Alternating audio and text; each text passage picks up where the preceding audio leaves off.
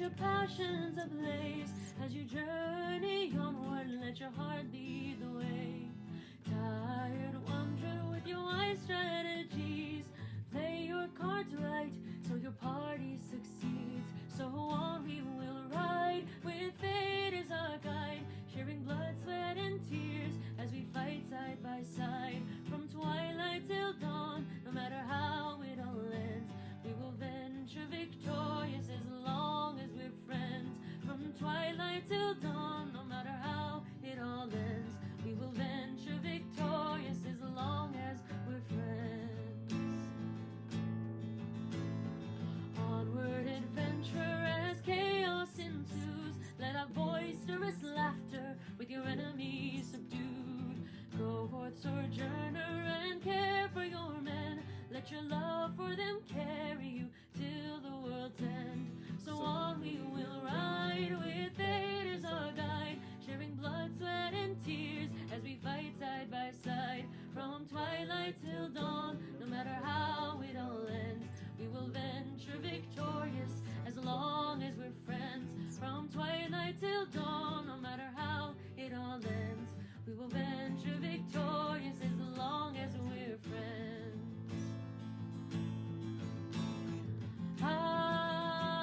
Hide-die, oh hide-do, for our glory we'll die, for our party we'll go. Oh hide-die, oh hide-do, for our glory we'll die, for our party we'll go. So on we will ride with fate as our guide, sharing blood, sweat, and tears as we fight side by side. From twilight till dawn, no matter how it all ends, we will venture victorious as long as we're friends. From twilight till dawn, no matter how it all ends, we will venture victorious as long as we're friends. We will venture victorious as long as we're friends.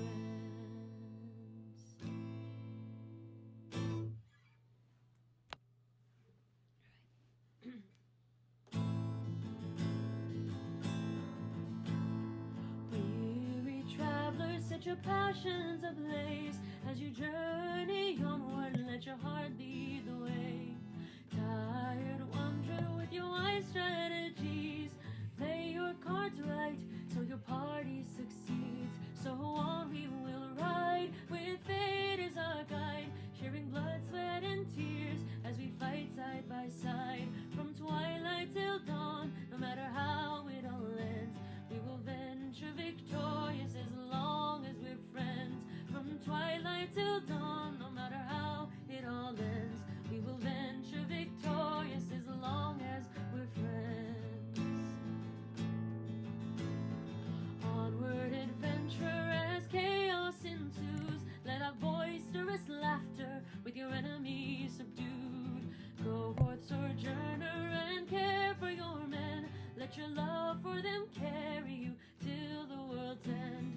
So on we will ride with fate as our guide, sharing blood, sweat, and tears as we fight side by side. From twilight till dawn, no matter how it all ends, we will venture victorious as long as we're friends. From twilight till dawn, no matter how it all ends, we will venture victorious as long as we're friends. Nice little lurky-loo as usual. Hide-die, So have a nice oh lurk. hide-do, Oh, for our glory alright, I have this a bit loud. Let me actually turn it down a bit. party we'll go. Oh hide-die, oh hide-do, for our glory we'll die, for our party we'll go. So on we will ride with fate as our guide, sharing blood, sweat, and tears as we fight side by side. From twilight venture victorious as long as we're friends. From twilight till dawn, no matter how it all ends, we will venture victorious as long as we're friends. We will venture victorious as long as we're friends.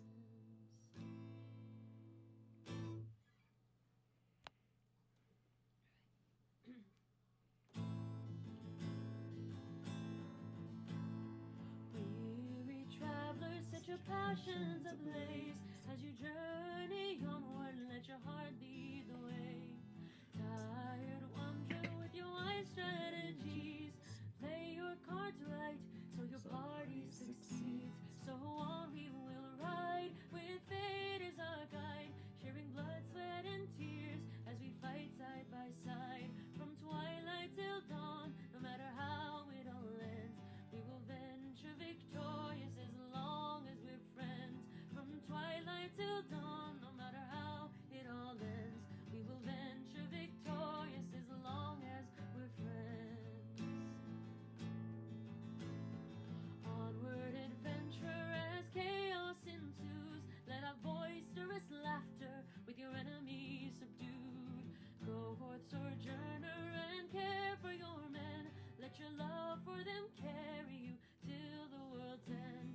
So on we will ride with fate as our guide, sharing blood, sweat, and tears as we fight side by side.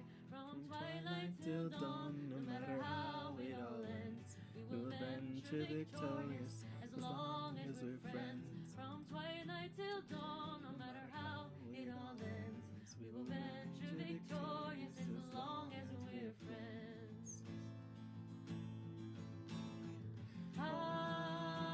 Hide-die, oh hide-do, for our glory will die, for our party will go. Oh hide-die, oh hide-do, for our glory will die, for our party will go. So on we will ride with fate as our guide, sharing blood, sweat, and tears as we fight side by side. From twilight till dawn, no matter how it all ends, we will venture victorious as long as we're friends. From twilight till dawn, no matter how it all ends, we will venture victorious as long as we're friends. We will venture victorious as long as we're friends.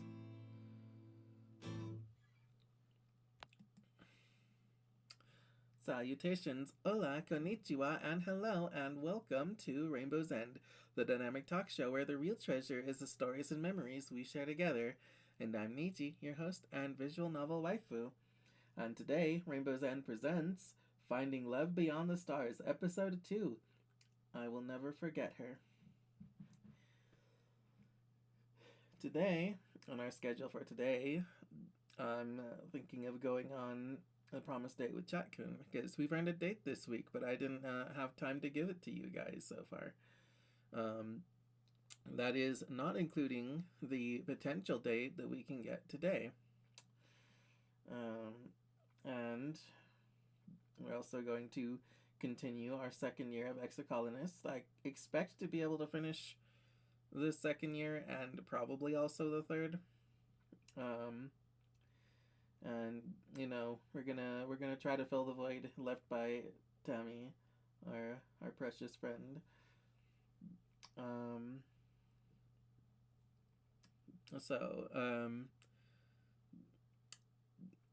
For anyone that is new, this game is this game is a very special game because this is a double VIP chosen game. That means that that two of my VIPs wanted this to be their special game that I play for them. And so I knew that I was going to love it, and I'm already loving it. And and I'm looking forward to playing even more of it. You know.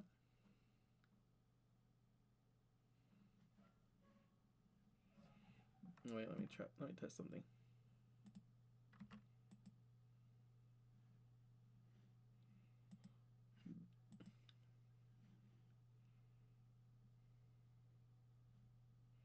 Let me just make sure.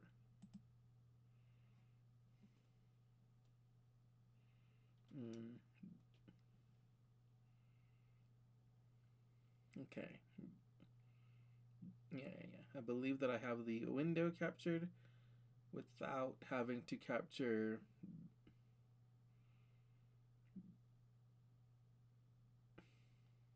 Without having to capture my whole screen. So that's good. Also, a thank you to my new offline follow from Fluffy_Dragon. Thank you for following. You're my sweetheart now. As a visual novel waifu, I have a relationship with Chat each stream, and we are starting strong with 4 relationship hearts because just carried over from the last time. And um, and we've just gained another, so that takes us from Tomodachi to friend with benefits to bestie to girlfriend to waifu. So, oh, welcome in, Alex. Thank you for collecting your ticket and congratulations on being first.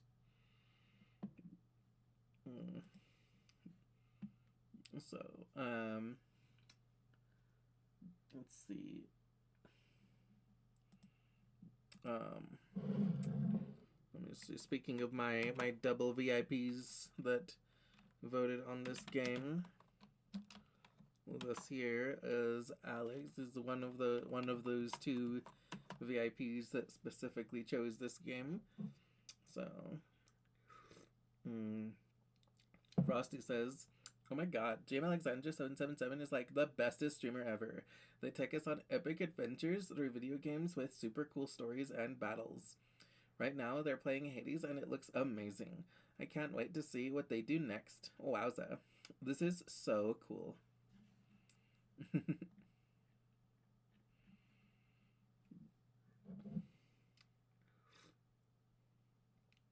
And indeed, Alex is like one of my best friends, one of my like IRL best friends. We hang out like quite a bit. We have our like sleepover campaigns that we do, and also it is about to be his birthday. His birthday is on Valentine's Day on Saturday. So everybody make sure to wish him a happy birthday. And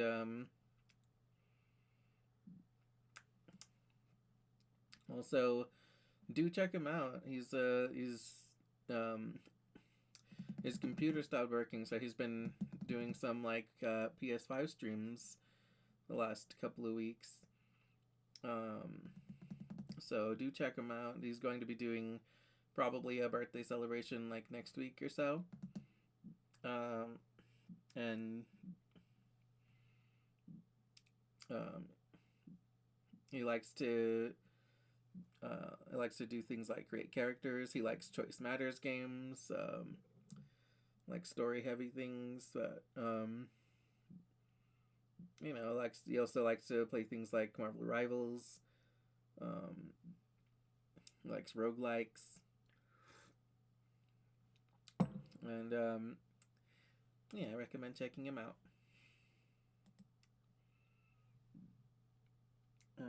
Let's see. As you can see from the pinned message, tomorrow I have a little special surprise for you guys.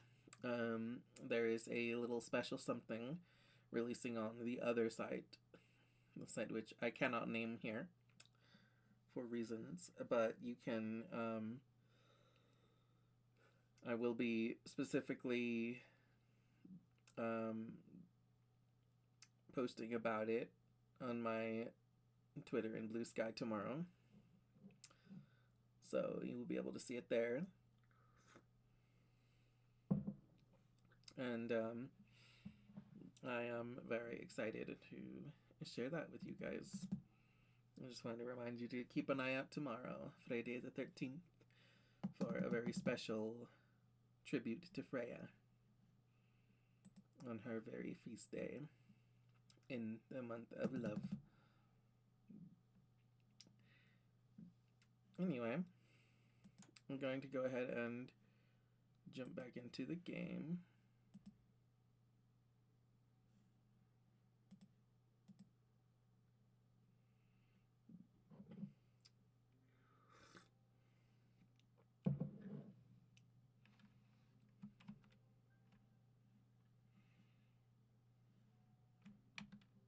Huh? Oh, it just had that to tell me where I am right now. Got it.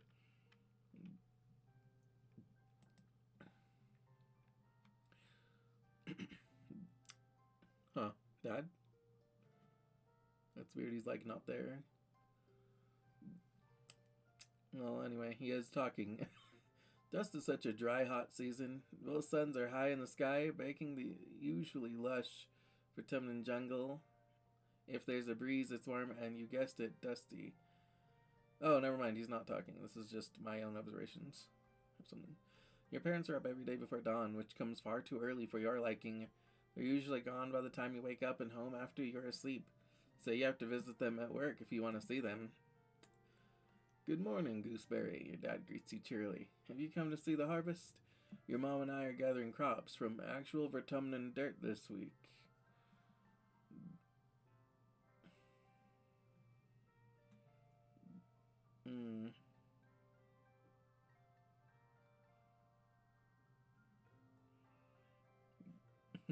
I mean, I really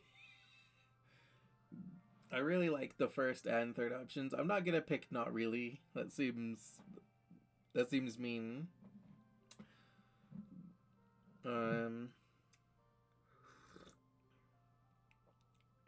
I do miss some mom. That is true.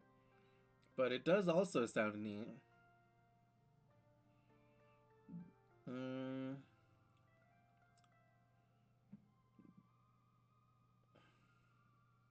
I just miss you, Mom. Oh, Buttercup, he sighs, kneeling down to look at you. I'm so sorry. I bet your mom and I take the day off and we have some family time together. Work is very important, but they can probably... You playing them and you got... What the fuck? Hi, Monkey Foo. Good to see you. Oh my god. Window capture, please.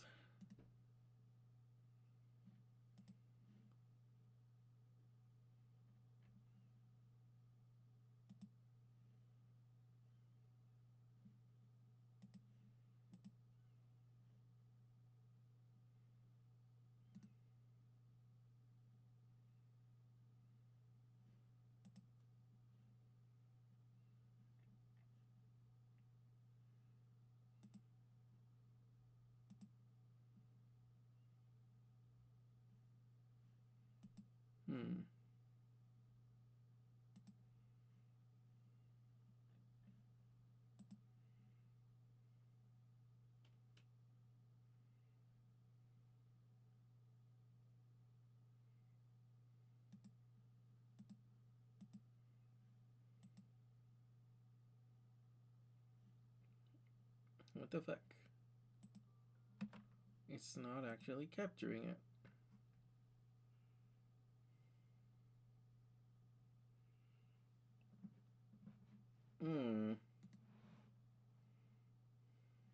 God damn it.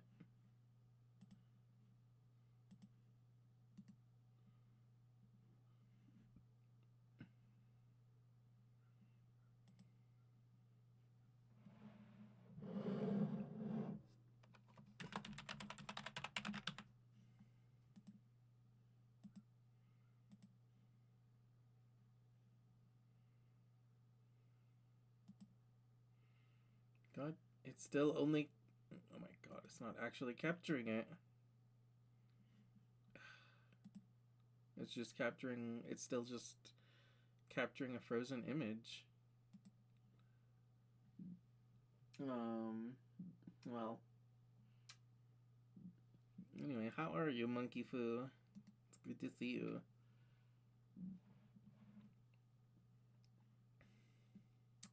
We've been playing Immortals Phoenix Rising.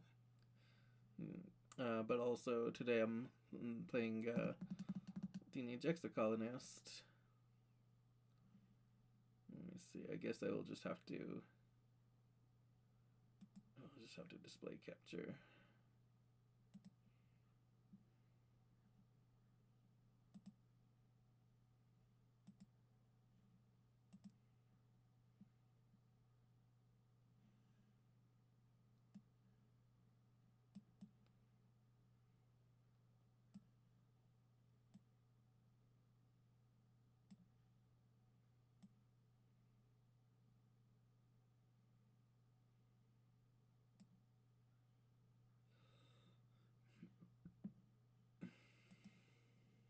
Alright, there we go.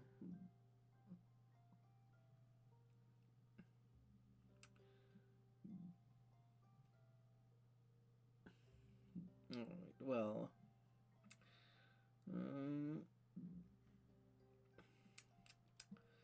I mean, their work is very important, but I also do feel like.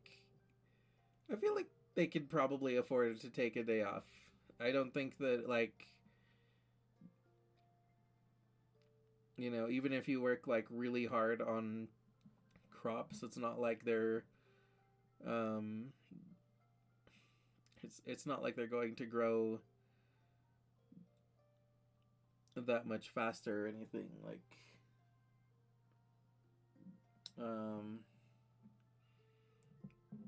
but I know they do have a lot of work to do anyway.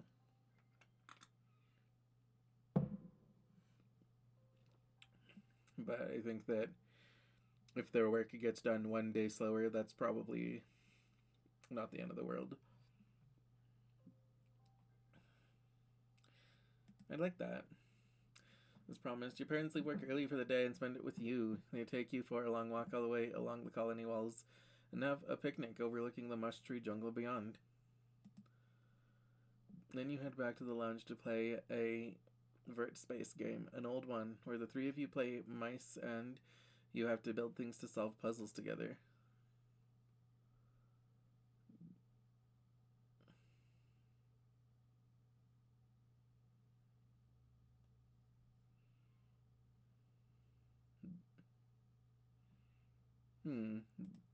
That's cute. As your parents tuck you in that night, you think this must be the best day you've had in a long time. Oh.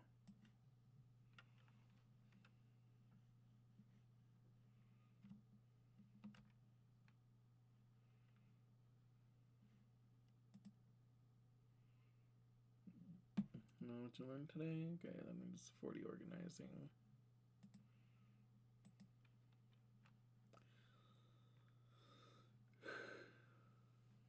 This is before a collection of rocks grouped by color and texture. As you watch, he takes another rock from his pockets and stacks it with his skin. He looks up at you. What? He says flatly. You never seen rocks before?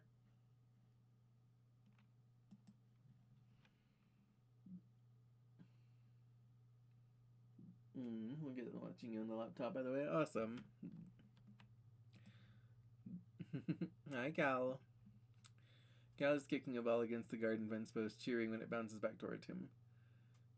Ever since we landed here, I don't play a lot of sports ball, he says, picking up the ball and tucking it under his arm. Anemone and I used to play a lot, but honestly, I think I like working in the garden more. He smiles up at the sky. I just like doing stuff that feels like it makes a difference, you know? I don't want to just play all the time, like Anemone. Oh, okay. Let's see.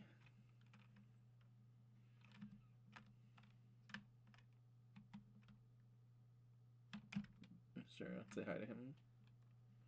You step cautiously through the colony gates. Well, hey there, Niji. Uncle Tony tries to muster his old smile. I'm afraid you better stick to sports ball for now. It's a tough world outside these walls.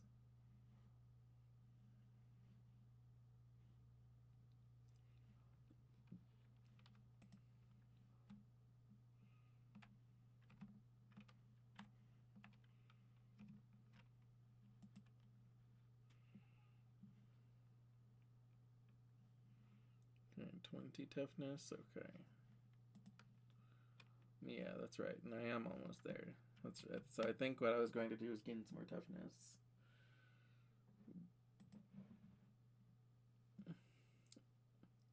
Tange furrows her brow at you as you approach. You again, she says. Why do you keep pestering me? It's not as though you've done anything to impress upon me your usefulness.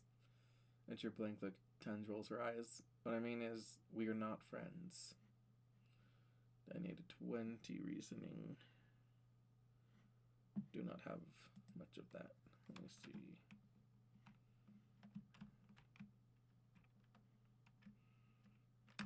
Oh, hi.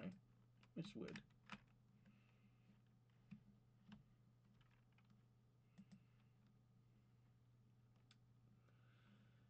Mars is leaning over a hollow screen, chin in hand. She exhales and blows a piece of hair out of her eyes. I hate schoolwork, she says. My dad's told me that a good education is necessary for all people of culture, so I guess I gotta do it. She rolls listlessly through her work with one finger. I'm doing the science parts last, though.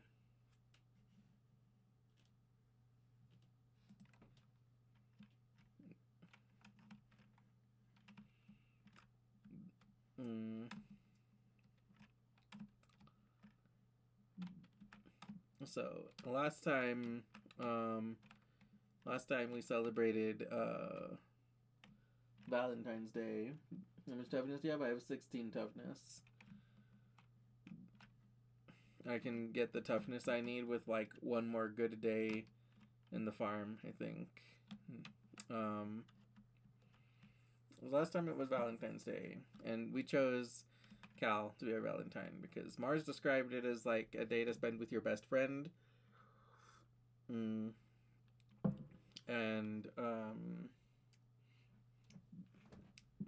like I was like, well, Cal is my best friend, and also, I do feel like he needed the company more because he was the most devastated by Tammy.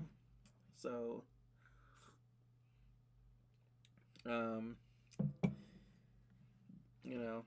I picked him, but also, Mars didn't get any Valentines, so I also feel kind of bad for her because the whole day was her idea.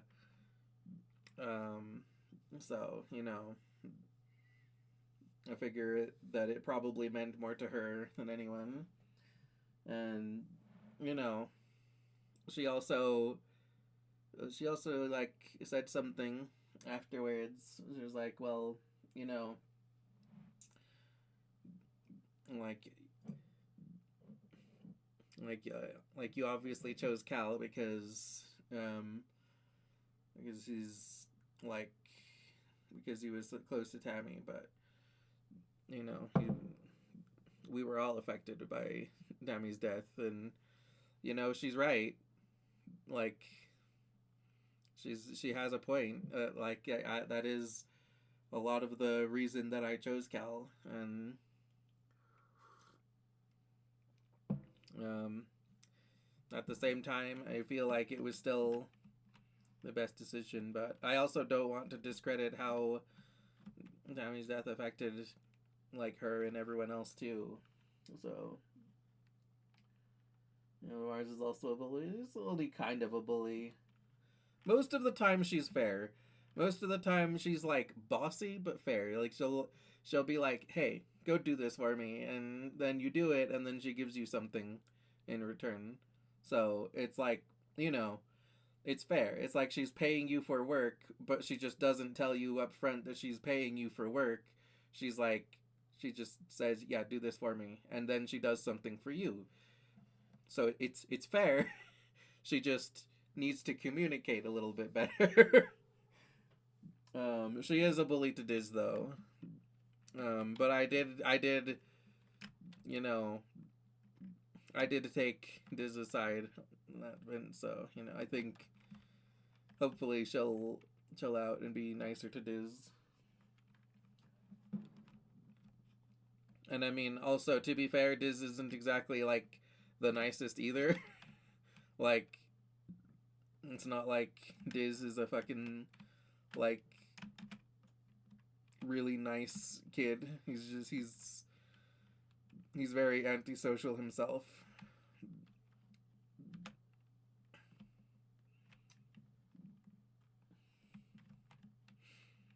But yeah, I do feel like bad for snubbing Mars on like the holiday that she brought to our attention. So I'm gonna make it up to her for her birthday.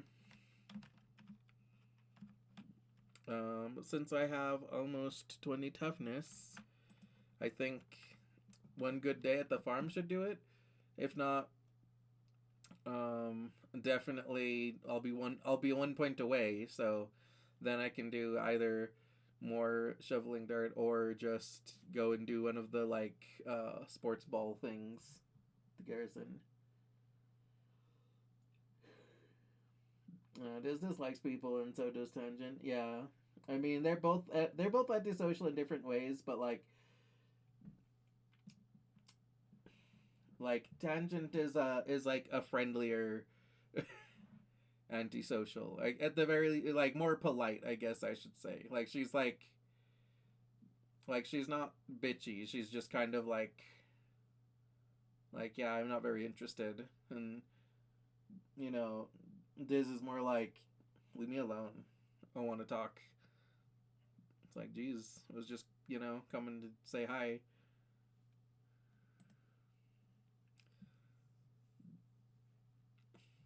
So I would say that like Mars is still all around nicer and friendlier, and is.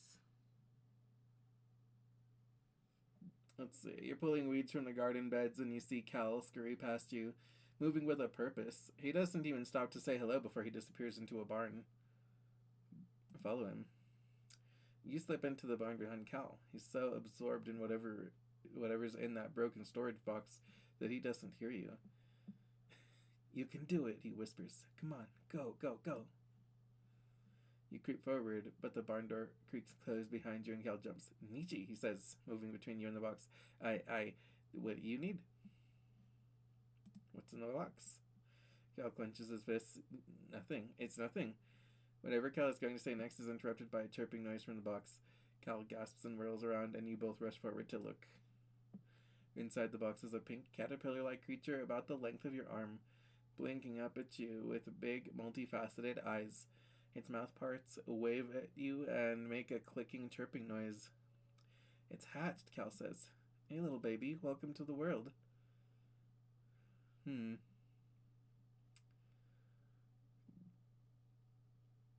What is it? Dunno, Cal says. I looked it up on the Surveyor archives, but nobody's found anything like it before.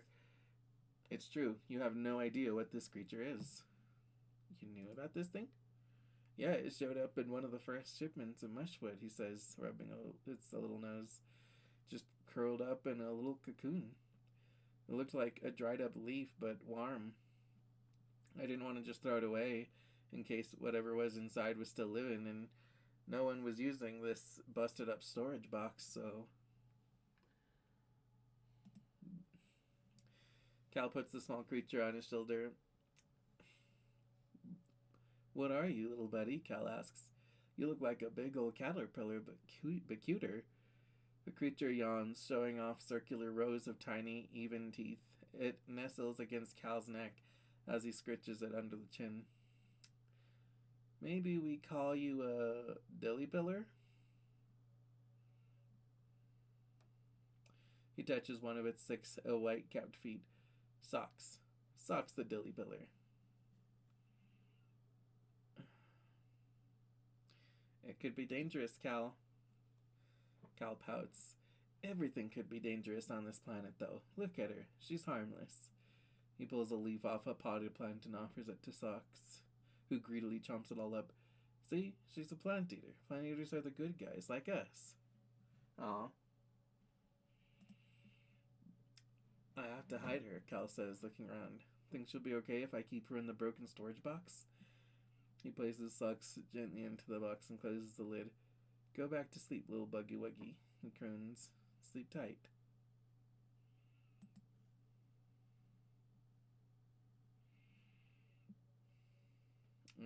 Okay, the card becomes red. I don't like that. I don't want my card to be red.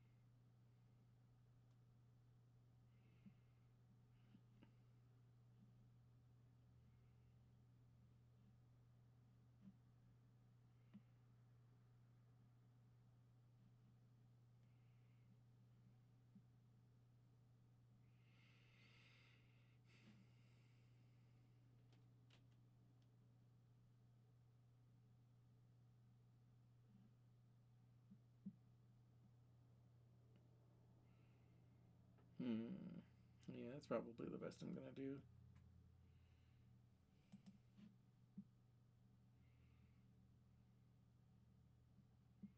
Yay, okay. It's time once more for Vertumnala. The mood of the colony has been muted this year, ever since the attack during Glow.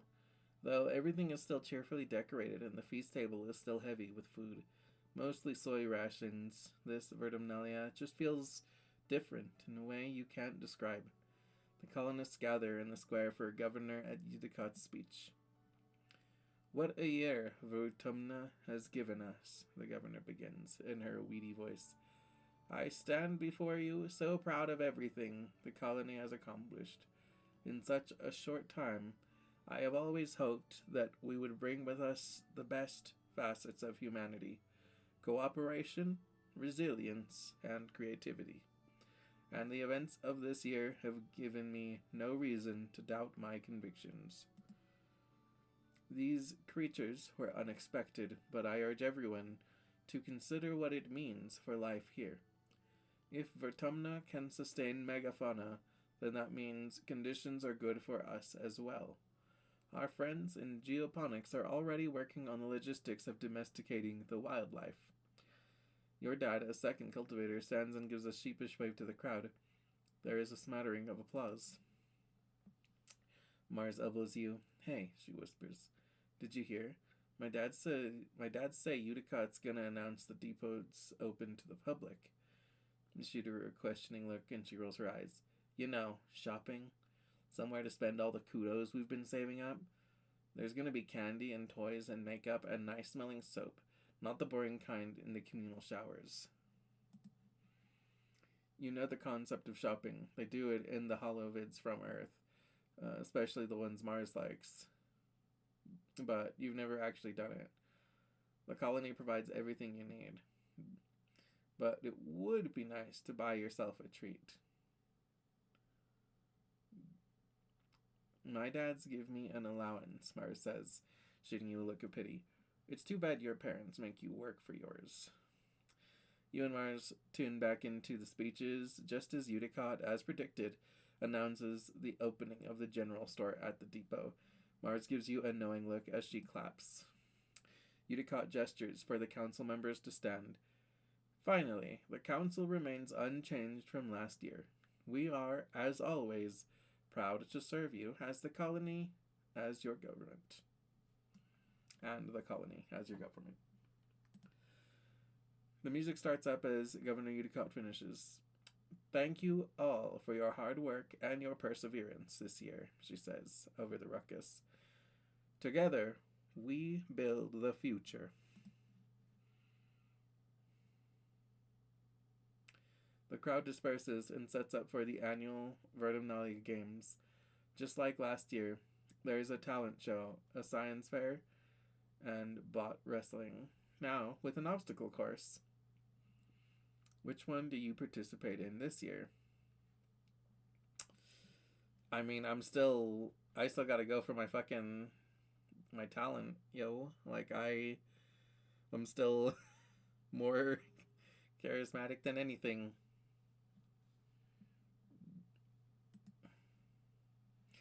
Diz and Mars are your competitors for the talent show. Mars is a shoo-in for winning with her jazzy, high-energy dance routine, so all eyes are on Diz for daring to compete against her. Diz stands on the stage and clears his throat, then gestures with his arm. From his hollow palm emerges a projection of a ventriloquist dummy. He sits it on his lap and launches into a comedy routine, speaking through the doll with zero filter. Aww.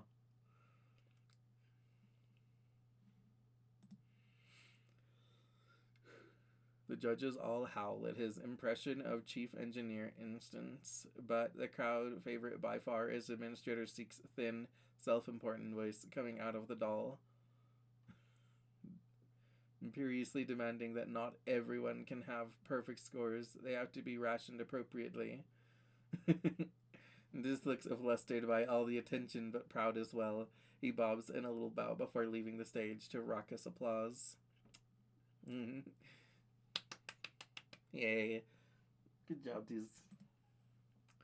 It'll be hard. It'll be a hard act to follow. What do? Magic act? That's creativity. Hoverboard tricks? That's also creativity. I'm still gonna go with a magic act because, god damn it, I would not trust myself with a fucking hoverboard. Unless my magic act is stale, because I already did it last year.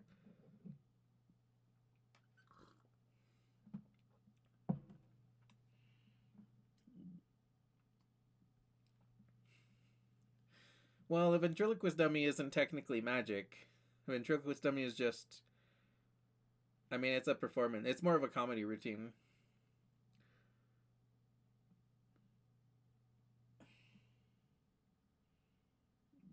Or do you mean double because I already did it once? Because, yeah, I'm thinking, like... People might be like, the same shit this year? So it might not go over as well. But, I mean, I feel like it's what I'm good at.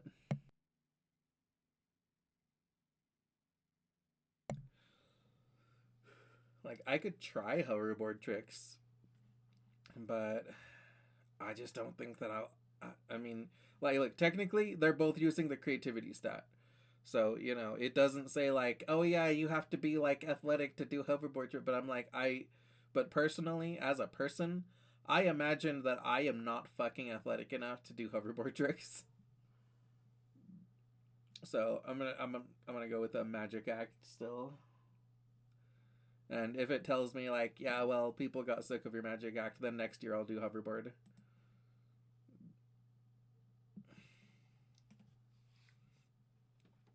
Okay, so this is another 3-round thing.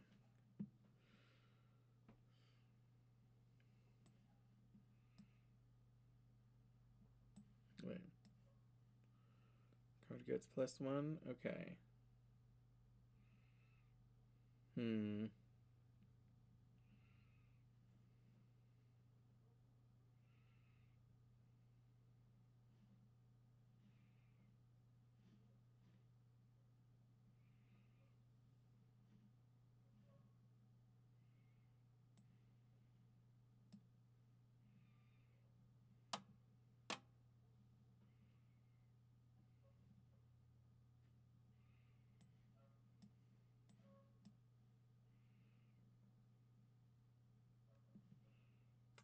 Let's go with that.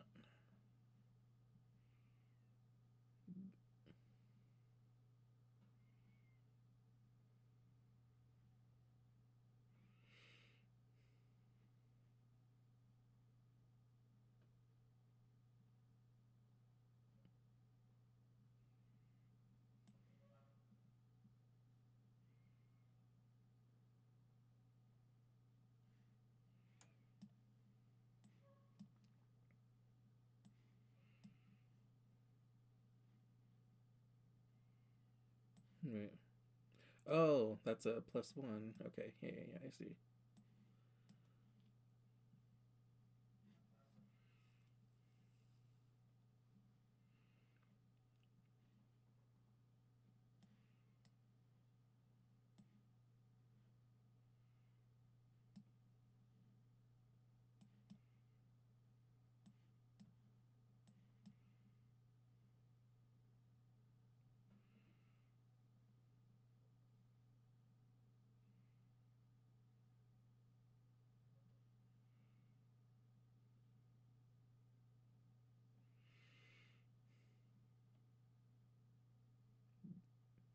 Yeah, that sounds good.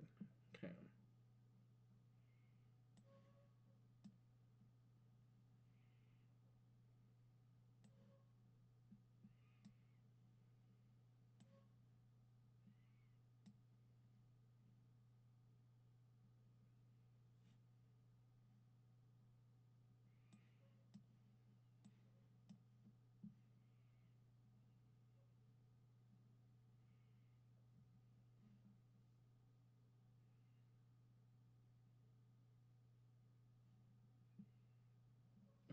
Let me just see if I can like arrange these in a better way.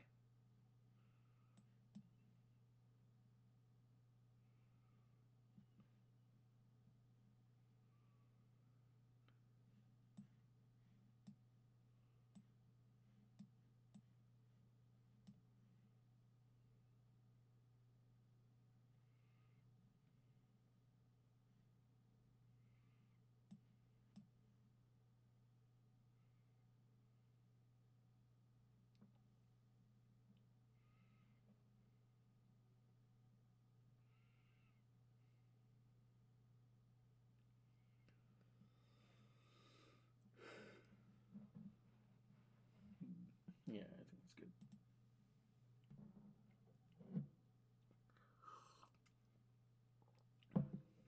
Cool. Everyone is amazed by your magic act, especially the one where you pretended to cut one of the judges in half. You win, is voted by audience applause. Oh, cool. I've got another talent show champion. Awesome. Talent show champion. Status popular. Hell yeah. There's just shrugs and smiles. You know what I mean? To win anyway, so there's no hard feelings. Mars, on the other hand, is livid. I worked on my routine for months, she cries, and refuses to shake your hand. Aw. There's 50 stress? Hell yeah. After the festivities are over, everyone takes time off for a much needed break. Mars organizes a water fight that takes over the whole colony, even the adults. It brightens everyone's spirits, even in the thick heat of dust. You end up on top of the western wall with Diz launching water-filled pop shrooms down on an unsuspecting anemone in the sports ball court below. The walls seem like a neat place to hang out and relax. Much quieter than the lounge if you're looking for some solitude. Cool.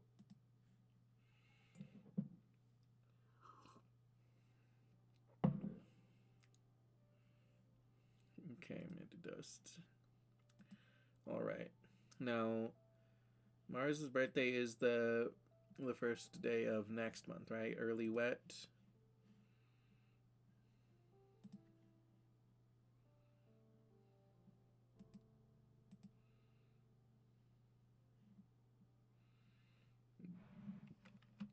Pretty sure, yeah.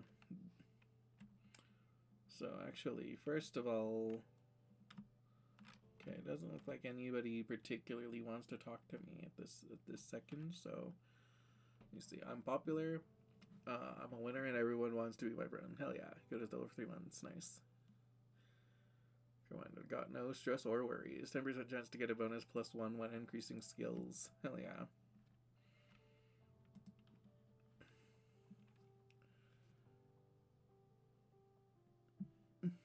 Visit the supply depot.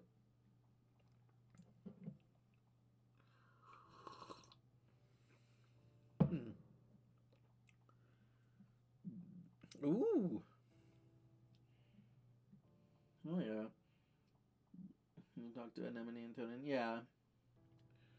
Although I'm thinking that I might want to do something that gets me money first because I have double kudos for a few months. Let me see. Let me see.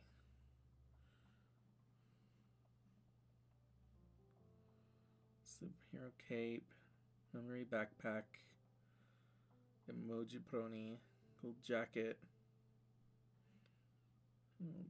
doll, Peter Cuts hat, gardening trowel, cake.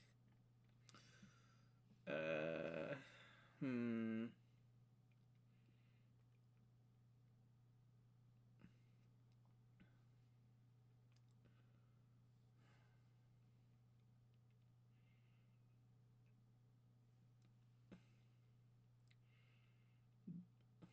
Okay, I have barely enough kudos to buy something. Let me see. Now, out of all of these things, so I know that Mars likes crystal clusters. Makes sense. I imagine, I feel like she would also like this cool jacket.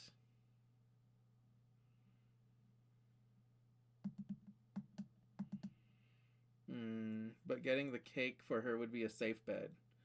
Because, it makes sense to give someone a cake on their birthday.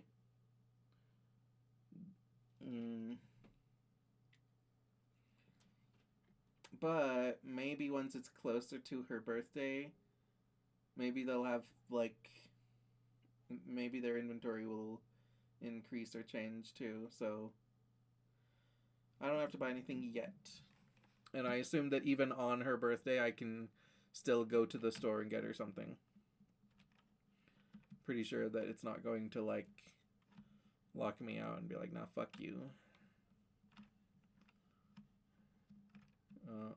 I'm just grabbing around for to see if there's some stuff.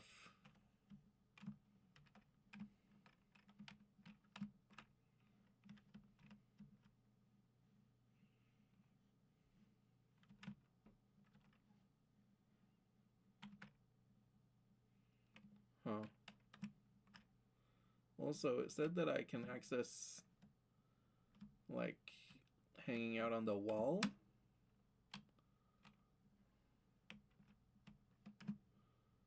But I don't see, where I would do that. Is that, a Diz thing? Do I talk to Diz for that?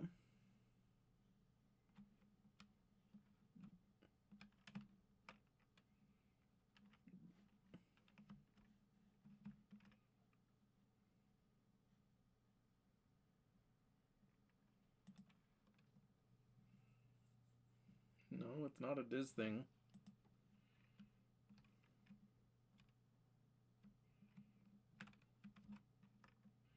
Okay, well, first of all, I'm going to talk to Anemone.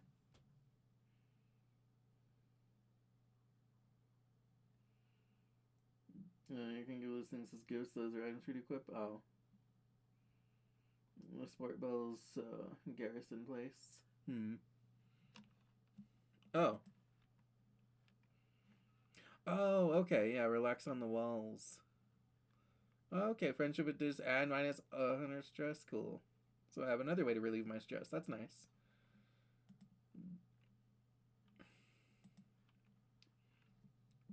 Anemone holds her palms up too excitedly. Niji, look! Her palms are covered with a collection of scrapes and blue flaky scales. I'm getting tougher every day. I want to train together. On your way to the sports ball pitch, Anemone shares the story about the time her brother Calm once spiked the ball so hard that he broke Utopia's nose, back when she used to play sports ball too. She describes it in gory detail. Knowing a violent tale was due to neighboring chat chatting cards. But don't go easy on me, she exclaims. That's why we have med beds, right? Plus, I might get a cool scar.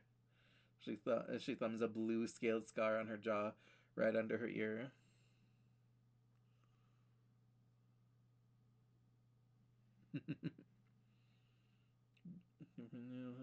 Cool. Nice. And I'm afraid you better stick to sports ball for now. It's a tough world outside these walls. I'm tough enough. Well, so you are, Uncle Tonin replies, his voice heavy as he looks at you with pride. You're growing up, aren't you? He nods and pats you on the shoulder, and you know he's thinking of Tammy. Listen, he tells you, I can see that you're a tough cookie, and I'd love to have you on my surveyor team in the future. But you'll have to wait a few more years first. Come see me when you're older, okay, kiddo? Dejected, you drag your feet as you walk back through the gates to safety. Psst, what's that? You look around questioningly. Psst, it's Diz. He's hiding behind some bushes. That's so typical. He puts a finger to his lips and motions for you to follow him. Sure, he figure. Why not? He leads you silently along the walls toward the garrison, and then crouches down in the bushes between the sports ball field and the security pavilion to fiddle with something. Suddenly, he's gone. What? You check to make sure nobody else noticed. Then scuttle over to where you last saw him. Behind some popflower bushes, there's a drainage pipe in the wall big enough to crawl through. A heavy grate keeps animals out, but it's loose. You can slide it aside to get through. You could sneak out.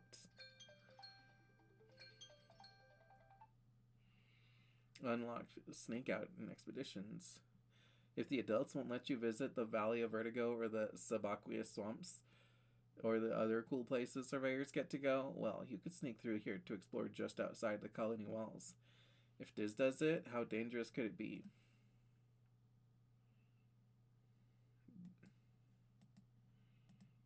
Okay.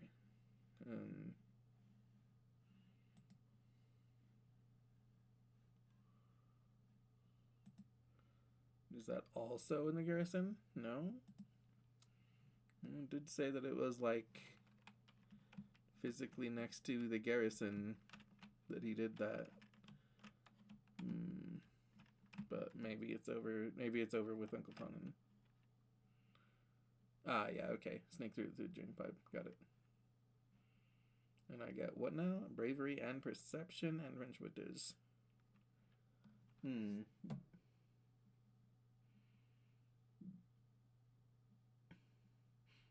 So he has a really bad card me. Next it has a drain pipe to the left. Sneak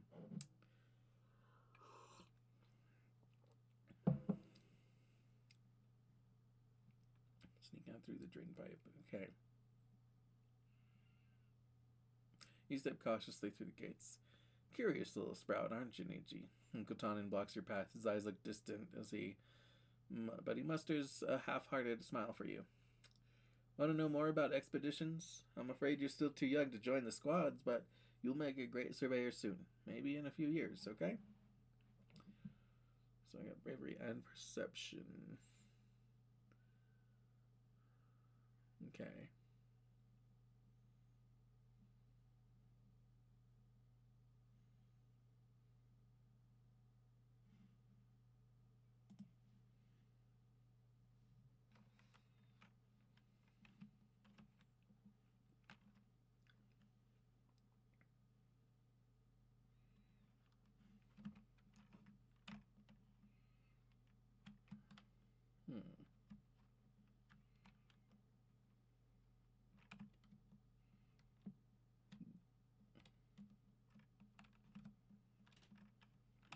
Wait, what else does he want? Let's see. Oh, no. That's it. That's what I could do with him. Alright. Let me see. Let me talk to Diz. Anything new with him? No.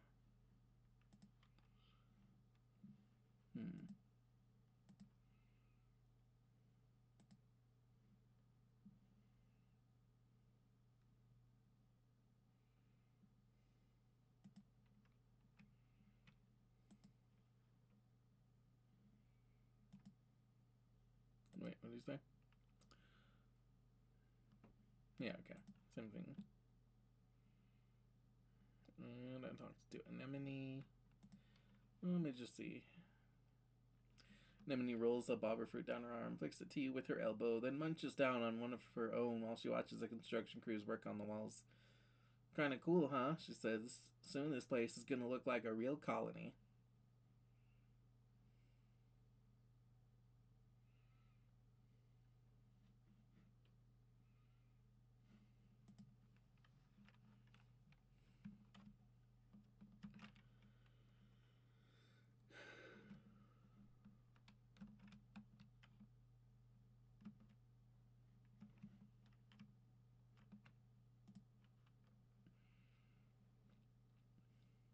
Yeah, okay, we're not friends.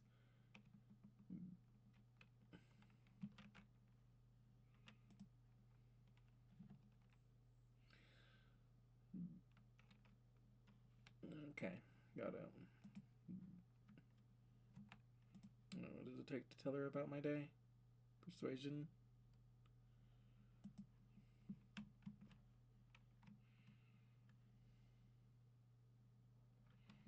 Okay.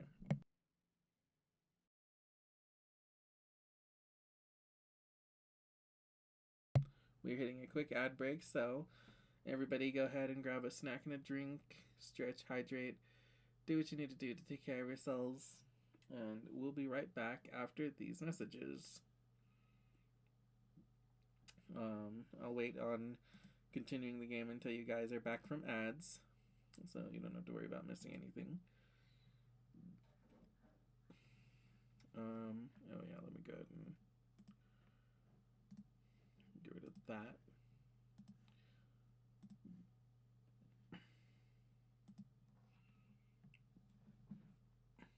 And I'll go ahead and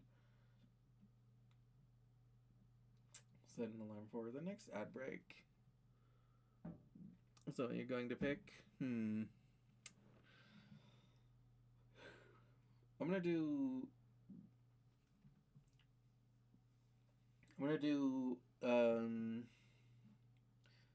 whatever gets me the most kudos, I think. So I think either gardening or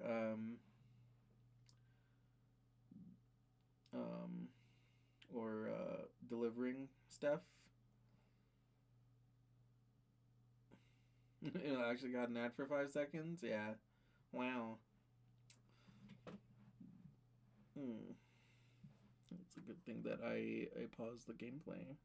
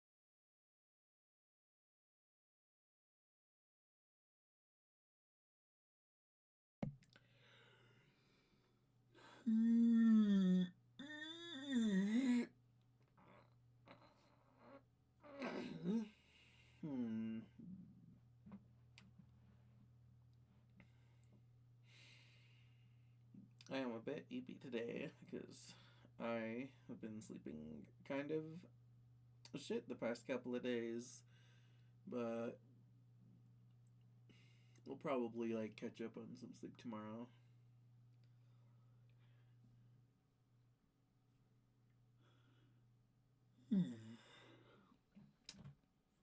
Let's see. I'm gonna also give a shout out. Oops.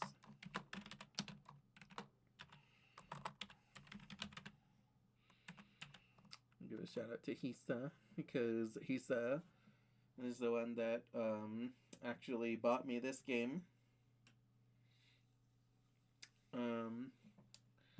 Frosty says, "Oh my God, did you see this neat? They're like the loudest kuchisake otoko ever. He said Neat is playing Final Fantasy VII, and it's so cool. They keep wondering if chocobos taste good. Ew. And hope their friend can carry them in game. They're even stuck in the snow. This is all so exciting. Wowza.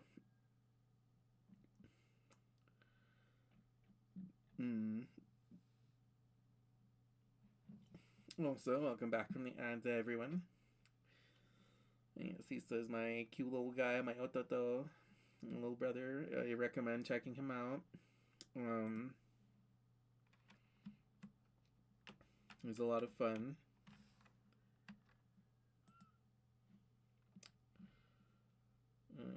Go ahead and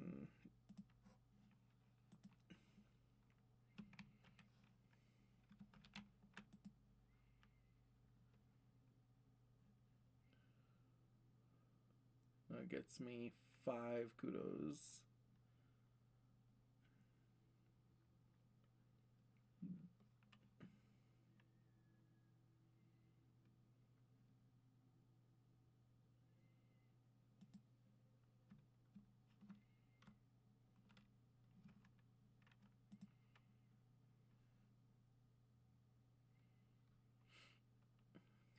Gets me 5 kudos. Okay.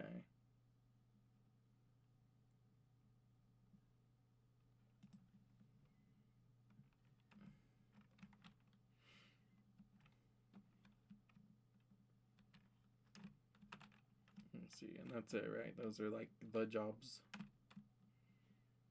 There isn't anything else that also gives me kudos, I don't believe, other than like specific events that could get me kudos.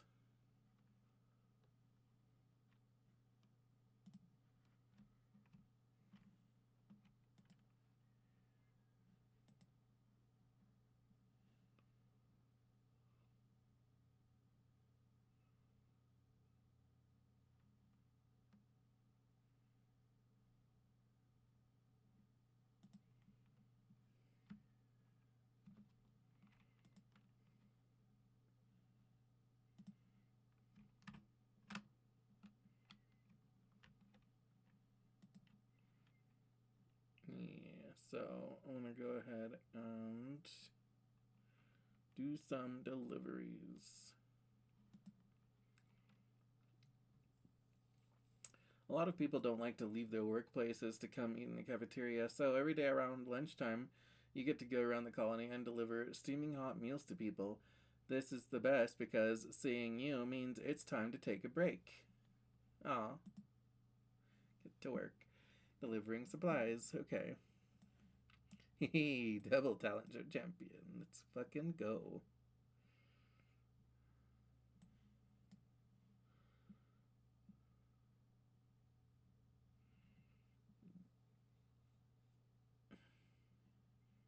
Okay, so that's 20. Now what happens if I reduce it? Okay. Okay. So 3 5s is the best then here.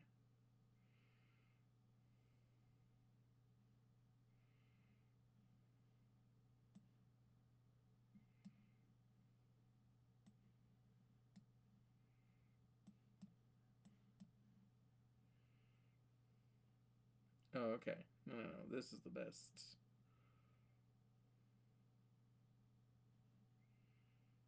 Yeah, okay.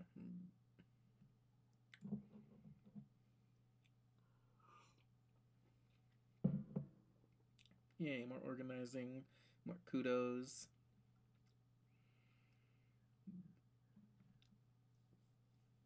Oh yeah. And stress. Oh yeah, this one gives me less stress. This one gives me 10. Gardening gives me 15.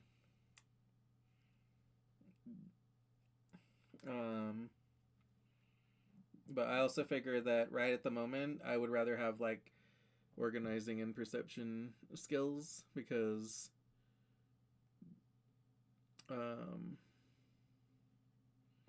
with organizing, I could like possibly get like a promotion, I think.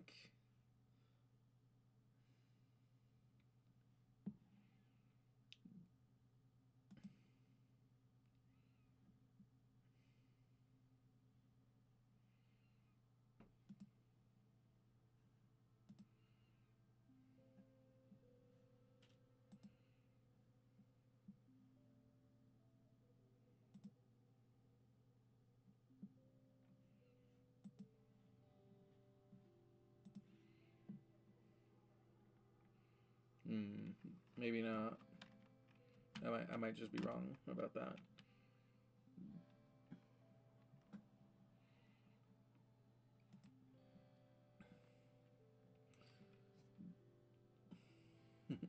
Mars's pockets are bursting with candy. I'm so glad the shop is open, she says, pulling a piece of slate taffy with her teeth until it snaps. It's honestly not even worth living if I can't shop.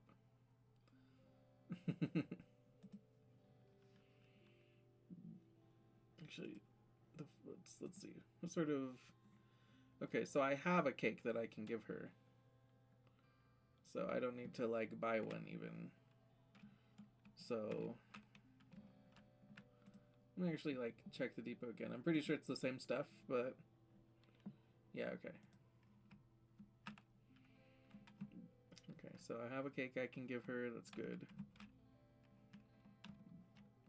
Hi, Cal.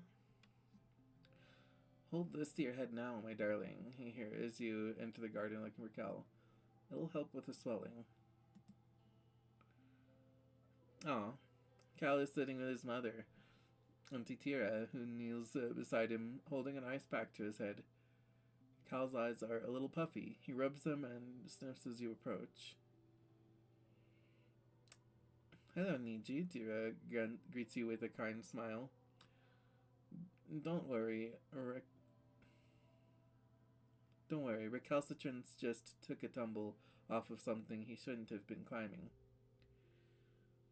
Recalcitrance. I see. So that's what Cal is short for.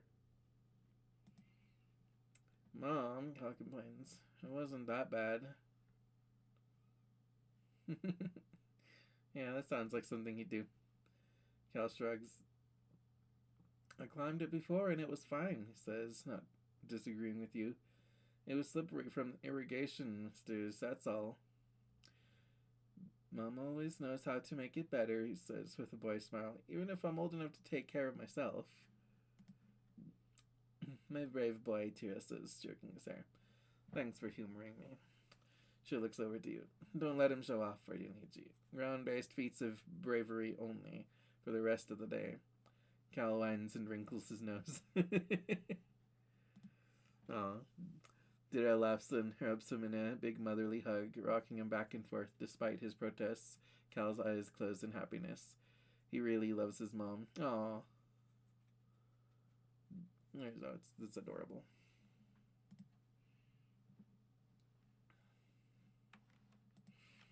Let's see. Yeah, okay.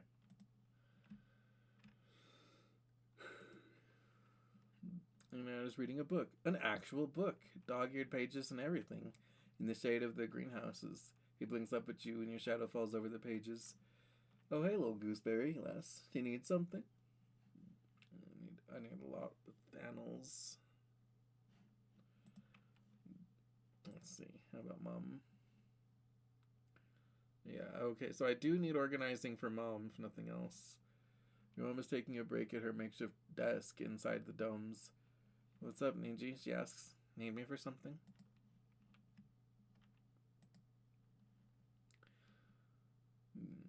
What? Never seen rocks before? Okay. Just checking, just want to say hi.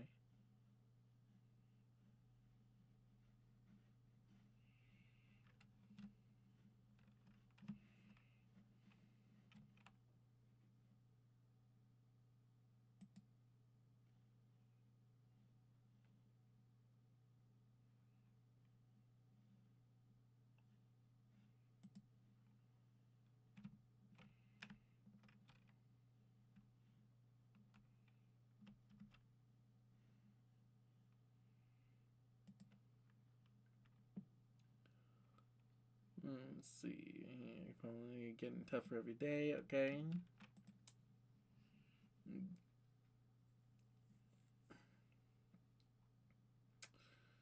Bravery, toughness,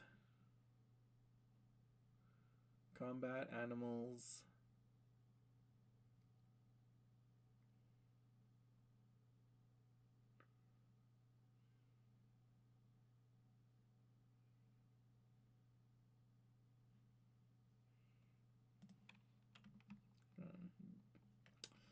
Tangent, he's just gonna tell me we're not friends? Okay, fine.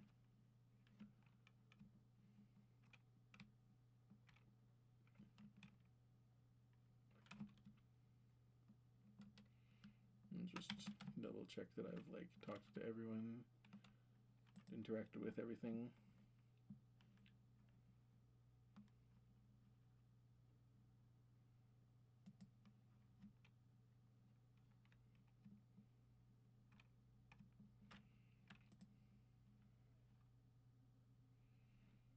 And also go ahead and do a save.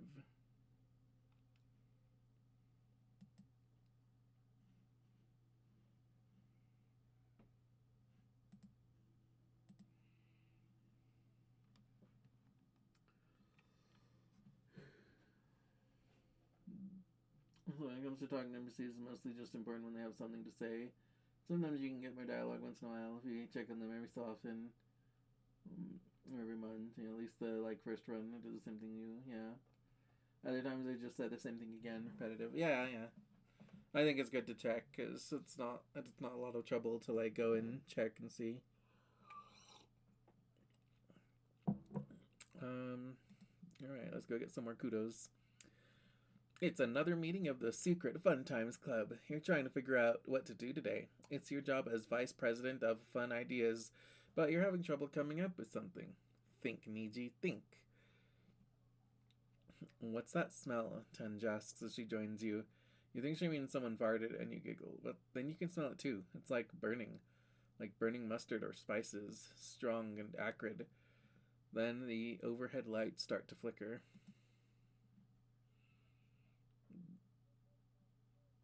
Oh, that keeps happening, Mars says with a shrug. The same time every afternoon. Nobody knows why. It's a mystery.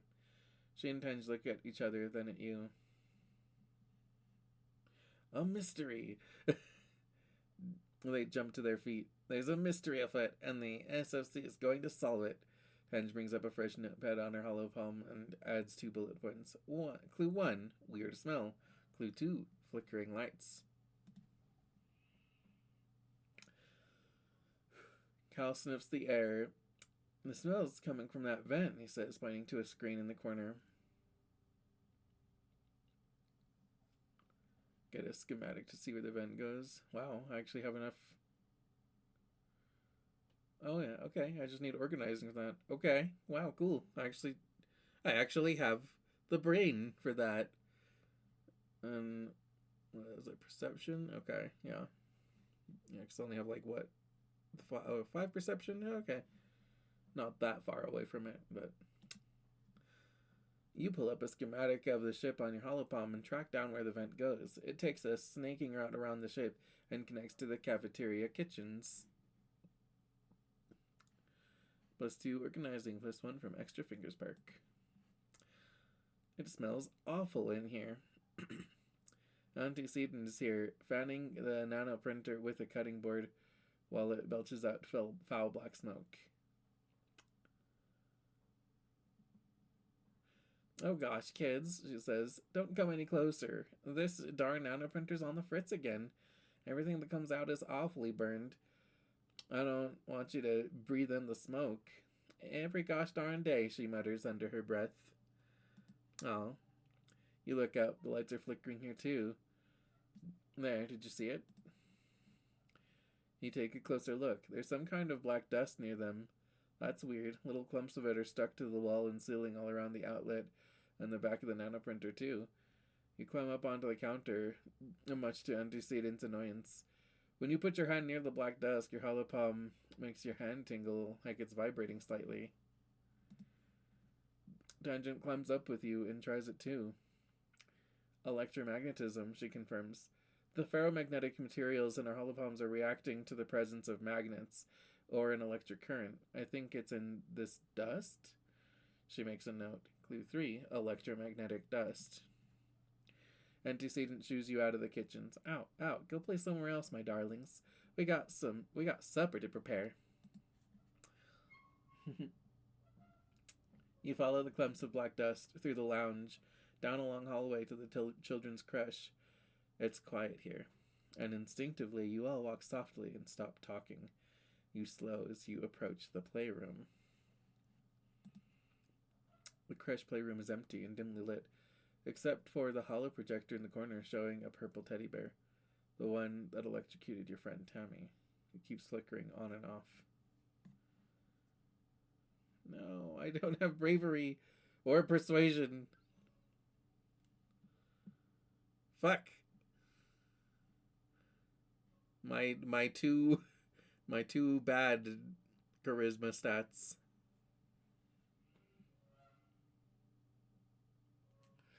Fuck. Well, Anemone steps up. It's time for the vice president of kicking things to do her job, she says quietly. As she steps in, all the lights in the room suddenly turn on. Two musical toys start playing all at once, and a toy robot begins spinning in circles, wearing Mars shrieks. Tangent rushes suddenly forward, grabs a glass from an art table, and slams it upside down on the counter. I caught it, she yells.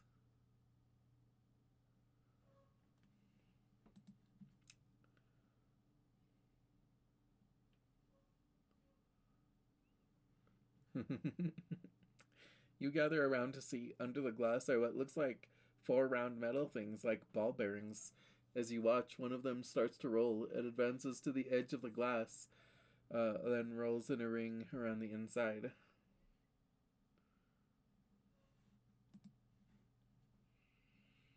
It stops. Then a pair of long silver antennae emerge from the top of the ball.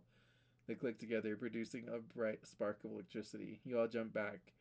The other three balls gradually wake and begin snapping their own antennae. I think we've solved our mystery, Tange says with a growing smile. Sure enough, you find more magnetic black dust and something else. Tiny bite marks on the electric cord leading to the hollow projector.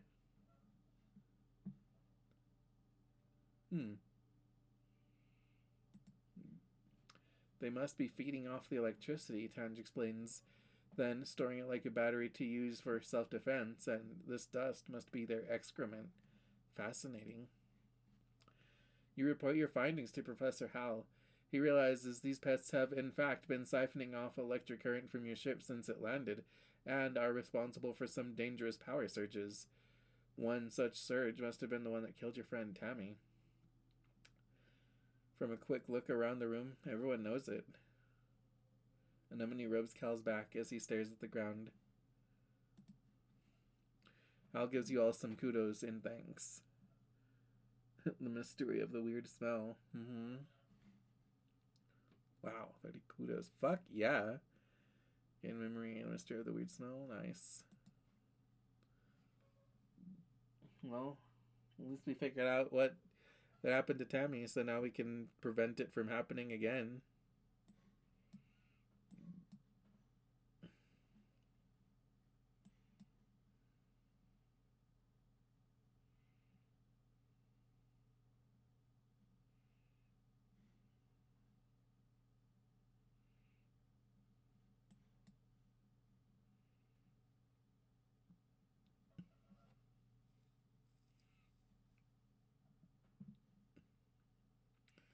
And this reduces it, I believe.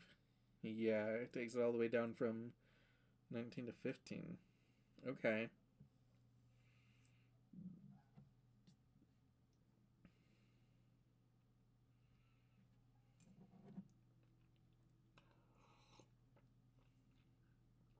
Wait, five kudos if the total equals the goal?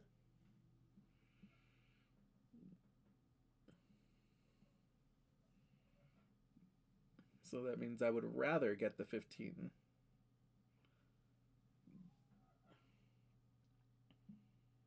Yeah, but if you get equal, you still get plus 5 kudos. Okay. So in this case, it's better to match it exactly than to get a higher score.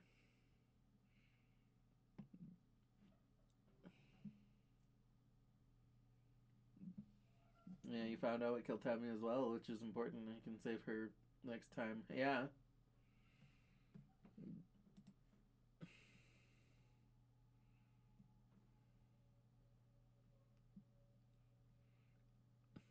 Hell yeah. Okay.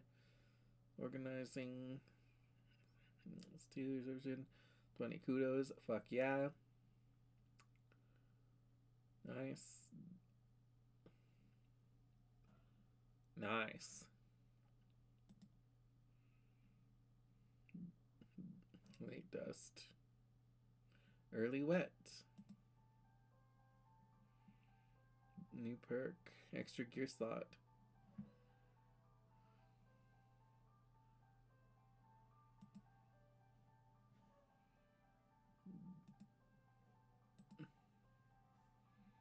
Aha. Okay, okay. Oh, okay, I see. Yeah. So that means that if I get another thing at the store now, then I can equip it.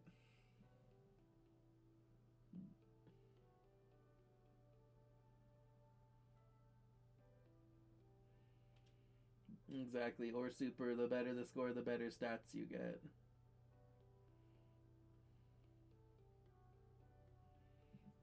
Yeah, okay.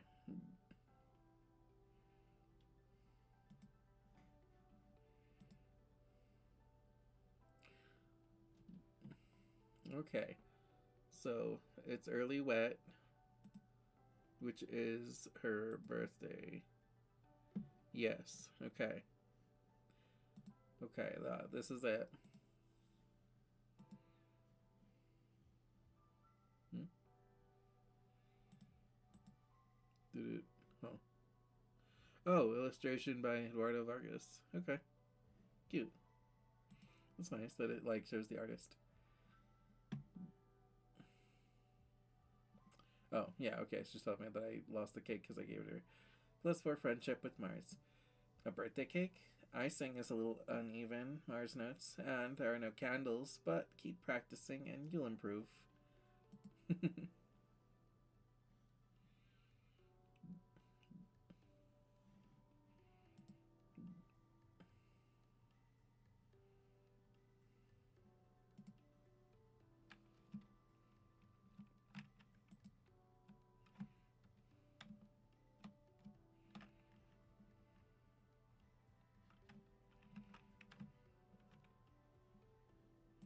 Say hi to our parents. Are you eating enough? Your mom says, looking at you critically. Drinking enough water? It's harder here than you're used to. You have to take care of your body if you want it to take care of you. Thanks, Mom.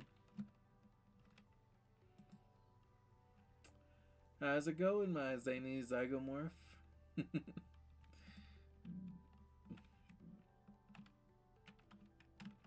Oh, let's talk to Uncle Donovan.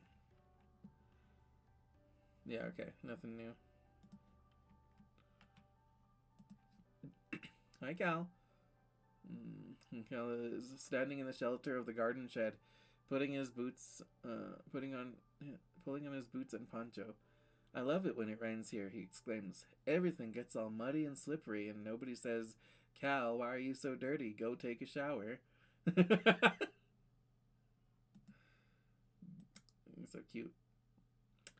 Diz is standing outside the cover of the walls, his face turned to the rain and arms stretched wide.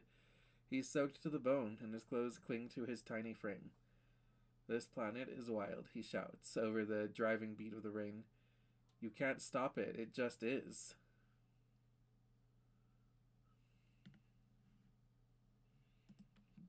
Ooh.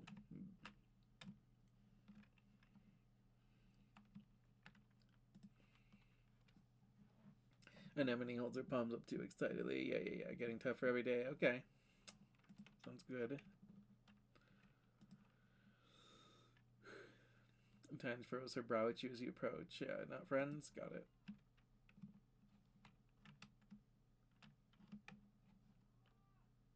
Okay, so this is our last month of popularity, I believe, so we're gonna go ahead and deliver supplies one more time. Let me actually visit the supply depot. Okay.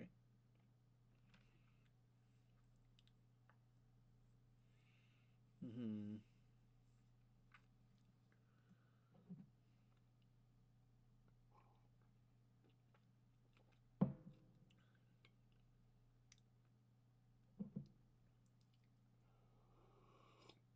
Hmm.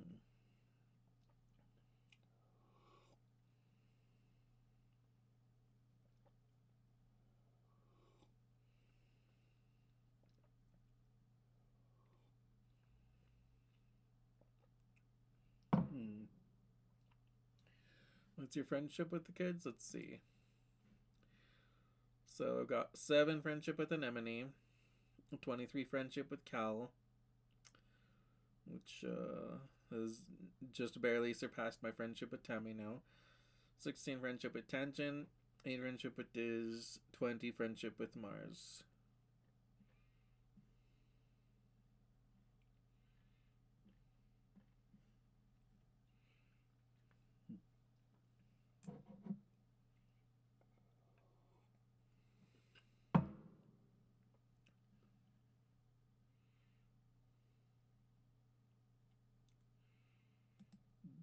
Let's see.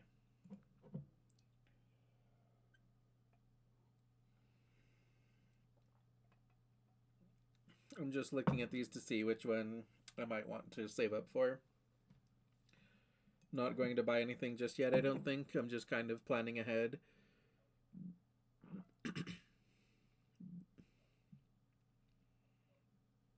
honestly, honestly, this fucking emoji prony is just fucking solid. It just improves all of my fucking um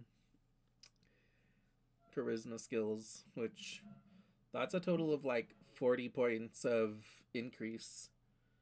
That's fucking amazing. And then +2 to like yapping challenges too. So that means I would be very fucking charismatic. That one, honestly, that seems like a really fucking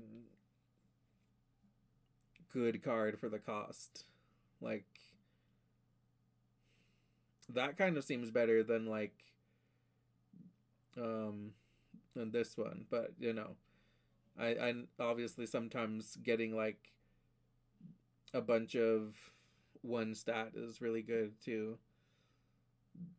If you just like because this means that I can ignore bravery completely, and if I ever feel like, man, I need some bravery, then I can just get this fucking cape. Be like, there we go. +1 to charisma cards is good for challenges. Um, the emoji is good for stats all around. Yeah. And honestly, like, this backpack is just good. This is just an extra card. It's just extra, just a bigger hand every time.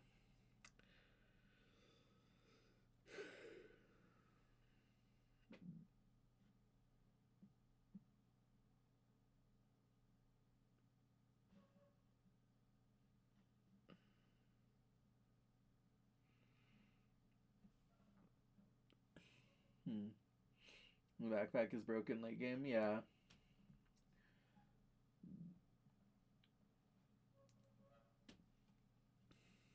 Yeah, I'm just like thinking about it.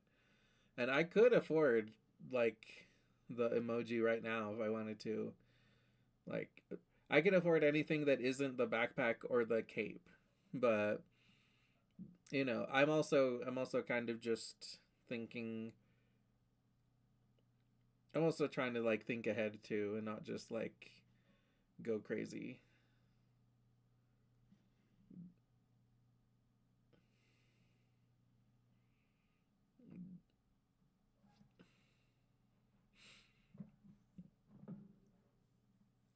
Because, you know, just because I have the kudos at the moment doesn't mean that I have to spend them yet. And I think I won't just yet. I think I'll go ahead and do my job again. Card becomes blue. Okay.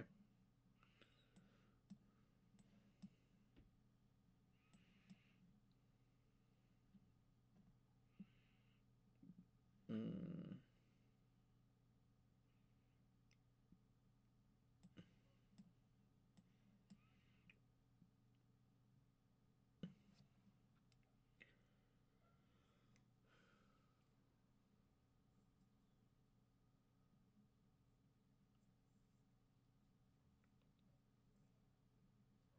Hmm.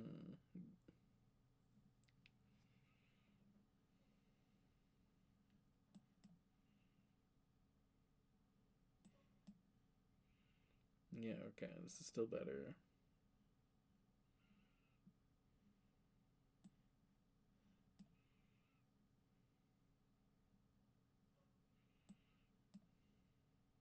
What about this?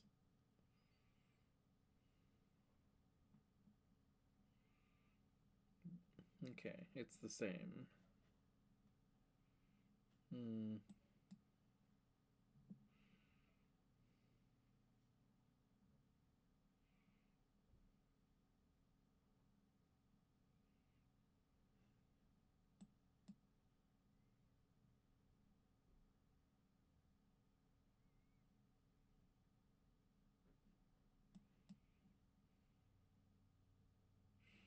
Yeah, okay.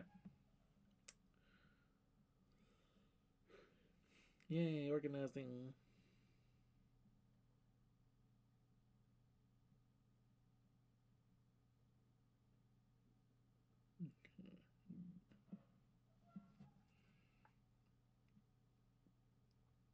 That a perception. Plus 12 kudos. Nice. Really wet. No bad you and drew the flute. It was expensive and so his backpack. And Jack was okay if you really want the persuasion. Yeah.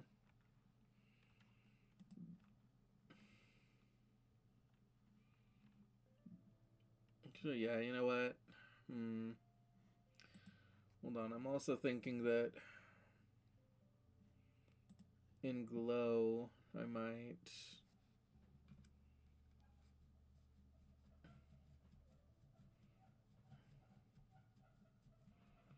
hmm.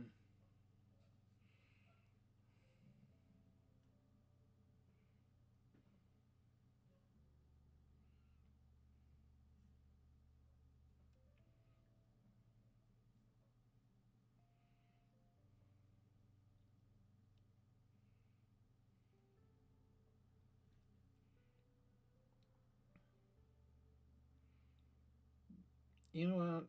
Yeah, let's do it. Go ahead and get it.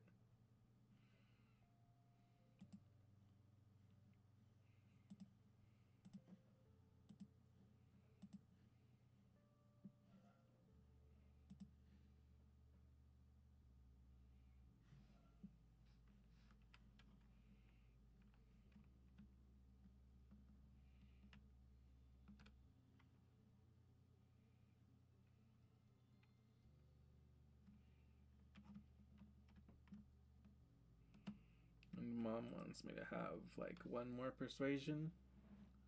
I mean, organizing. One more organizing. Yeah. One more organizing, and I can tell mom what I learned today.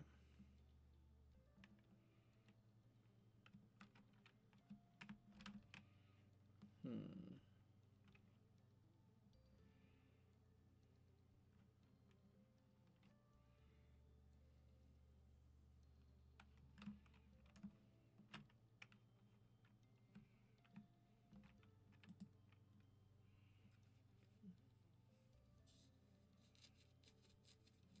Pick an activity. Let's see.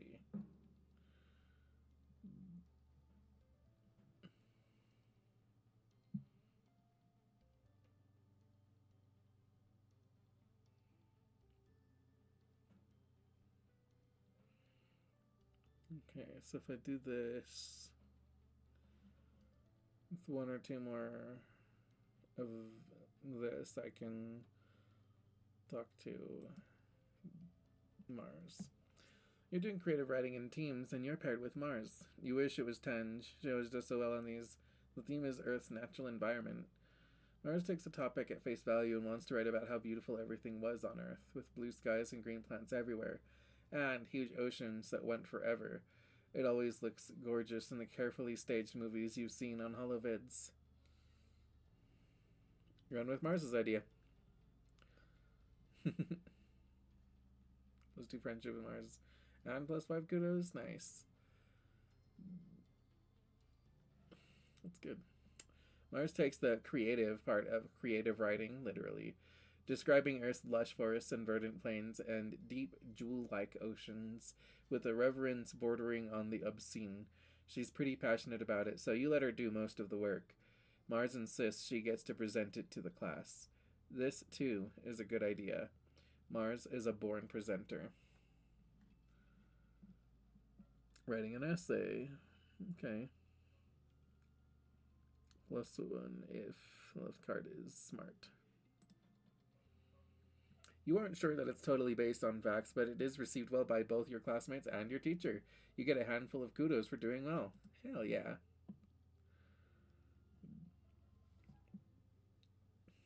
Card becomes 2. Got it.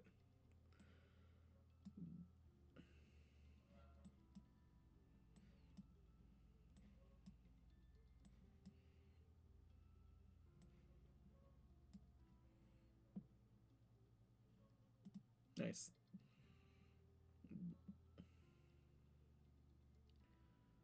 Cool. Yeah. Oh, fuck yeah. 6 creativity, 3 persuasion, 15 stress. Okay. And a friendship advantage. Mid wet. Late wet.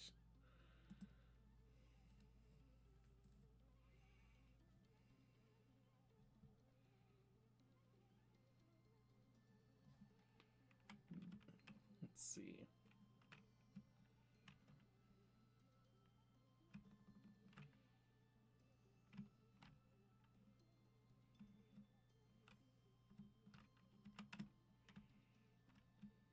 Let's see. Just checking if anybody has like anything in particular to say right at the moment.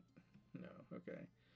So I'll just talk to them like usual. Just see if they have anything. We're not friends. Okay.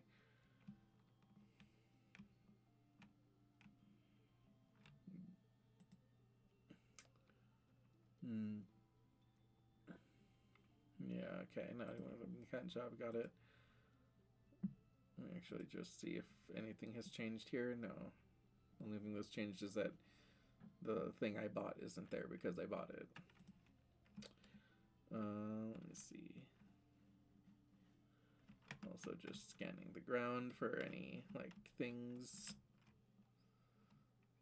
Hey, Mom. Okay.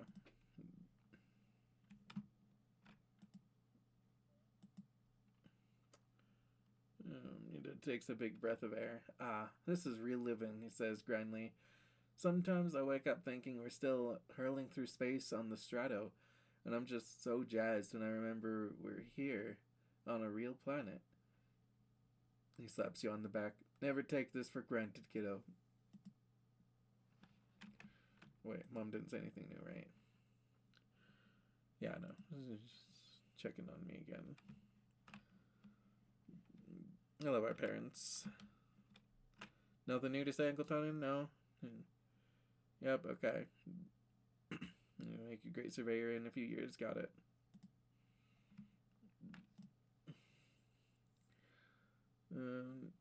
Yeah. Okay, yeah. Let's see. Diz is perched up on a big rock, silently watching the forest. He barely moves as you approach. The longer you look, the more you see, he says cryptically.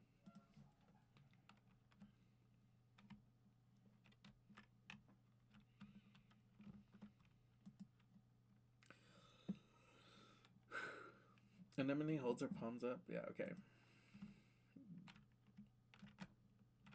Okay. We're gonna go ahead and do this again. You're bringing supplies to Med Bay when you see something unusual. Tangent curled up on a bench, her head pillowed on a rolled up lab coat. She's fast asleep. You stop and stare. You never see Tang sleeping. She's always so busy. You're surprised she even has time to nap. You turn to leave her in peace when you bump into Anemone. Whoa, Anemone says. She hardly ever sleeps. Like just a couple of hours a night. Is she sick or something?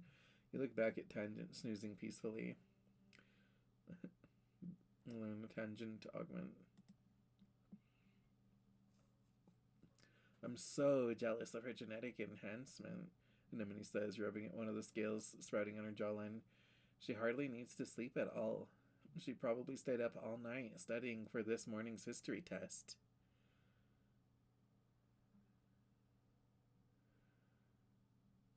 Shh, let's let her sleep.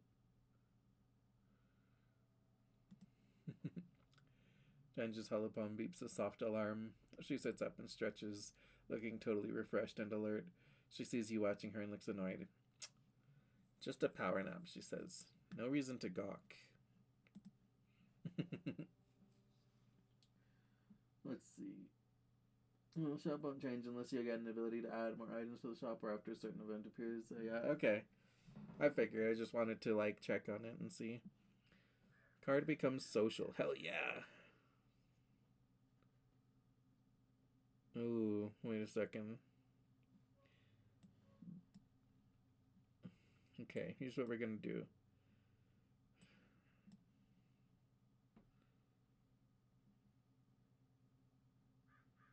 Oh, I already hit the super goal?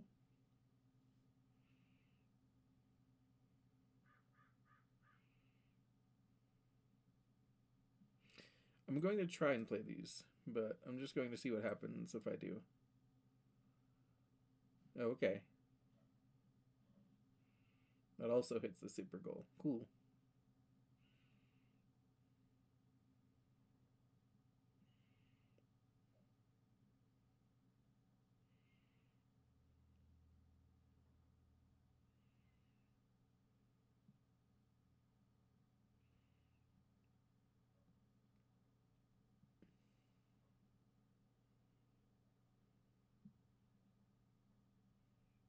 Yeah, okay.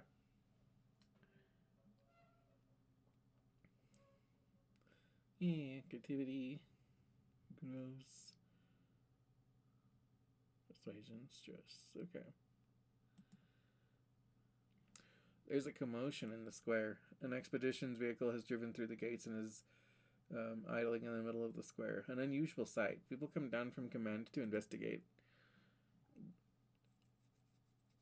Utopia gets out of the vehicle and trudges over to Uticott. After a brief conversation, you see Uticott gesture for people to unload the vehicle and clear the area. You stay out of the way to see what they're unloading. It's a body. Chief Surveyor Tonin's body. Oh. Someone quickly covers him with a sheet, but not before the image of his torn open body is seared into your memory. However he died, it was violent and bloody. You feel your stomach cramp with nausea. Oh.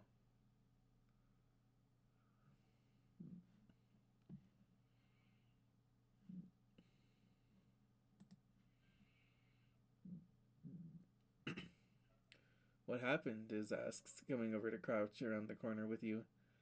You share that Uncle Tonin is dead, and he stares at the sheet-covered body intensely as if he can see through it. Did they say how?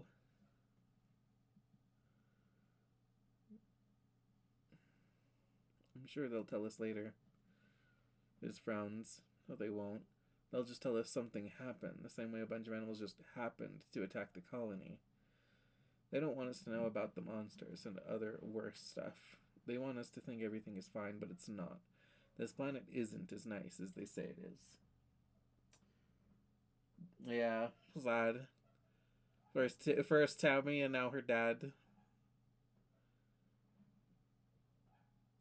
Her whole family was just dying.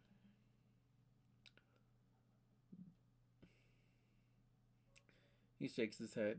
They hate that they can't control us. You and Diz watch the adults carry Uncle Tonin's body away. From the way he's practically vibrating, you can tell Diz wants to ask more questions about what happened. After a few awkward minutes, he sneaks away without saying anything, probably to try to go take a look at the body. At least Tammy isn't around to see this, you think. At least they're together now, wherever people go when they die. You watch Utopia bend over to get a hug from Uticott, wiping her eyes as she finally cries. Unicott has never been the most comforting presence in your life, but it seems to help. Utopia will probably be the next chief surveyor. At 24, she'll be the youngest council member. She was only a toddler when the stratosphere left Earth. Apparently, her sharp eye and hoverbike flying skills are the best in expeditions.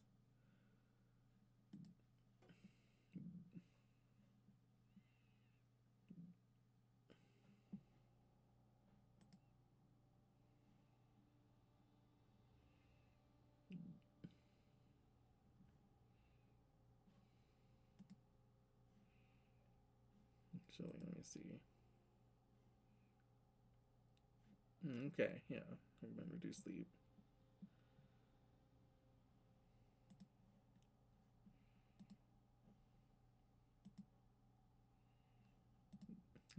just saying how much I know about everyone. Okay, Cal's my best friend, and I don't know much about him.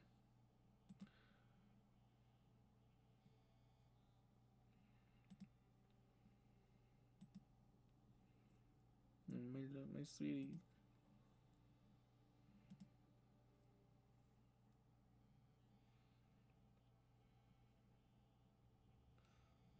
Hmm.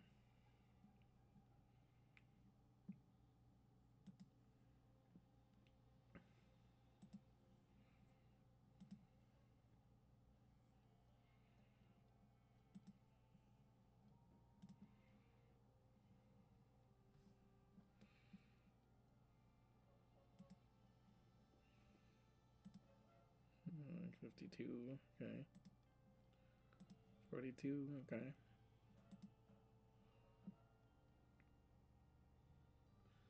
Young surveyor who was speeding across the planet in her glider, the new chief surveyor after Uncle Ton and Jiher. Okay.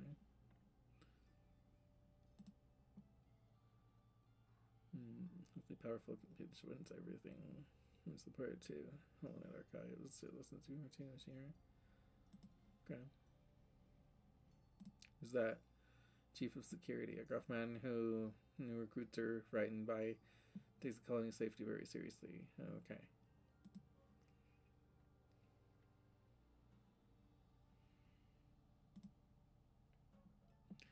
And Cal's mom, a life support engineer. Jiher. Huh. Life support engineer is a nice job. 43. Okay. Just checking the information. The tangent is an L technically, yeah.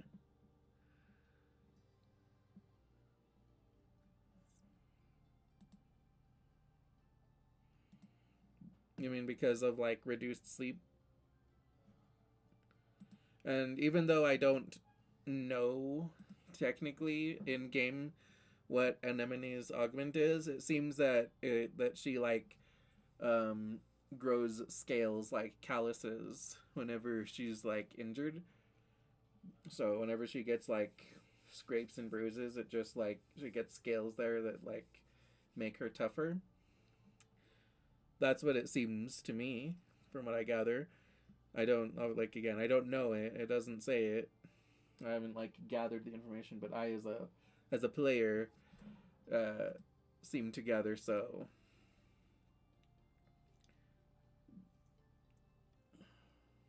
Hmm.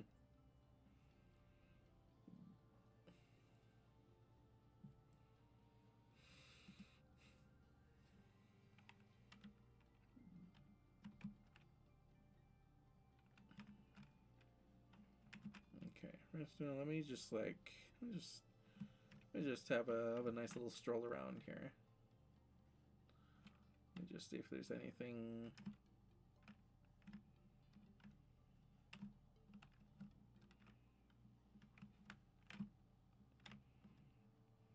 Aha. Find a glittering crystal cluster. Yay. Alright. Let's see, there's dues. Okay. The doors are closed.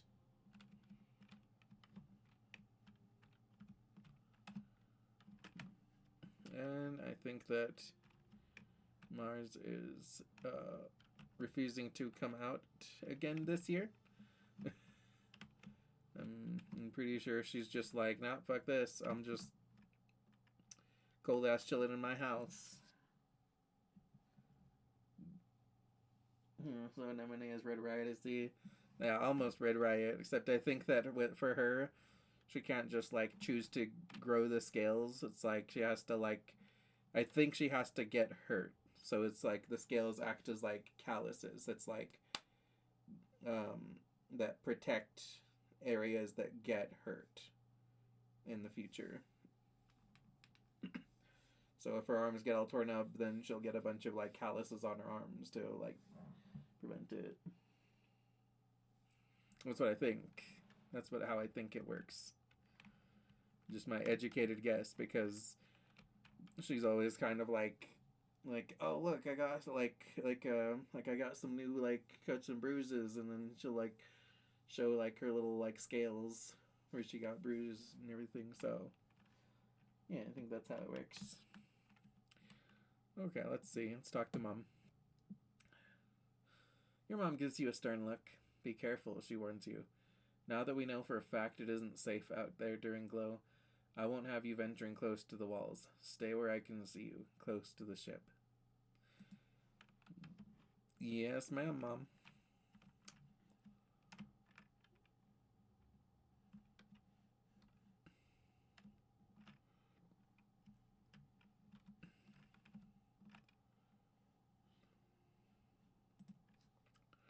What's up, Diz? Diz pokes a glowing bubble bud with his toe.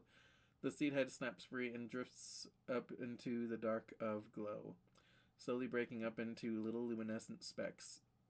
Make a wish, he says.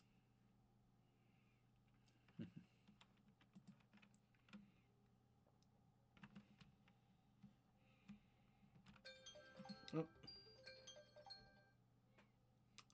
Anemone holds her palms up too excitedly. Niji, look. Her palms are covered with a collection of scrapes and blue flaky scales. I'm getting tougher every day. Yeah, so it seems to me like it's like that implies that like the scales grow where she gets scraped and bruised. Either that like um or she's just or she just manages to kind of like um land where scales are, but I think it's that they actually like grow where she takes damage.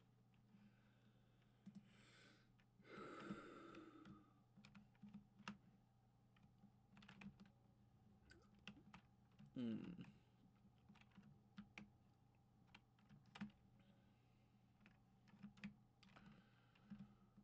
Huh. Cal's not out and about either. That's kind of interesting. I guess his mom probably has him holed up.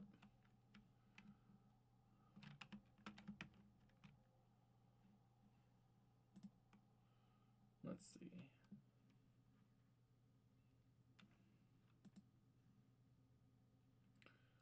Let's see. Okay, the gates will be closed during glow and a strict curfew will be in place. Plan accordingly.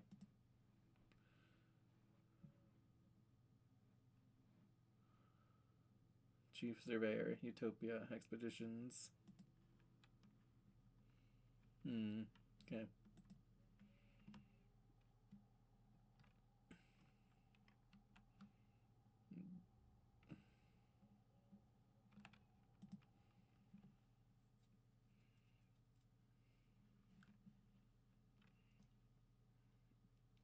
Study engineering. Study humanities. Okay,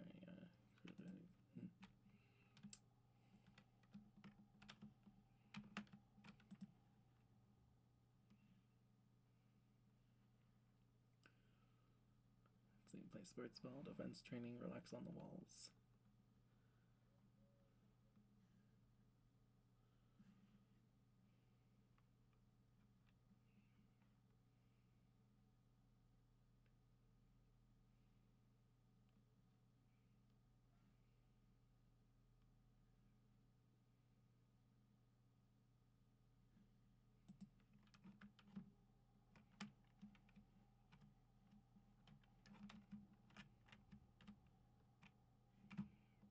Okay. Okay, so I can still do geoponics this month. I can still shovel dirt if I want.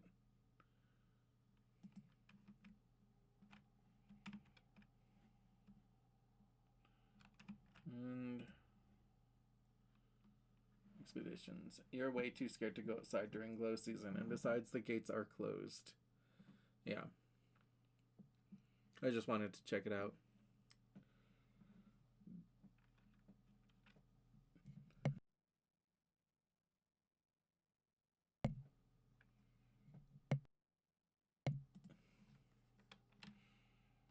Okay.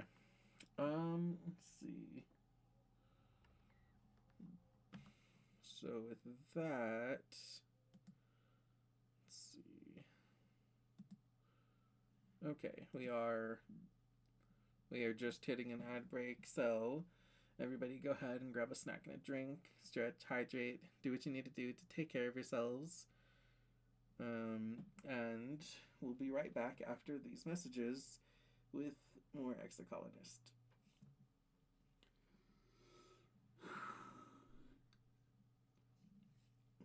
And honestly, that's a pretty good moment for a break because, mm, I mean, Glow is a big fucking deal. Glow season is um, like Glow season is the season where shit is going down. Like we're going to see some shit happen because we're going to get, you know, our whole colony is going to get assaulted by monsters, which means that um, either shit's going to get real scary, or we're going to we're going to prove our defenses strong enough to withstand the um, the dangerous monsters, and if they do, if we do withstand it, then um, that's also a very big deal because then we can celebrate our successful defenses. I have a feeling it's not going to be that easy. um,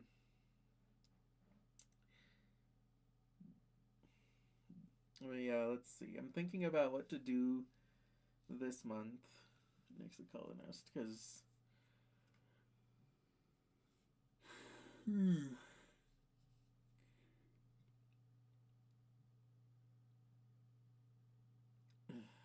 gonna help them out, protect the colony. I don't know. Probably not. I have no combat ability. My combat is actually zero. I think I have some toughness. I'm actually pretty tough, but my combativeness is nothing, and I'm not very brave either. So I'm kind of thinking there's probably not much that I have to offer in terms of helping to protect the colony.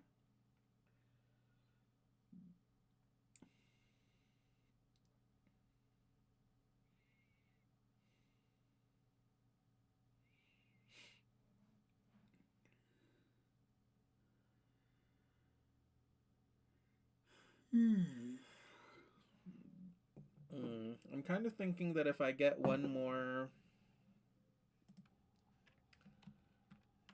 one more organizing, then I can tell mom what I learned today. And it's nice talking to mom. So if I go and do my job one more time, then I can get a few more kudos, and um, I I would probably have enough kudos to afford another like 50 cost thing if I need it. I probably would save my kudos though. I probably wouldn't get anything right away, you know. But anyway, that's another reason that it could be a good idea to deliver supplies, get my organization up just enough that I can, hang out with mom and get the kudos.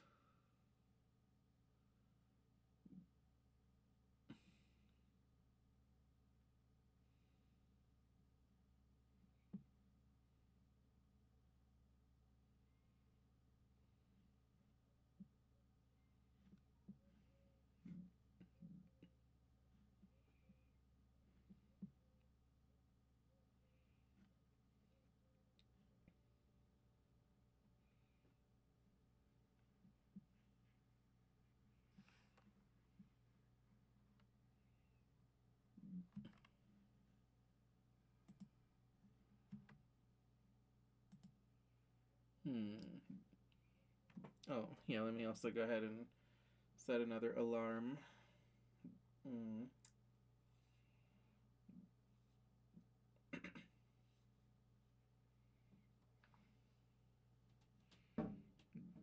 Okay, and then welcome back from the ads, everyone.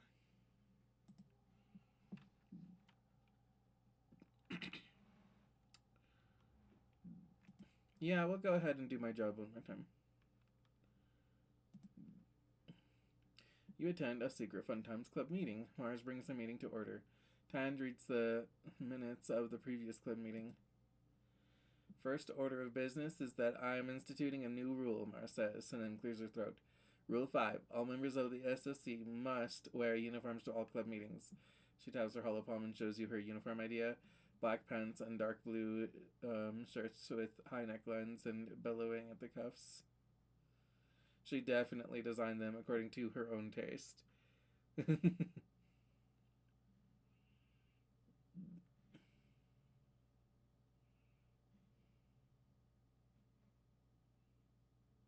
need 10 creativity? Okay. But I kind of just want to agree with Mars. I mean, she's got good fashion sense, so.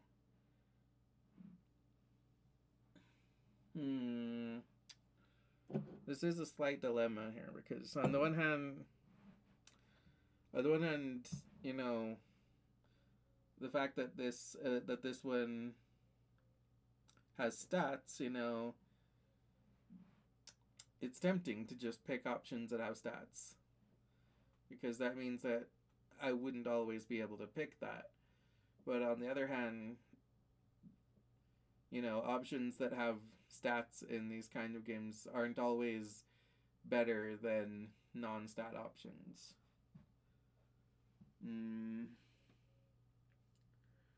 Yes, but you're probably the most artistic person of the game. That's true.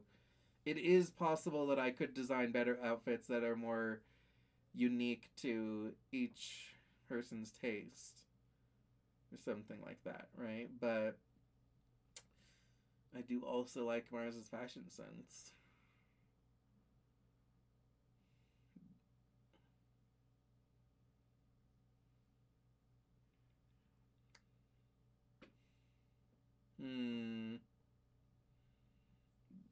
Let me think.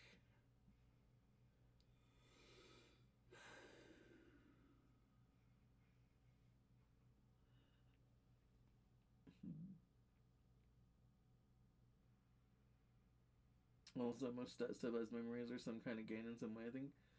I mean, I'm inclined to believe that I might get a memory anyway, though, too, because, like, if I say I love it, then, still have, like, a fun time with the new outfits.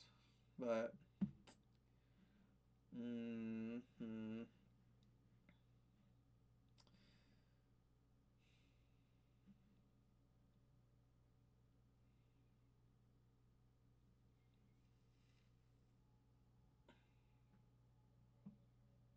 like, I'm definitely not picking No Way.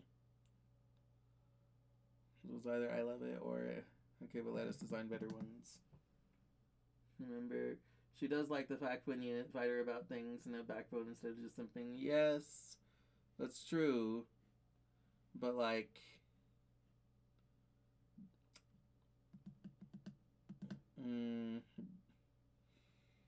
I don't know. I feel like in this case, she would prefer, like, acknowledging her, like, good fashion sense.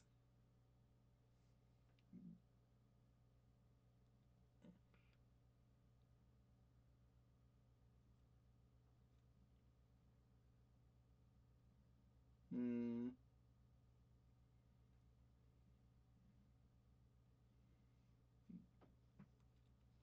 Mm.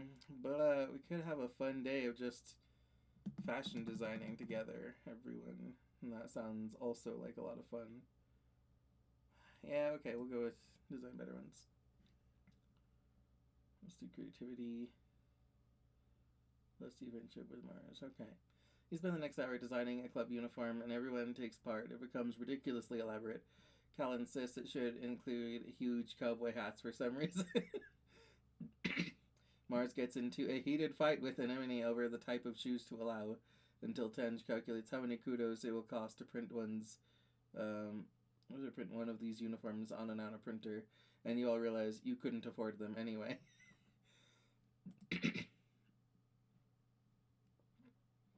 You come to a compromise. Instead of uniforms, you all wear a lapel pin with the club's logo. Ah, that's nice. You spend the rest of the meeting designing SOC pins and printing them on a nano printer. If anyone doesn't have the kudos, Mars pays for them without complaint.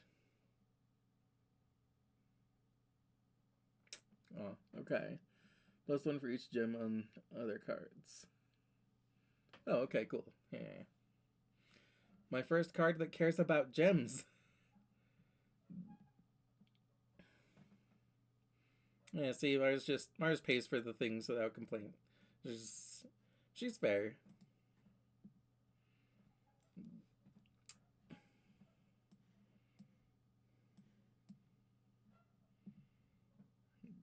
Let's see.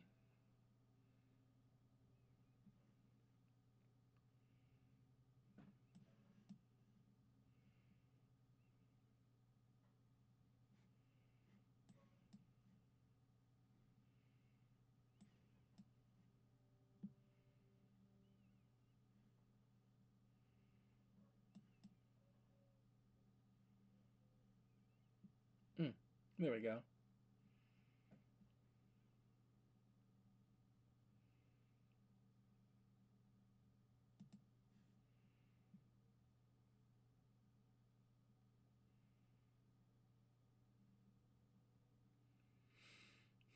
And I have a feeling that my stress is going to go all the way to the maximum from what's about to happen with Glow.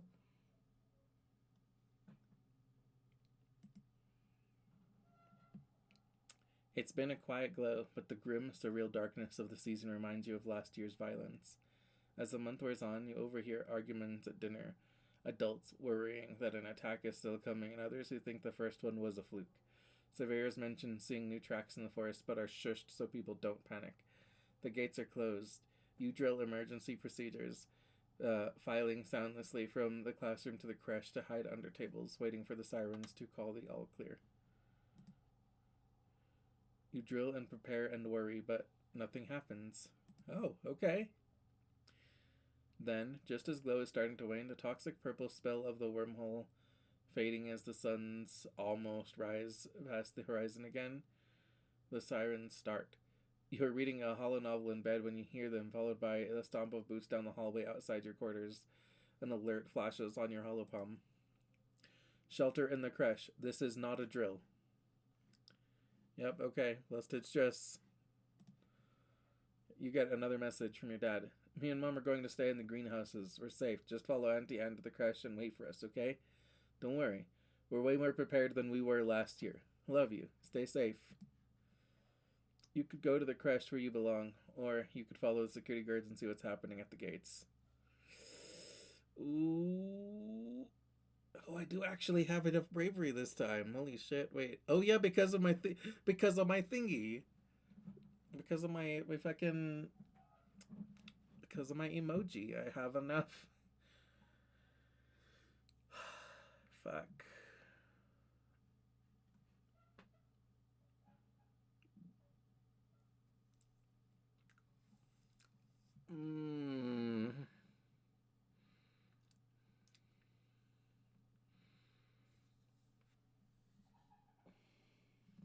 Okay, so gameplay wise, I'm clearly supposed to pick this. Um, I'm clearly supposed to head for the gates. I'm actually not going to look at what that card is. Because okay, so I'm thinking gameplay wise, I'm supposed to pick head for the gates, but like, I'm also thinking like, realistically, would I do that? I feel like I would go to the crash like I'm told, so as not to worry my parents or, put myself in unnecessary danger.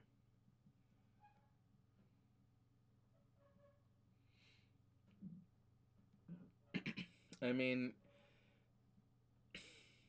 the other thing too is that even if I'm brave enough to go and check it out, that doesn't mean I'm going to be able to help because again, I have zero combat skills and I do have toughness. I guess I could just punch something, but like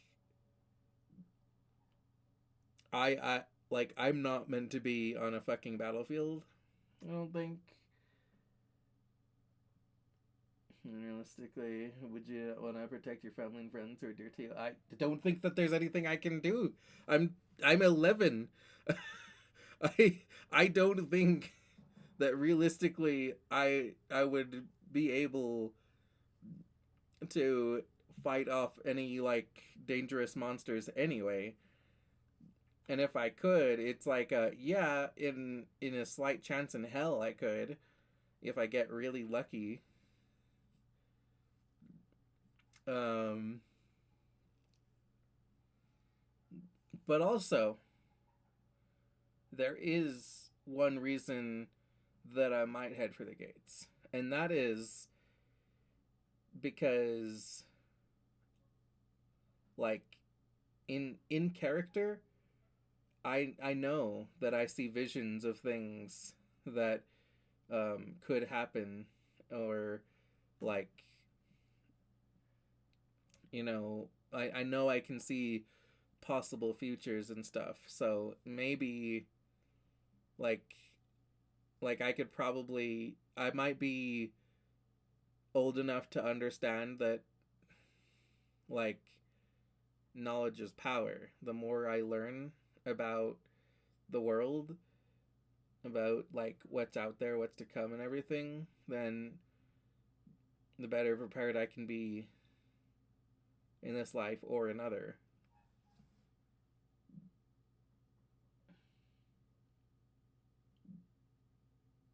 As a soldier, one man can make the difference. I mean, when Bruce can change the outcome, I do. I mean, yes, but not if it's like one really useless person.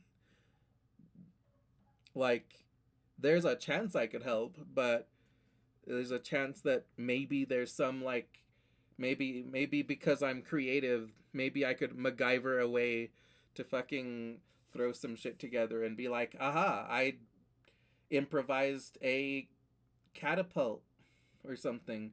But like chances are it's going to be like, oh yeah, well, I pick up a fucking like gun and I don't know how to use it because I have zero combat. Have you seen anime before? Of course, but I'm not going to be a dumbass like a fucking shonen protagonist. Um, because unlike anime, there's actual consequences for my actions here. But gameplay wise, this is like pretty clearly what I'm supposed to do. Like gameplay wise, it's like do this one. Um, I was on my first run. I'll tell you that much. Uh huh.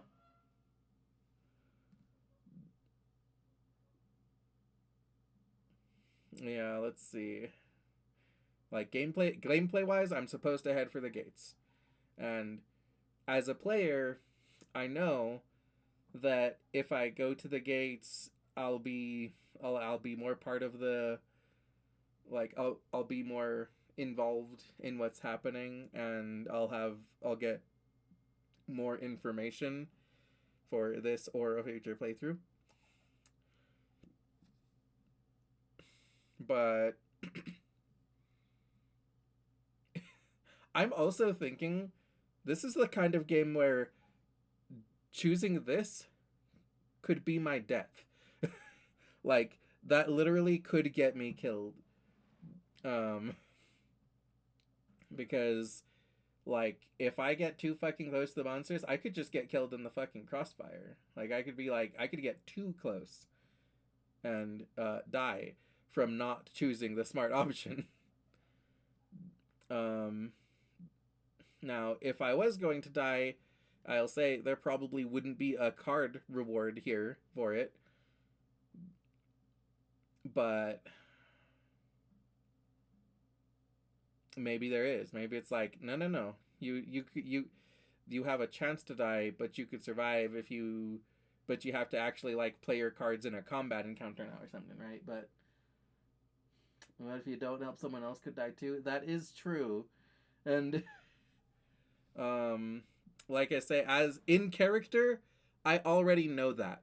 I already know that, like, I've already seen visions of like um like people dying, or things happening based on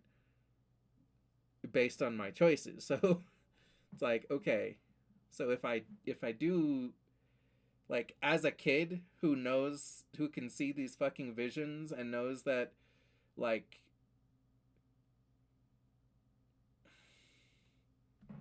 you know what I am just enough of a special snowflake that I would think that those visions make me some kind of chosen one, and that maybe, if nothing else, those visions can help me save somebody's life. So we'll do it. We'll head for the gate. Rebellion. Status heroic. Let's see. Gain memory. Helping to fight. You sneak out of the living quarters and head towards the gate. You're immediately spotted by security chief Red, who stops what he's doing to yell at you and gesture angrily. "The hell are you doing out here? This is no place for kids. Get your ass back inside."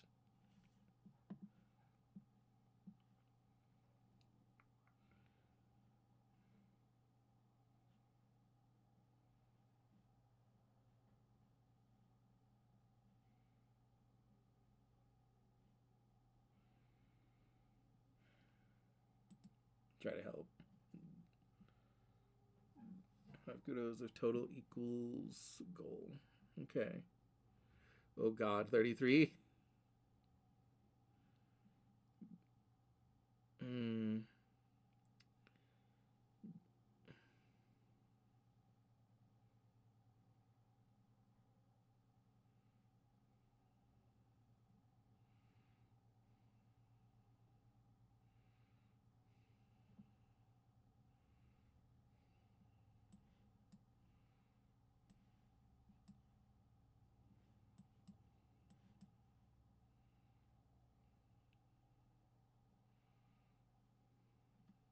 Let's just do that for now.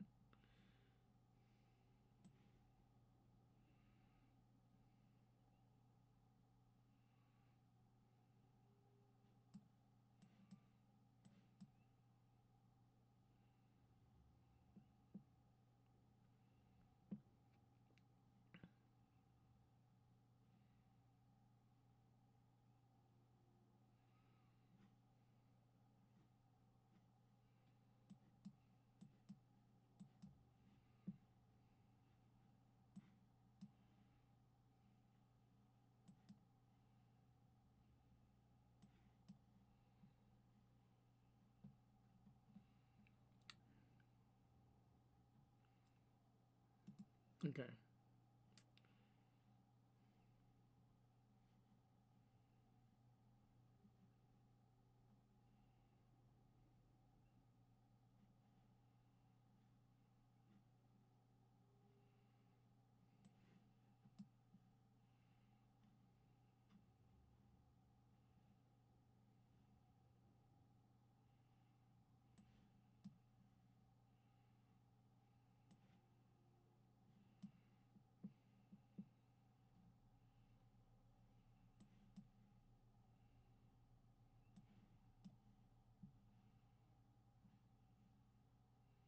What if I do this, by the way?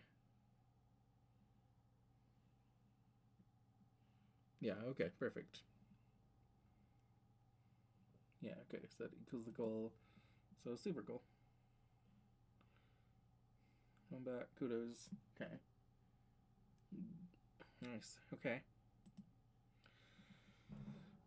You stick around the outside of the skirmish at the gates, throwing rocks and yelling at any creature that gets too close. You're not sure if you make a difference, but the good news is at least you're not injured. When the dust clears, Rit spots you hiding in the shadows and personally escorts you back to your quarters, where your mom and dad penalize you for disobeying them. Okay, I lose kudos, and yeah, +2 combat, +1 from heroic status. Okay, cool. When things have calmed down, you overhear your parents talking.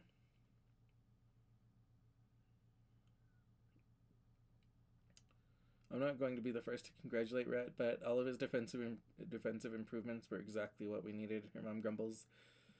He's going to be insufferable at the next council meeting. Your dad pats her hand. Credit where credit's due, Fool Belle, he says, and she smiles despite herself. It could have been worse. Your mom nods, and they both sit in silence before your dad speaks again. Poor Hal, he sighs. What a way to go. Ah. Damn. Professor? Professor Hal? Your parents startle. Hey, Pumpkinhead, your dad says. Yeah, I'm going to announce it in a few hours, after everyone's had a chance to calm down. He didn't make it. What happened? Don't worry about that, your mom replies, shooting your dad a look to keep him from talking. It's adult stuff, okay? You guys won't be able to go into the engineering wing for a little bit.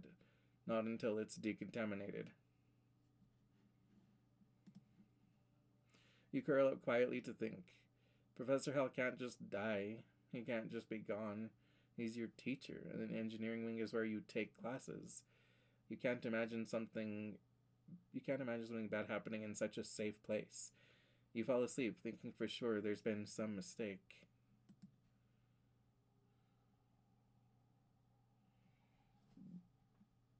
Well, rip. Yeah.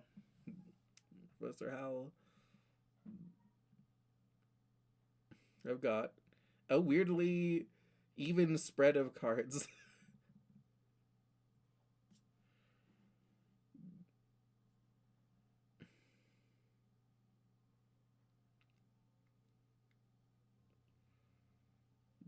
I'm pretty I'm obviously more charismatic than anything, but I'm doing pretty good at being well rounded enough, you know.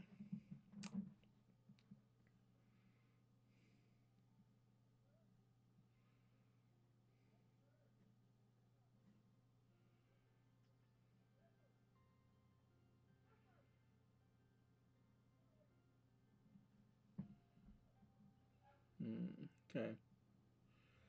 Let's see. So, hey, wait a second. Oh, yeah. Oh, yeah, okay. This is all of the stat improvements that I got this year. So, I got 10 empathy, 14 persuasion, 25 creativity, 10 bravery, 3 reasoning, 34 organizing, 4 engineering, 4 biology, 9 toughness, 6 perception, 4 combat.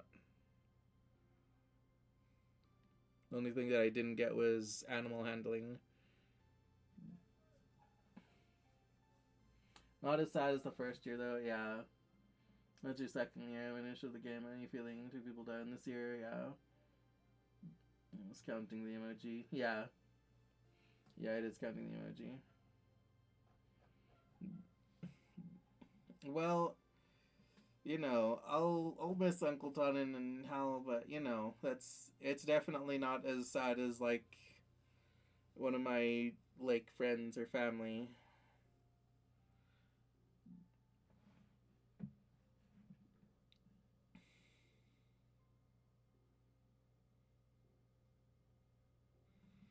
Let's see, and I got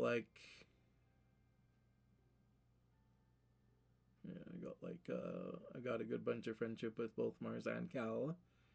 I got a decent bit of Tangent, Diz, and Anemone. Okay, start H12.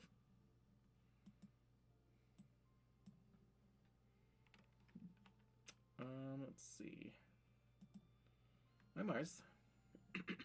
And furthermore, your attitude towards your elders in general is entirely disrespectful. You find Utica delivering a scathing reprimand to Mars, who is doing her level best to look like she'd rather be anywhere else. You speak out of turn. You question the council's decisions. If you disagree with an order, you simply do not do it. I could go on. Do you need me to go on? Mars scowls. No, she replies. Utica clicks her tongue. I honestly thought better of you, Marzipan, she chastises. You have the sort of natural leadership ability I remember from when I was a girl many years ago. Mars doesn't roll her eyes, but you get the sense it's a close call. You need to set a better example for the other children, Utica continues. It's okay to have your own opinions, but you kids can't just do whatever you want. You have to follow the rules and respect your elders.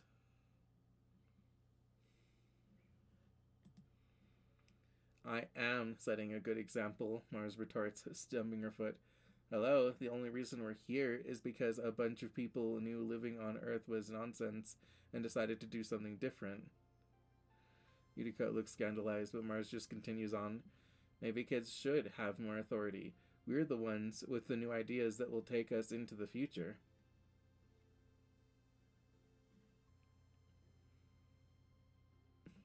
Mars is right. Little spy rebellion, okay.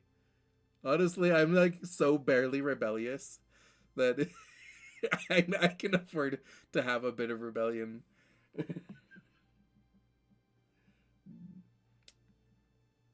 See, Mars insists. Everyone agrees with me.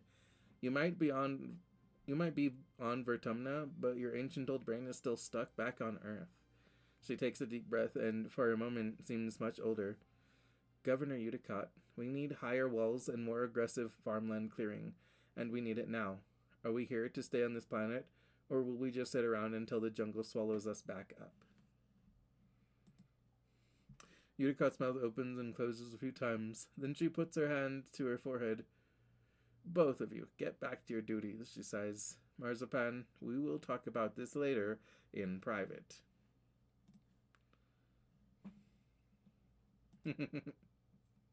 Oh, wait, what happened? It said something soon. What was that? I clicked on her too quickly. Mars is priming. Mars is primping in a hollow screen she's set up to act as a mirror. You never know when someone important is going to talk to you, she says, twisting and retwisting her hair around her finger. And no, I don't mean important like the council. Yuck.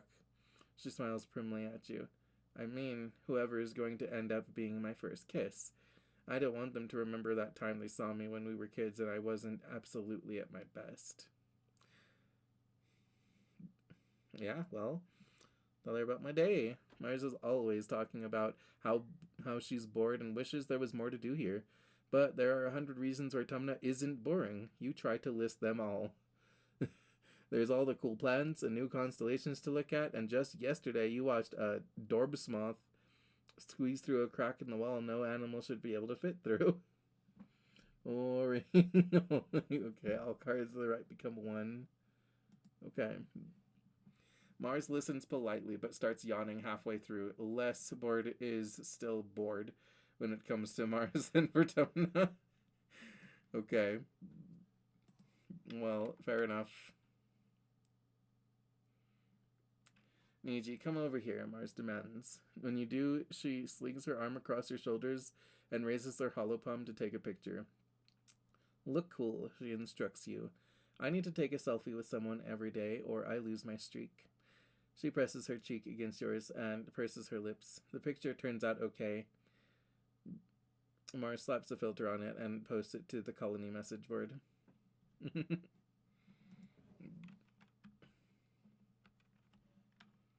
Ooh. You dig up a bunch of medicinal roots. Yay! Medicinal roots.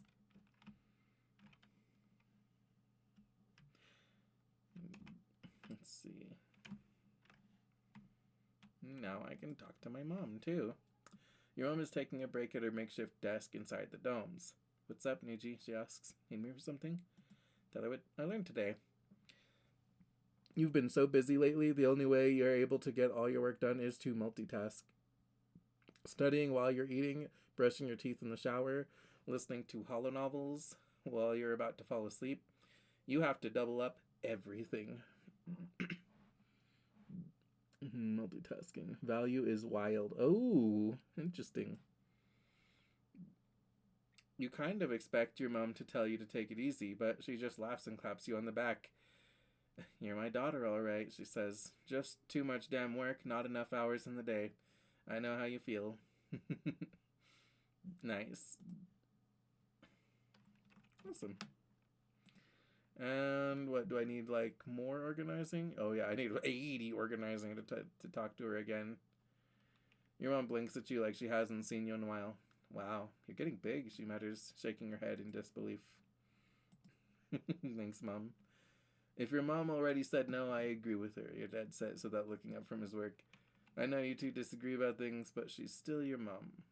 Oh.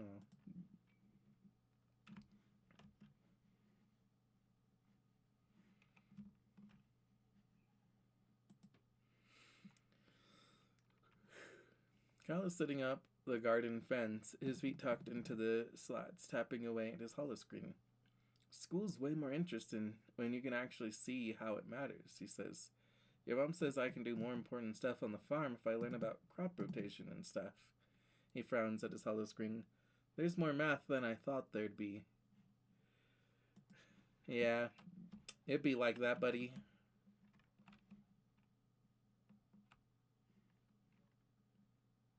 Oh, there's Utopia at her new post. Let's see.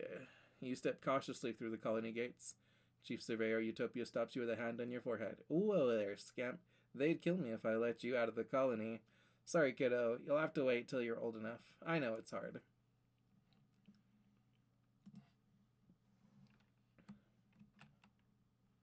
What's up, Diz? Diz is scrolling through a novel on his holopalm, completely checked out of this world around him. He startles when you tap his shoulder. Jeez, he grumbles, gesturing to close his novel. You catch a few lines about a dragon before the screen disappears. Diz flips up his collar and turns away. Can't you tell when someone is busy?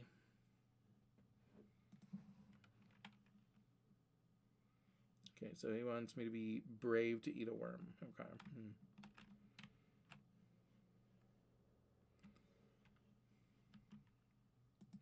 Hi, Anemone. Anemone is building something that could be a snowman if it ever actually snowed here.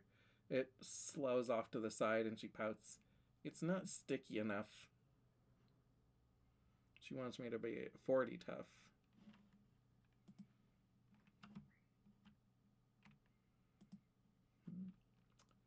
Let's see, Tangent.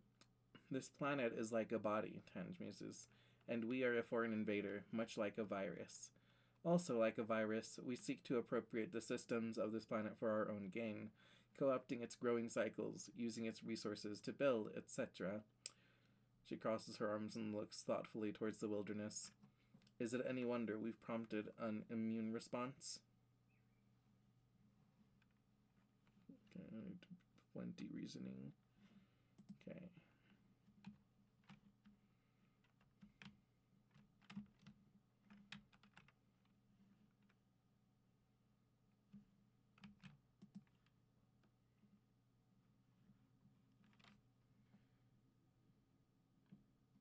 Yeah.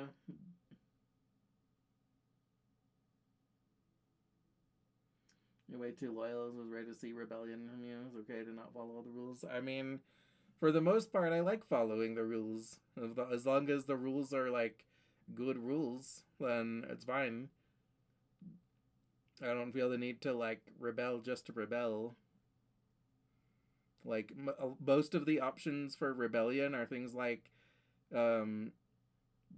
yelling at your parents and stuff, and I'm like, I don't want to yell at my parents. I like my parents. You could always sneak out if you want to explore. Yeah, I think I might do that. I'm just checking my options and stuff again. So in order to get reasoning, I would need engineering. We'll need to take engineering a few times.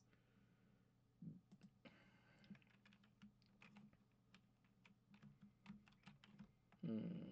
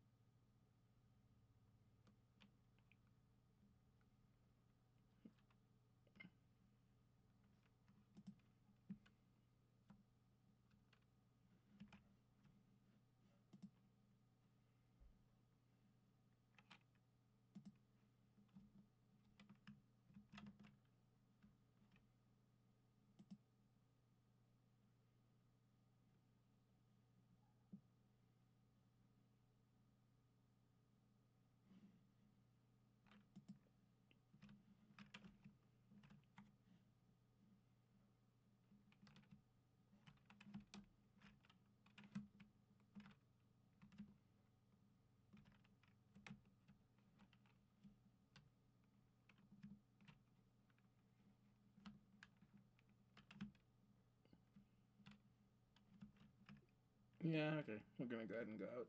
Let's see. Bravery, perception, friendship with Diz. I'm thinking it's probably good to go out once a season, I'm imagining. Anyway, you're about to stress out, so you could rest or push to 100 first. I'll push to 100 first.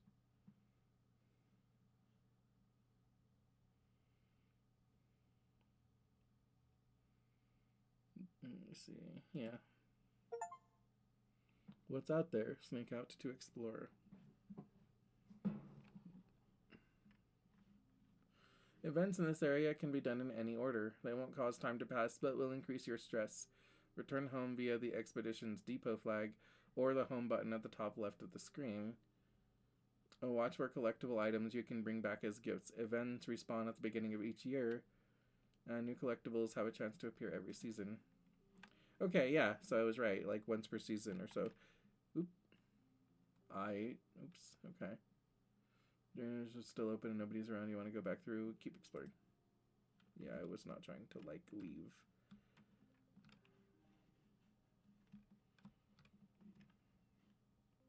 On the outskirts.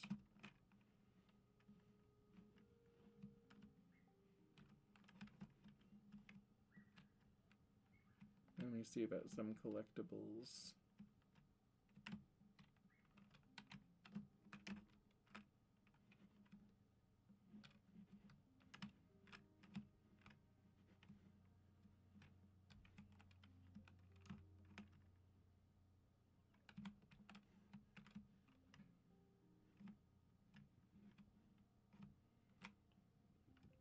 Let's go. Let's go this way. A nearby pond has dammed up and washed out the path here. The path continues on the other side.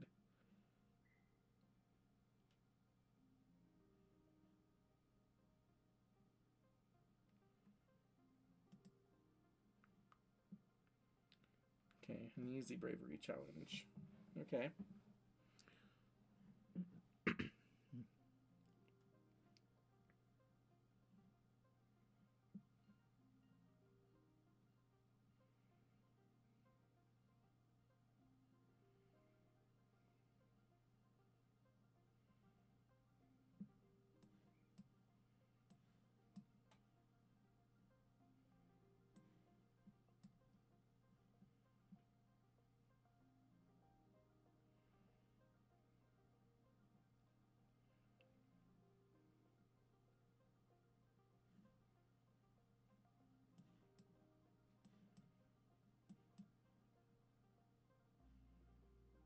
Yeah, we'll go with that.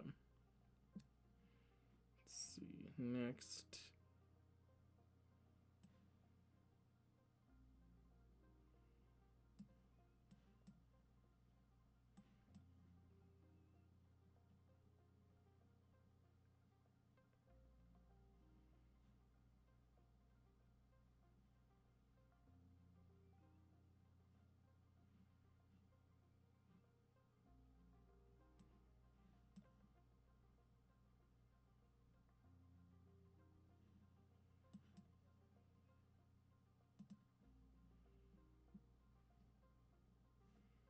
Okay, and final round.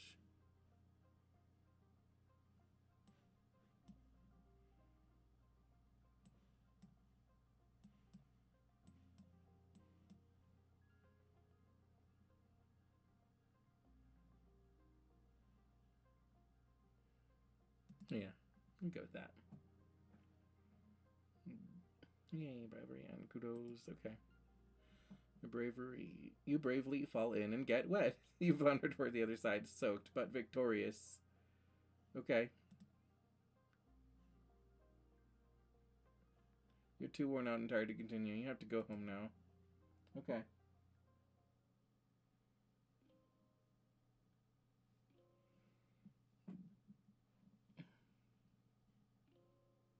You're back. You spent the month exploring bravery and perception. Okay.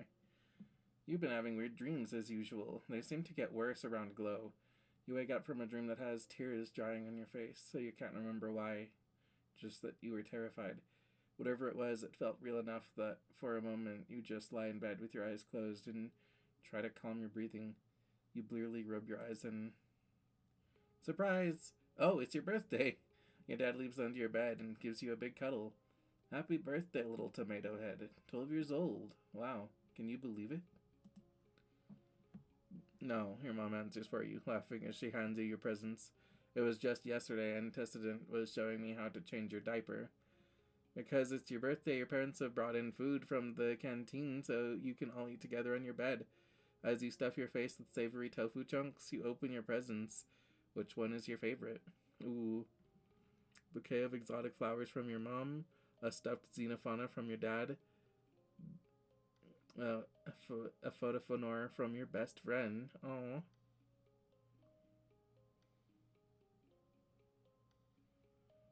Let me see.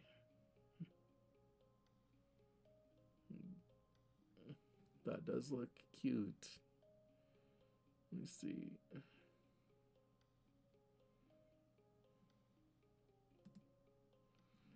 A photophonore. This instrument is part flute and part paintbrush and uses a neural link to paint holograms in the air as you play. How did Cal know? What a great gift. You can't wait to practice it in the lounge. Everyone's going to love it. Unlocked. Play the photophonore in the living quarters. Yay! As your dad clears away the wrapping paper and the dishes from breakfast, your mom folds her hands on the table and gives you a serious look. Uh-oh. So, she says, we've been here 2 years now. I know your dad and I have always said you're in charge of your schedule and we've been keeping an eye on you. A loving eye, your dad interjects, stuffing wrapping paper into the recycler pickup bin. A trusting, gentle eye. Professor Hal used to tell us all the time about how hard you're trying in school. Your mom continues. That's great. Your dad and I are really proud of you. Working might seem fun and grown up when you're a kid, but if you want to do more than manual labor, you'll need some book smarts too. Your dad joins you again. So, it's time to start thinking about how you're going to contribute to the colony when you're older. At the look on your face, he laughs. Don't worry, we're not going to make you get a job right now. We're just asking, what do you want to be when you grow up? Ooh, okay. I'm gonna get to a teacher like Professor Howell, a mom with like 10 kids, captain of the sports ball team, a famous idol, ooh, a monster hunter, governor of Vertumnia. Do I have to decide right now?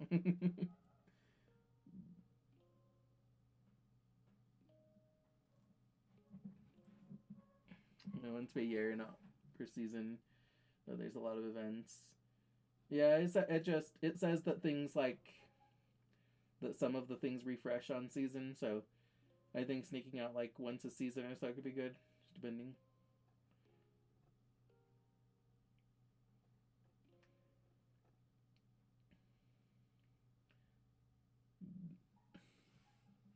Let's see.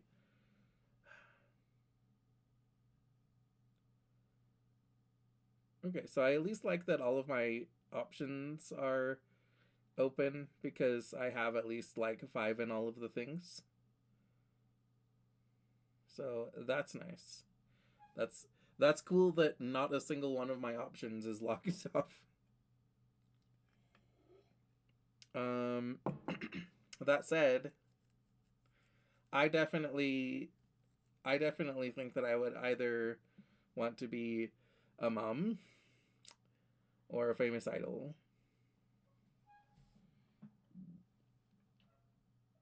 Mm,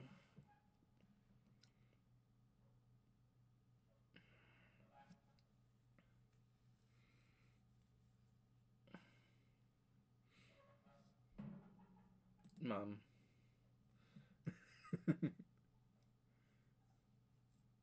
You can't help but babble.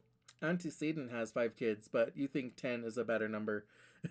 You've already chosen names for all of them.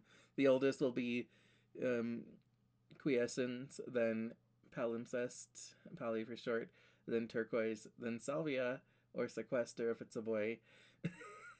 Your mom's eyebrows shoot up to her hairline. Really? She stammers. You don't want to be a scientist or an explorer or anything? I want to be a mom. Moms are awesome. Your dad pats her shoulder. No, Flulu. He says, that's a very Earth attitude. You're right, your mom replies, and turns back to you. Having children is a very important job for a fledgling colony like ours. People who want to have children should have as many as they want. That's how we'll know we're strong. Well, your mom starts to get up. I'm sure your friends all want to wish you a happy birthday. She stops and snaps her fingers. Oh, you might not have considered her career as a depot clerk, but Alan Burney mentioned their daughter Mars is working there and she needs some help. Now that people can freely order luxuries, it's pretty busy there. Sure beats shoveling dirt. Your dad laughs. If you don't take that job, you tell Mars I'll be right there. Your mom rolls her eyes and smiles. Hmm.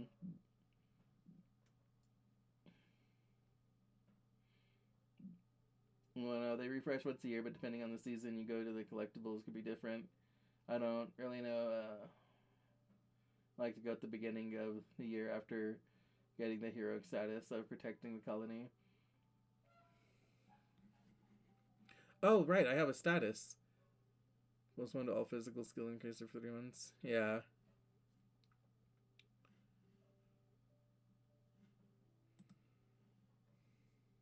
I forgot that I even had a fighting status, but yeah. It's kind of rare that a 12-year-old wants to be a mom, just saying. I mean, yeah, but I'm still trying to, like, fill the void that Tammy left, so if Tammy's not around to be Tammy, then I'll have to be Tammy. Okay,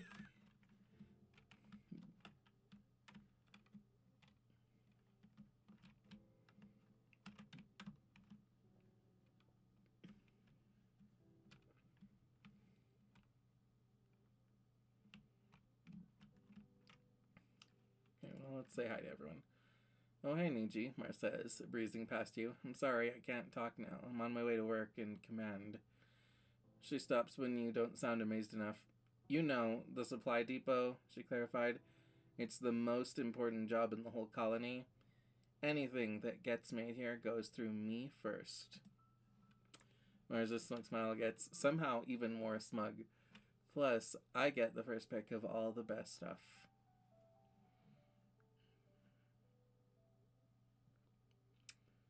Could I work there with you? Wow, Mars, that's amazing. Go straight to seek and ask for a job. Okay.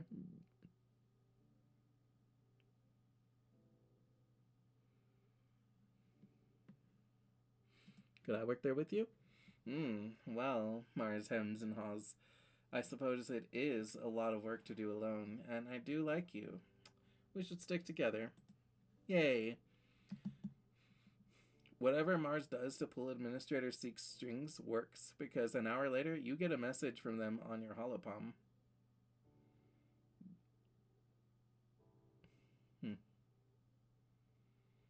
They're dubious that you'll be able to rise to the responsibilities of the role, but that's nothing new. Seek is dubious about everyone and everything, but they agree Mars would be more efficient if she had someone else to keep an eye on her.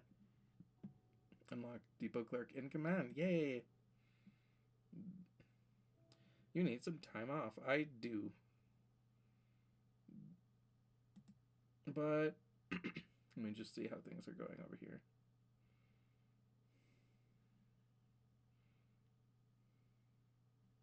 But I just want to see.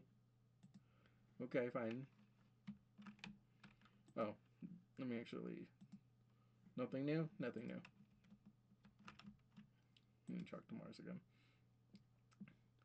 Need you come over here. Mars demands. Kit, stop. Stop a limb. When you do, she slings her arms across her shoulders and raises her hollow palm to take a picture. Look cool, she instructs you. I need to take a selfie with someone every day or I lose my streak. Oh yeah, it's her streak again. Got it.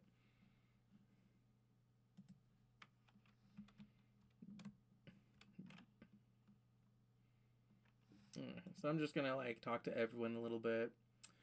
Your dad is reading a book. An actual book. Dog-eared pages and everything. In the shade of the greenhouses, he blinks up at you when your shadow falls over the pages. Oh, hey, little gooseberry, he laughs. Do you need something? Okay, and Mom?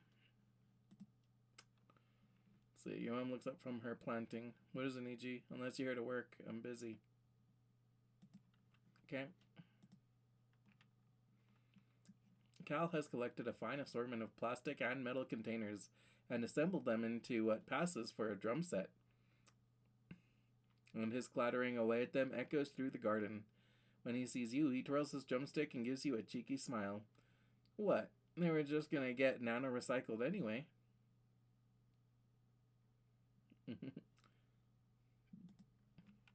Adorable.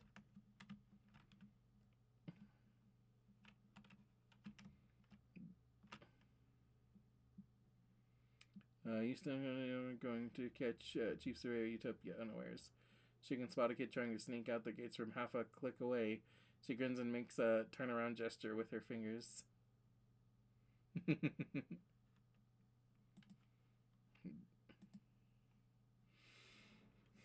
It takes a while to find Diz, but when you do, you almost wish you hadn't. He's standing over the bloated body of a dead Hopeye, nudging it with a stick. When he sees you, his eyes go wide. I didn't do it, he scowls. It was like this when I found it. Really? Okay. Sure.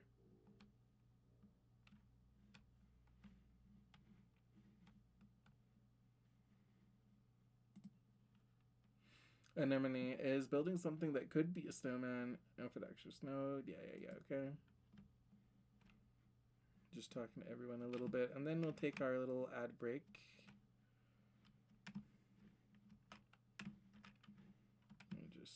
I'm just also double checking if there's nothing for me to pick up here.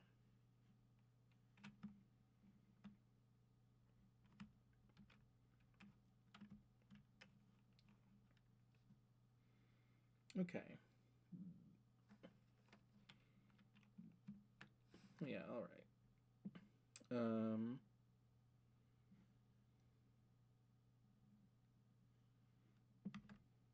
And in that case, go ahead and also explore is better to do it the less stress you have to be able to do more during. So after resting or something. Yeah, I noticed that. I didn't realize that when I did it the first time, but now that I've done it once, I'm like, oh, I see. Doing the events in the thing gets me stress. So I shouldn't do it when I'm almost stressed the fuck out. Yeah, anyway. We're going to be running a quick ad break, so everybody go ahead and... Oh, wait, let me see. Yeah, everybody go ahead and take a quick, stretch, grab a snack and drink, hydrate, do what you need to do to take care of yourselves. And we'll be right back after these messages.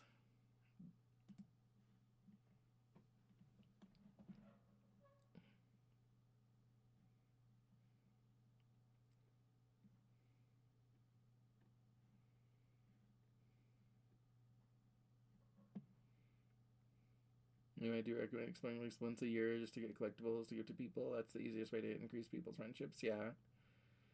And also, when you explore, it's better to do it the less stress you have to be able to do more during. So, after resting or something. 0. I'll tell you how many collectibles are also on that exploration after the first time, which is pretty sweet on top of events. Yeah. That sounds good. Let's see.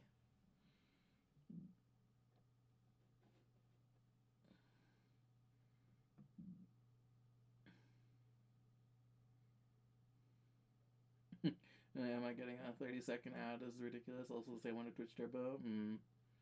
Yeah. That's why I take an actual break, just so that I make sure nobody misses anything important.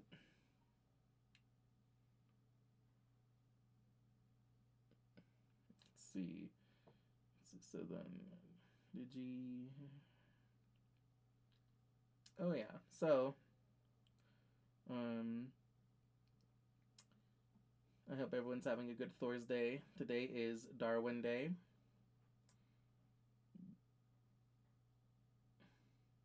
Have you got any ads on my stream like this one, like ever? I think like once.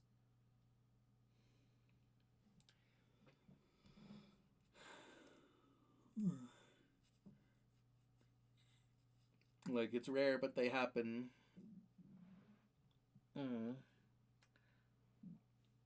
Also, today is Darwin Day.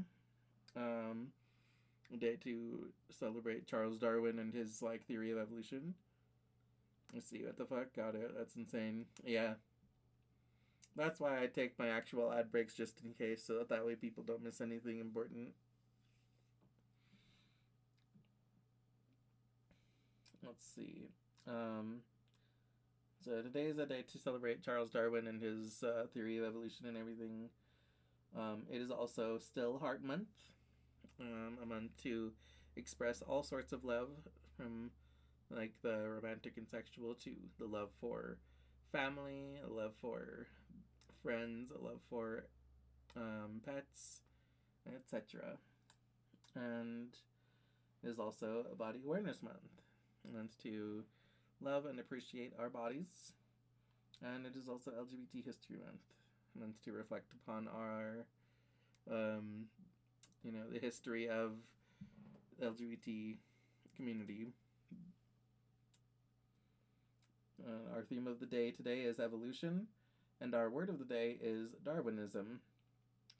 And since evolution is our theme of the day for today, Darwinism, by the way, is the theory of evolution that Darwin created. The idea that through small sort of improvements, creatures gradually adapt to their environment. And, there's also the, comes with the theory of natural selection, wherein basically if something is more suited to live in the environment, then it'll live more than the things that are less suited for the environment. I got too absorbed in the game, and depending on what I'm playing, it's hard to do it for me. Yeah, that's fair. I just like to take actual little breaks in case that people don't miss things, but let's see, screw Darwin, man. It's a mystic guy who liked to have sex with monkeys.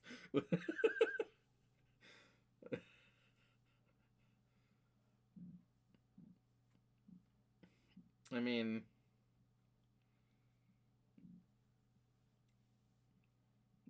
maybe, but his theory of evolution is legit. And since our theme of the day is evolution, I'd like to shout out a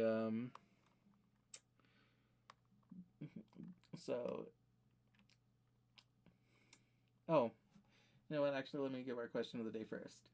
Since our theme of the day is evolution, the question of the day today is, what's your favorite use of evolution in media? Mine, personally, is Digimon. I really like evolution in Digimon. Digivolution is really fucking cool. As such, I would like to give a shout out to the Digituber, the Digital Hazard. Frosty says, "Oh my god, did you see the Digital Hazard? Wowza, they're like the biggest dreamer ever. Digital monsters and digital dreams? They're totally into Digimon and Persona 3 Reload. It's like RPG heaven. And guess what? They're super nice and friendly too. LGBTQ plus rights, yay. This is so cool. I can't even."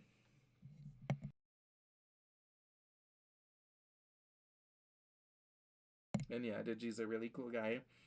He's a British digituber. He's really cool. Um, he does Digimon content like every week. Um, and he mixed some other stuff in there too. But he does a lot of Digimon. He's really cool. It's uh it's cool being able to hang out with him and stuff with his Digimon stuff. So I recommend checking him out. Oh, so if you those two new redeems, what they do, they bring out mommy for a segment. So she'll like she'll come out to do those redeems.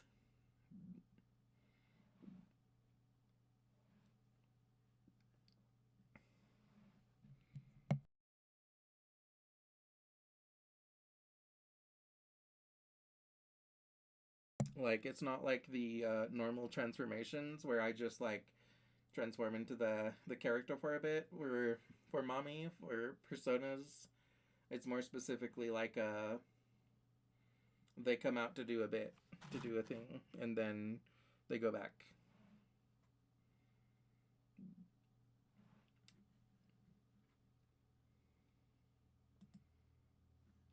Let's see. Go ahead and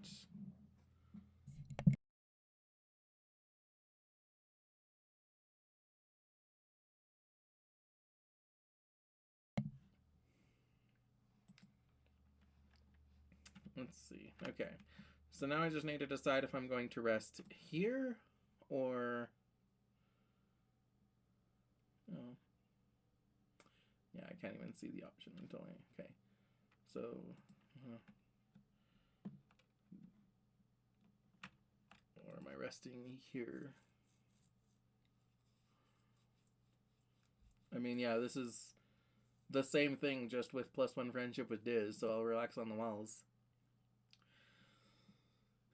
After the first attack on the colony, they added lookout towers to the walls. Now you have a place to hang out if you don't feel like working, and because it's all the way up here, no adults are going to come ask you to run any errands for them. On rainy days, you take shelter under the pavilions and listen to the pitter patter of warm raindrops on the grass roof. You can do whatever you want. Ah, this is the life. The perfect place to snuggle. It's nice to help keep watch. This is a good place to study. Hmm. Hmm. Hmm. Hmm. Yeah, I'm gonna be honest here. See, it's a perfect place to catch up on all of vids you've been meaning to watch and to chat with your friends on the colony social media.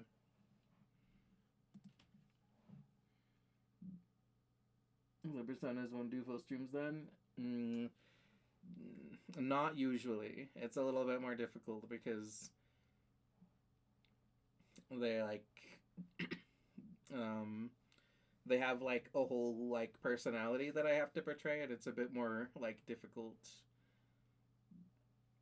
Like it's easier for like sort of somewhat rehearsed things or like with something in mind.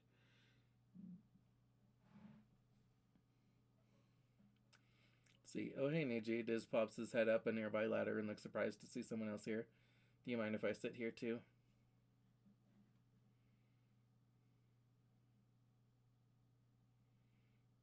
Heck yeah, come sit beside me.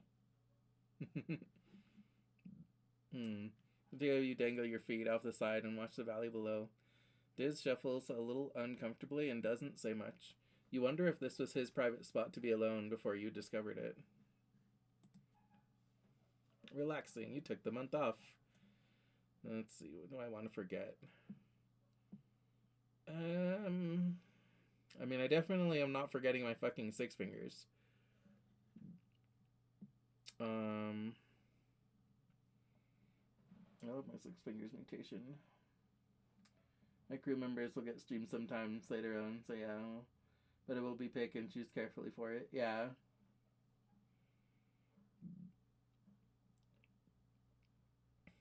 Let's see.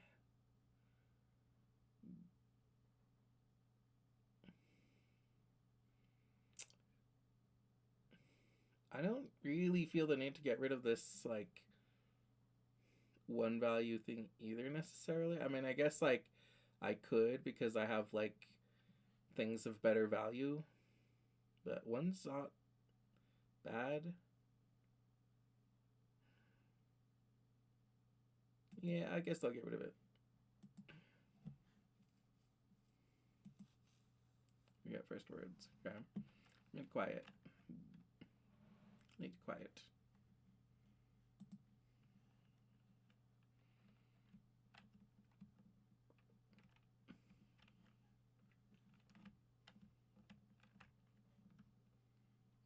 Yeah, he does have something to say. Let's see.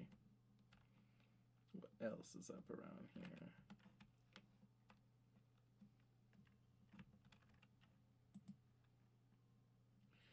Deuce is sitting in the grass near the big gates that lead out to the jungle. He's just staring out into nothingness and picking absent-mindedly at the weeds. He pretends not to notice as you approach.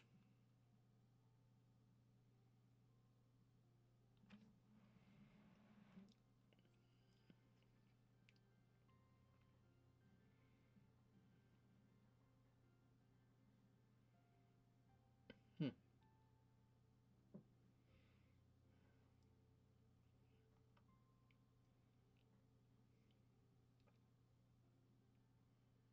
Hmm. Are you okay? Just glances up at you. He sees your look of honest concern, which seems to make him angry. He frowns in disgust. That's such a stupid question, he mutters. Why do people keep asking me that? Hmm. Hmm. No, because you're always so mopey. Since he turns away from you, looking mopier than ever. He doesn't deny your accusation. Do you want to play a game? He dries his knees up under his chin. Not really, he mumbles into his sleeve.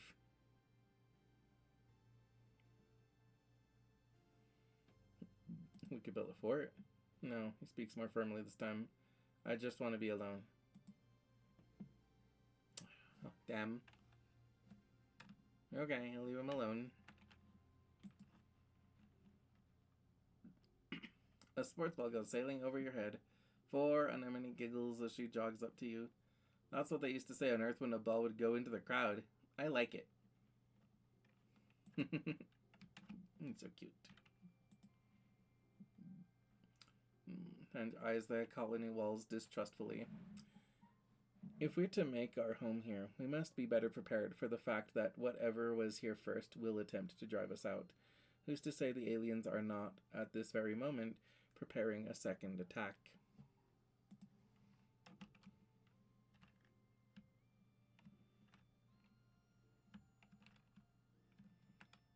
Let me actually have a look at mostly creativity and bravery. Okay.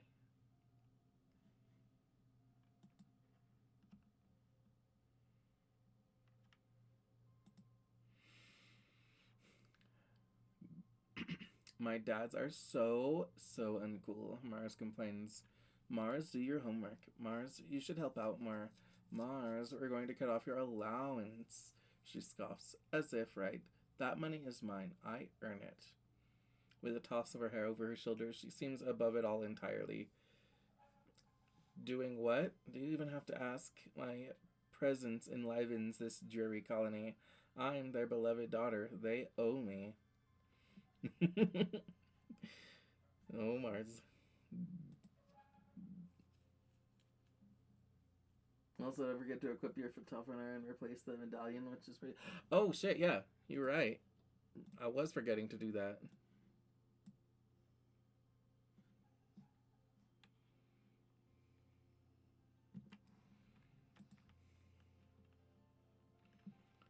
Command. Let's see.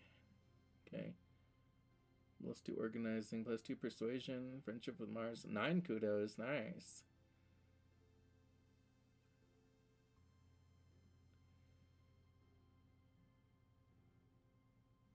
Nice. Okay.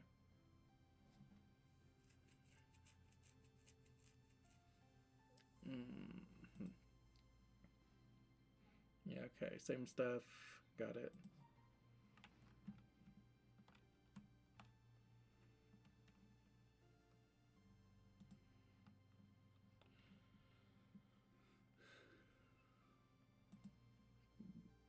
Let's see. My Sunberry, your dad greets you. Working hard or hardly working? He laughs and ruffles your hair.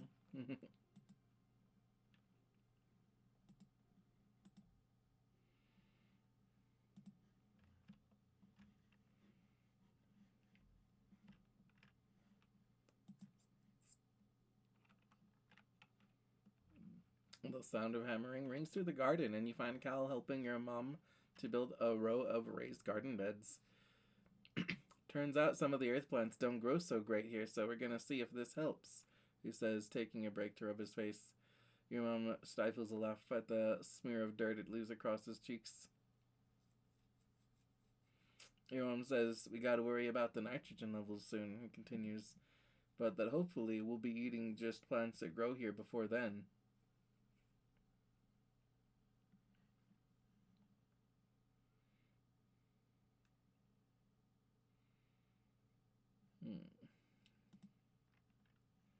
Nice.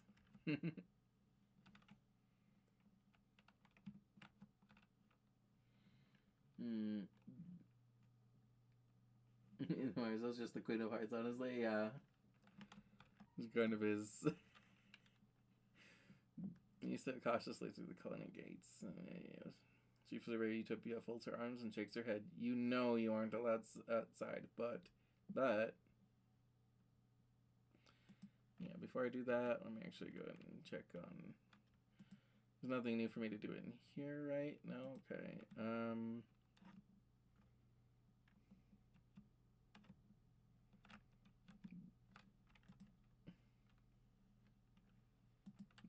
I do like my potential new job, but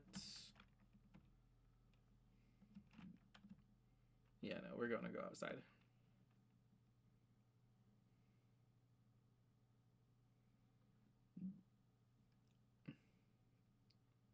$14 events remaining, 8 collectibles remaining, boss event remaining. Okay.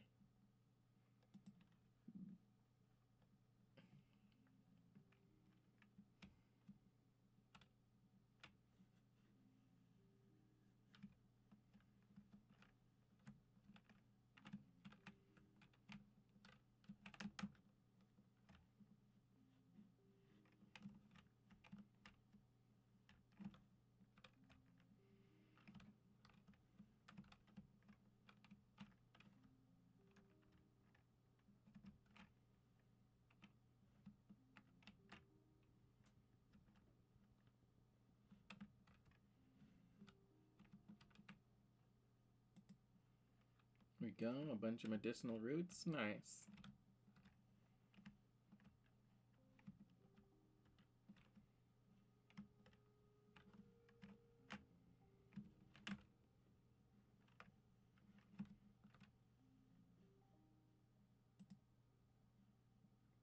Medicinal roots. Nice, good.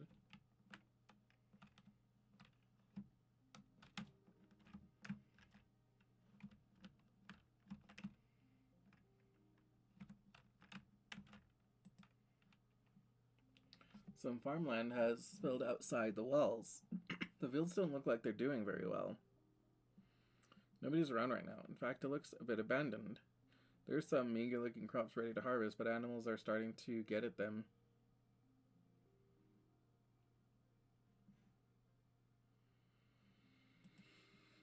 Salvage. You pull up a handful of wrinkly tubers. They're probably supposed to be potatoes eventually, or maybe yams.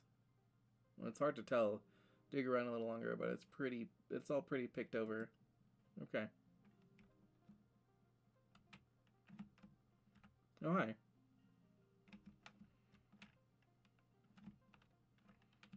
Okay, wait, before I talk to Diz, let me just see if there's, like,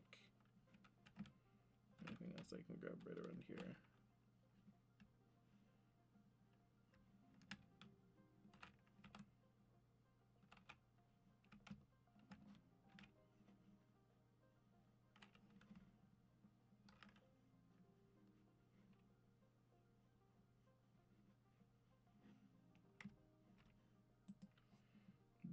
You spot Diz sitting in a clearing, but not before he sees you first.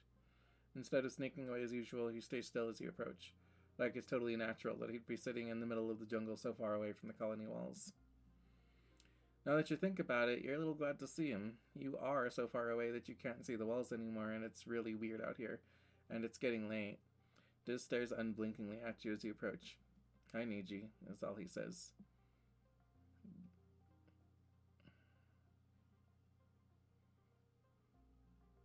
"Hey, Diz." He seems to be in a good mood, something you see very rarely. "Did you see Chief Surveyor Utopia out there?" Diz asks. "She has, like, X-ray vision eyes or something. She'll catch you for sure if you get too close. She caught me once and I got in big trouble. How about I show you something cool? And sneaking out will be our secret, okay?" He jumps up and walks a little ways into the trees. You follow. Just a few minutes away, the ground drops off and a large stone outcropping juts out over a cliff face. Diz walks right to the edge without slowing. It's a long way down.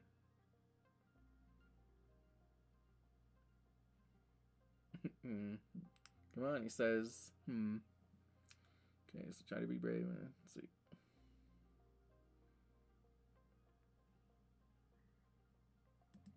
Okay. Bravery easy challenge. Okay.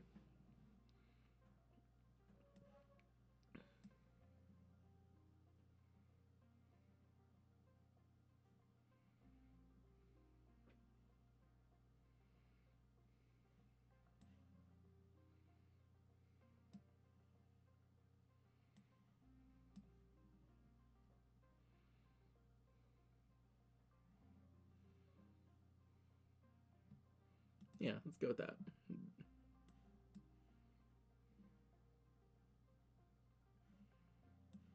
Wait a second.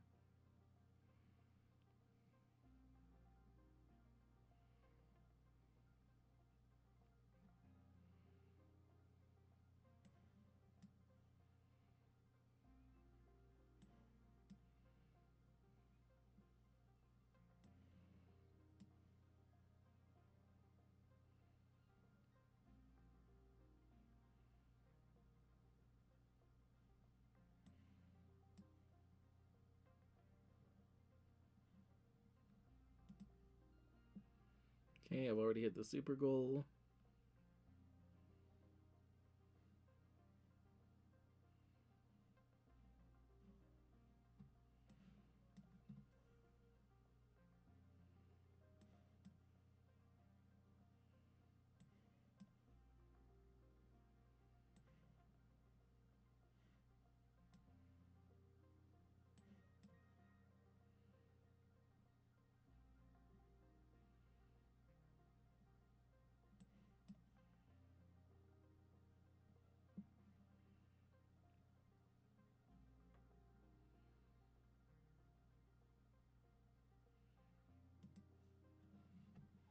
Yeah.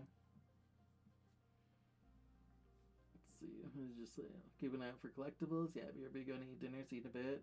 And you're like, yeah, have a nice dinner, Alex. You bravely step onto the rock. Let's see. Why reduce stress? Plus perception. Okay. Gain memory. A beautiful vista. Ooh. Lusty friendship with Diz. You bravely step onto the rock and walk out to the edge with Diz. You both sit down, feet dangling over the precipice, and look out at the amazing view.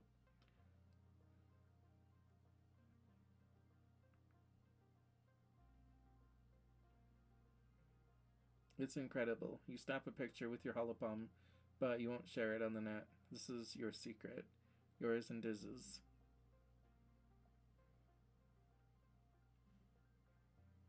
Beautiful. A rainbow card. I love it.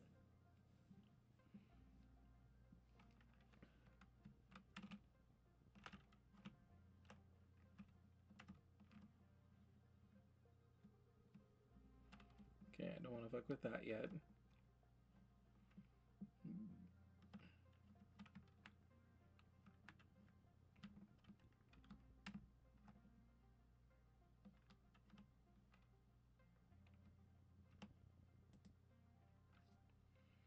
Your way is blocked by a strange small creature with 1 foot and 4 large eyes, 2 of which blink sideways on top of its head like frog eyes.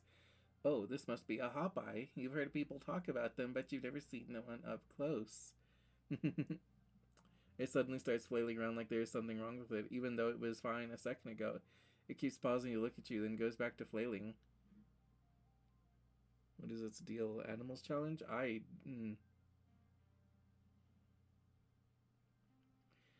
don't have animals, but I'll try the challenge.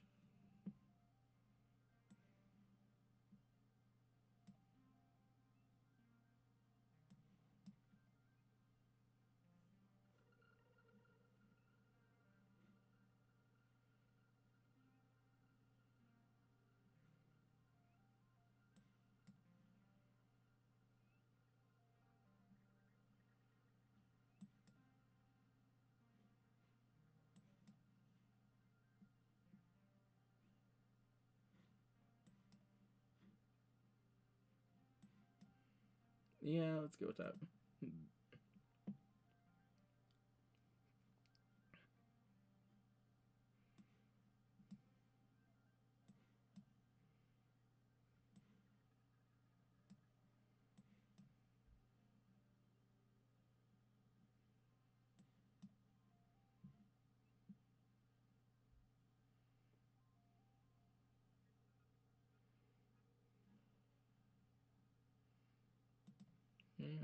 Okay.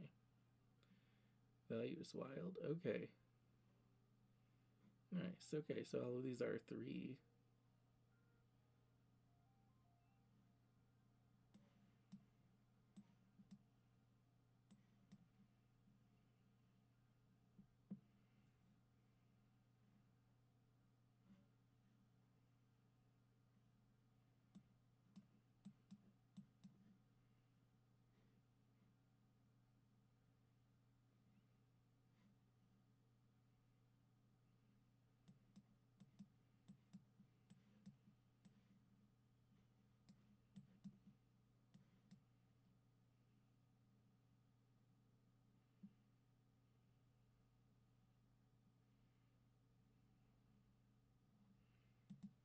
There you go. +2 animals. Yay! +2 animals, +2 perception.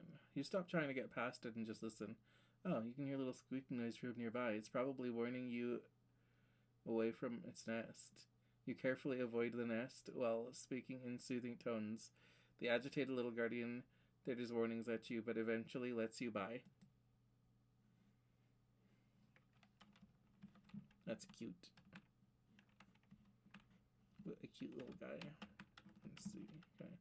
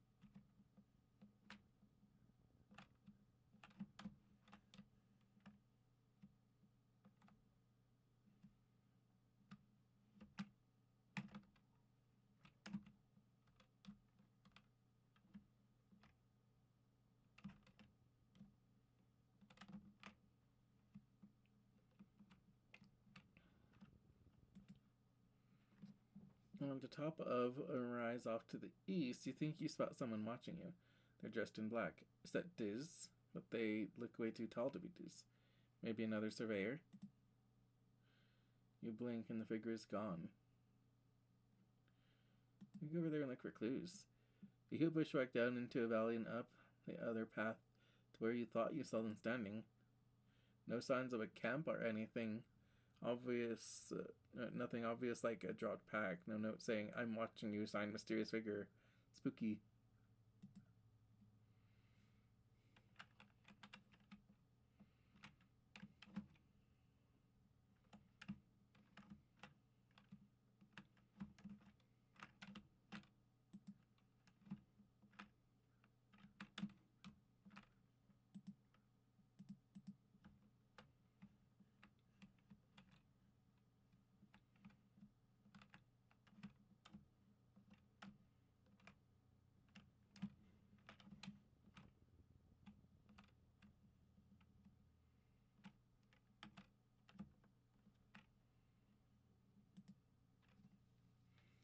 A large woolly blue creature is floating here, a meter off the ground. It seems to be upside down, which is causing it some distress.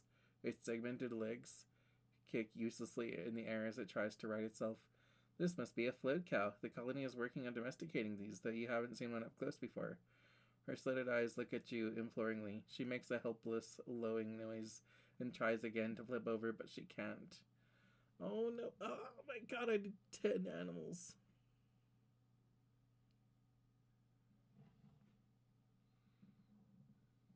I don't want to pop it. That's mean. I want to help it. Leave it. For creature. Okay, wait, hold on. I might be able to get enough animals to help it. You pause in your tracks, hearing an ominous sound. Shoo shoo shoo.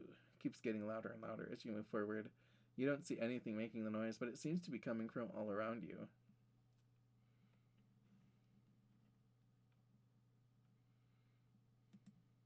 Bravely continue on. Bravery challenge. Easy.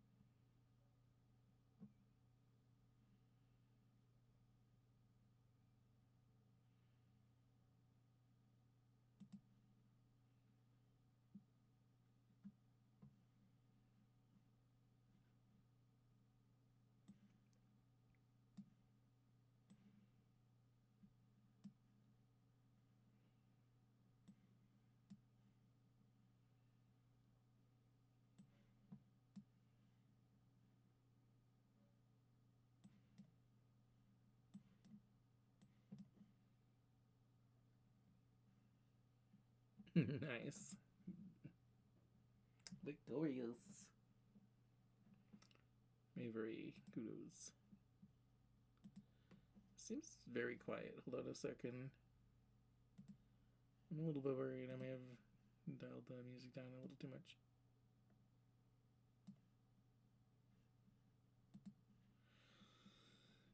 Yeah, it's just alien crickets. Phew. They're so tiny, but there are millions of them. They look like little blades of grass and other sides against stuff to make that shoo shoo shoo shoo noise. You tuck your pant legs into your boots and continue on your way.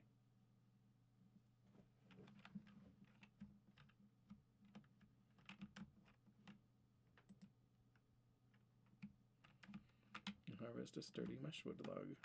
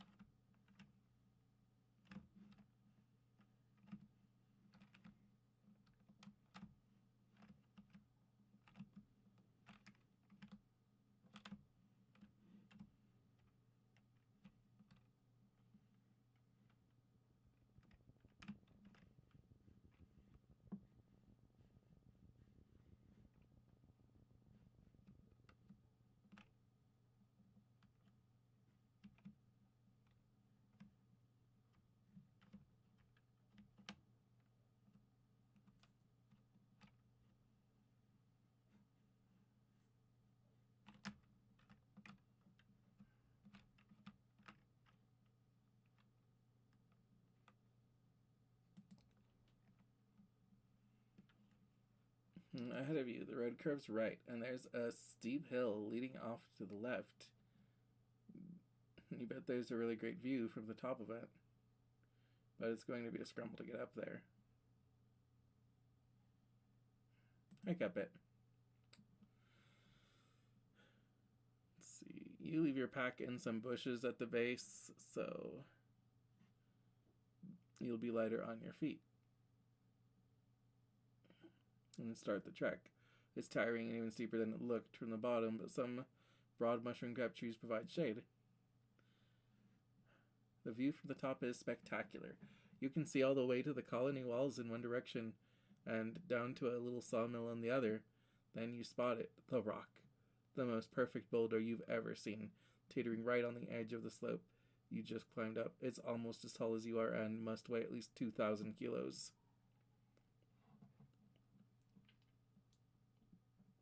How's exploration going? Good.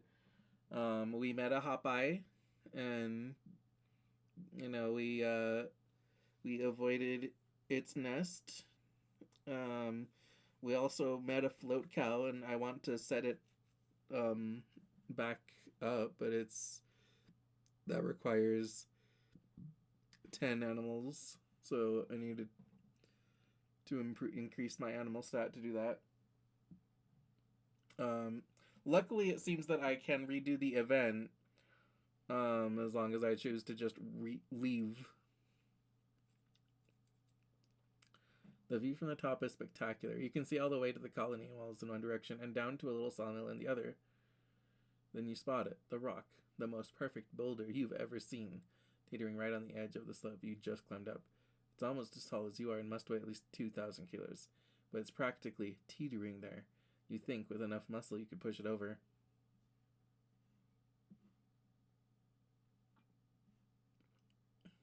I mean,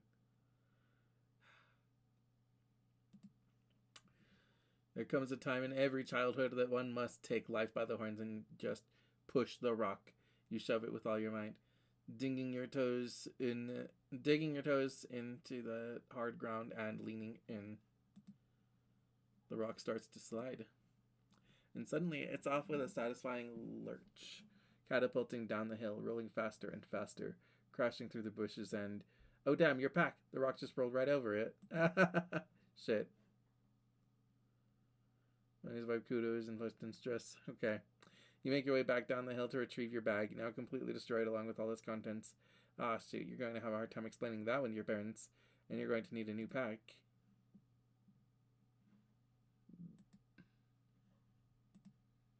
Didn't actually, destroy all my stuff, though, right? No. Okay. Good.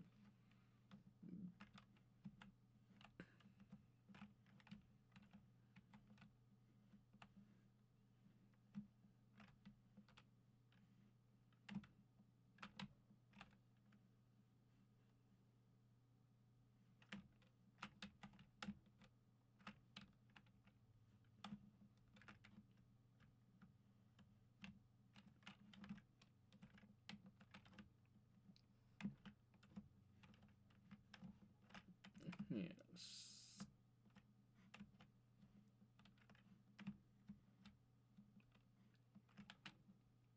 Let's see.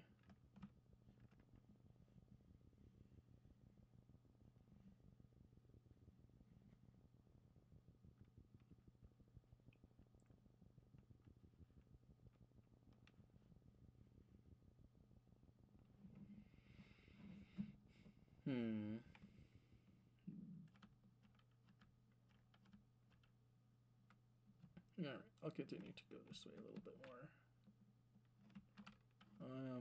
Stressed. Actually, you know what?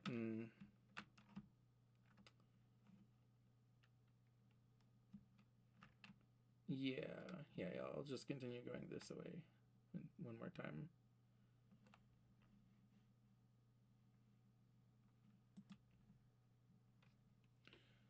The muck hides interesting bugs and other treasure for those willing to put their hands down the right holes.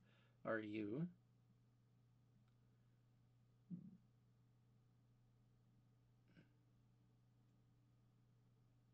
Peek inside that hole. Looks dark. closer. I need 20 or greater perception. Nice. You stick your hands down enough holes to know this one seems occupied.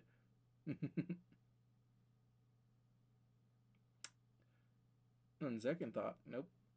You two were not tired to continue. You have to go home now.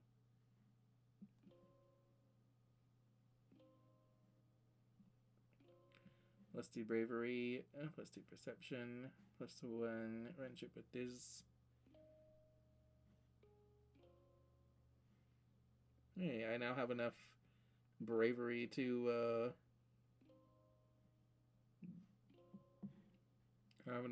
actually like hang out with Diz.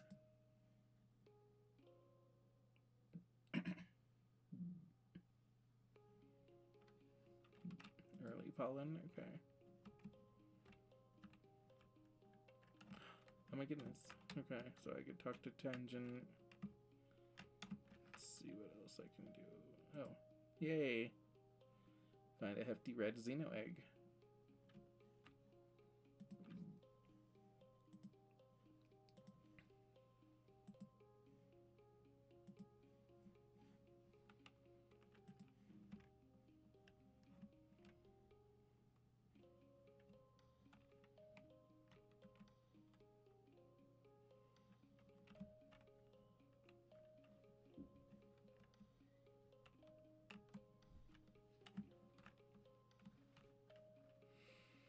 Alright, let's talk to Tangent for anything. You tell Tangent you know where Diz has been going. You tell her he's been sneaking up to explore the jungle.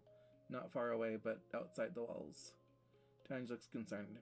Really? She says, wringing her hands. Is it safe? I'll keep him safe. She eyes you skeptically. Full offense, Niji, but you're just a kid, she replies. However, I suppose it's good to know he isn't alone out there. Tangent is storming around the quad in front of engineering, checking notes on her holopalm, gesturing and grunting in frustration. Oh, this is the worst. What's the matter? I can't possibly, she says, her voice cracking. She seems too upset to even explain it. Professor Hal, she tries again. Hal, he was helping me with this physics chapter, and now he's... She throws her hands in the air, virtual holopalm screens flying everywhere.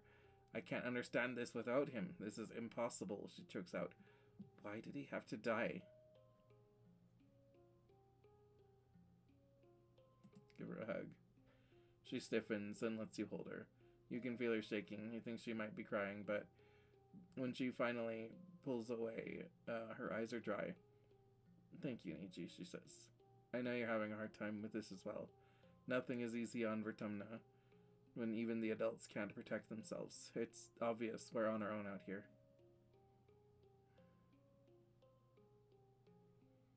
Damn, I don't have enough engineering to help her. Well, good luck. Aw. Tange nods, going back to her notes. Thank you, she mumbles.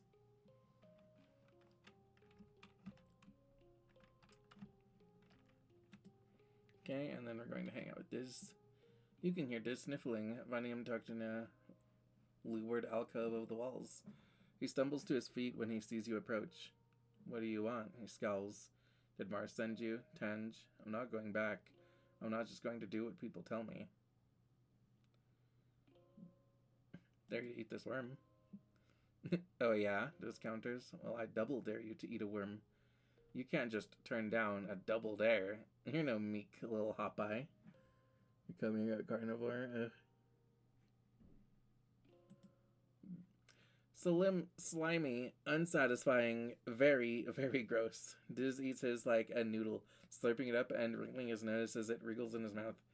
Yuck, he says, swallowing it whole, then shows you his empty mouth. You should have known better than to dare a person who fears nothing.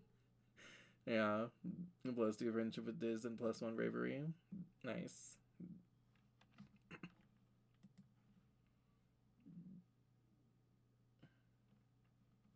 You can hear Diz sniffling, finding him yeah, okay. I need 40 bravery. Okay. And Chili Tingia. or tangent. I'm just very seriously considering a large piece of paper. One of the lab assistants told me that it is impossible to fold a piece of paper in half more than 7 times. She says, this is a myth. You can actually fold a piece of paper in half 12 times. 10 frowns. I cannot abide those nominally more intelligent than I am passing on hearsay and urban legends as facts. It is the duty of all scientists to question what is held up as truth. Yeah, I mean, that's true. So, you're not wrong.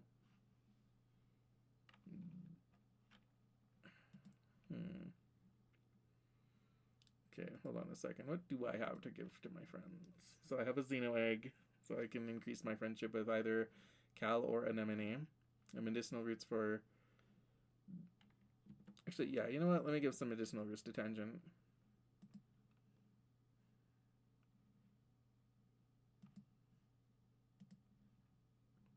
This is interesting, as Altan says, taking the roots and turning them over in her hands. Her lip curls in distaste at the dirt that still clings to them. No, really, she protests when she sees the look on your face. I'm going to analyze these roots to see if they have any useful properties, that they might be medicinal. She turns to walk away, then remembers herself. Thank you, she adds, almost as an afterthought. Okay. And I could give Mars this crystal right now, but I'm actually kind of thinking that maybe I'll save it for her birthday.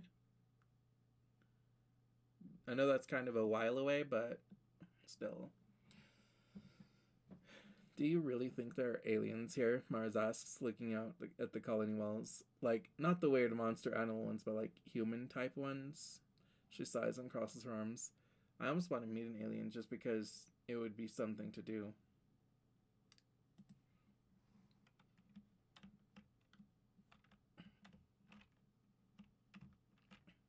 Let's see. Uspachida, looking longingly towards the forest. You ever think about what's out there, he muses. There could be anything. We don't even know. He sighs and leans on his rake, and I'm stuck here, pushing dirt around. Are you eating enough, your mom says, looking at you critically. Drinking enough water? It's hotter here than you're used to. You have to take care of your body if you want it to take care of you.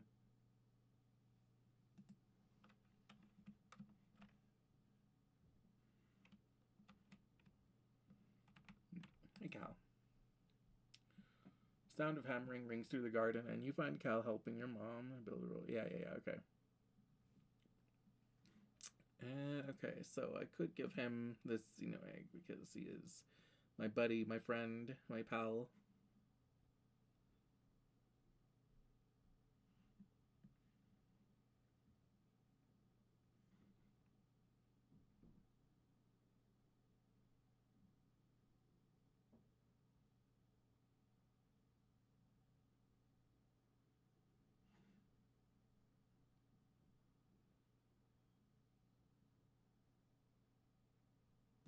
I'll save it for now.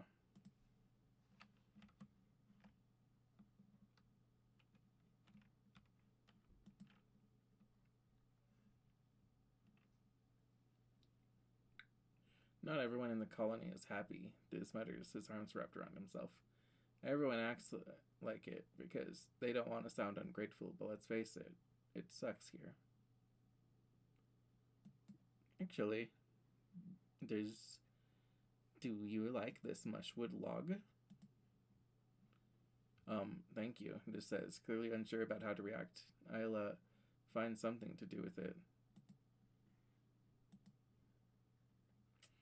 A sports ball goes sailing over your head. Okay. I need 40 toughness.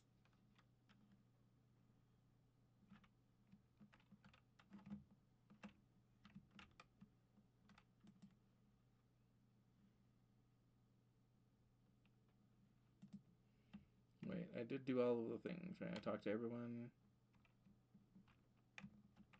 Yeah, I talked to everyone.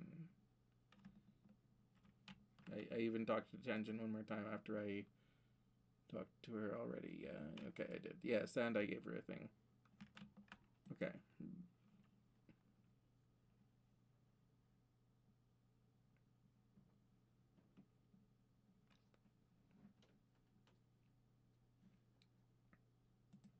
just okay.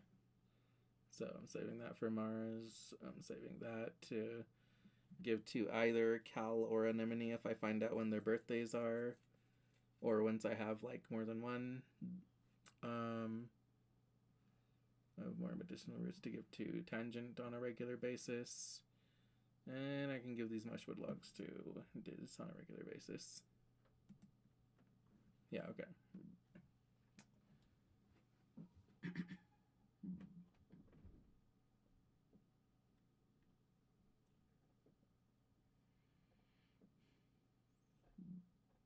Let's see, so, let's see, so how do you like the exploration gameplay? Yeah, the exploration's fun.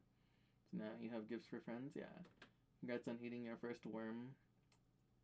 Let's see, she speaks weird. Yeah, I mean, I think it's fine. I think she's just smart, which I don't mind.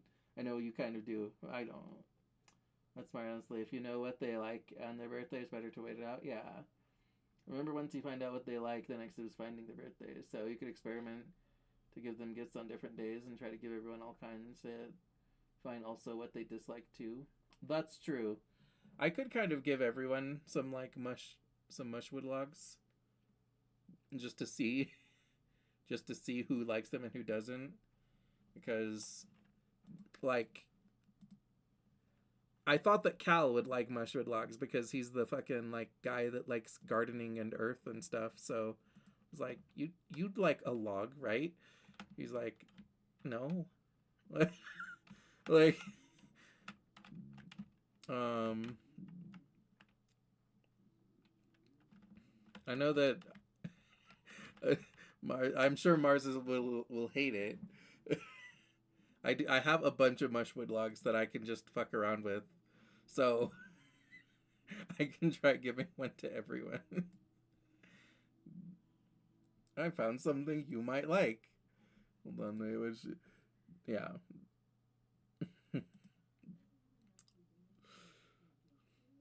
Yeah, this is well before her birthday, so I'll be able to give her something again by the time it actually is her birthday, so this won't fuck that up at all.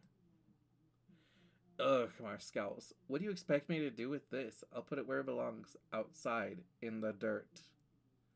Yeah, that's what I thought. Like, Mars just likes mushwood logs. Uh-huh.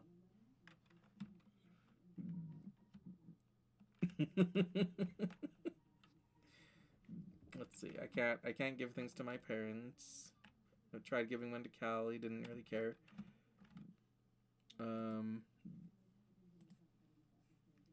Diz doesn't particularly like or dislike it. Same with Cal. Let's see. Anemone. Here, I got something for you. A log. It's log, it's log, it's big, it's heavy, it's wood.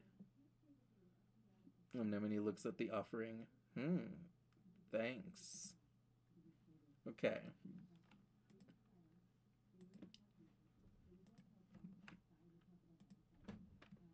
Okay.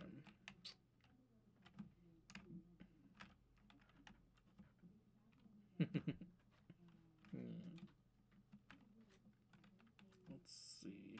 Yeah, that's everyone, right? Yeah, okay. Neutral. I already gave her something, so I can't give her something. Neutral hates.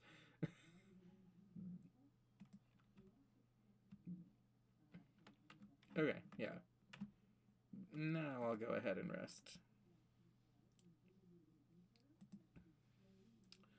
You run into Cal and Anemone on the hill behind the garrison at a small construction site. They seem to be throwing logs. There are a bunch of them lying at the bottom of the hill. It's a caber toss, Anemone shouts to you, then grunts with the effort of lifting a 6-meter long mush tree pole. She throws it like a javelin down the hill and sprints after it. My best record, she shouts and ties a piece of caution tape to the end of the pole. Your turn next, Cal says, pointing to a neatly stacked pile of construction poles behind you. From the looks of the nearby construction, they're probably destined to be a new lookout tower someday. Oh my goodness, E?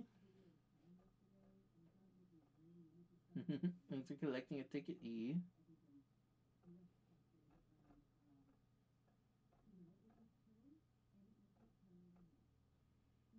Let's see. None of the kids like just sit up. God damn it.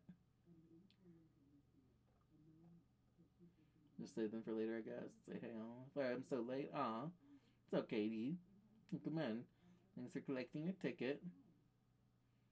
Hey. Let's see. Rusty says, "Oh my god, did you see EHS? Wowza. They have like coolest students ever. I can't wait to see what they do next. It's gonna be amazing." Ninja talking. EHS is the biggest streamer ever. I just know they're gonna blow our minds with their awesomeness. Oh my god, I'm so excited. Yeah, absolutely. He is the best streamer. I don't know if you guys know this.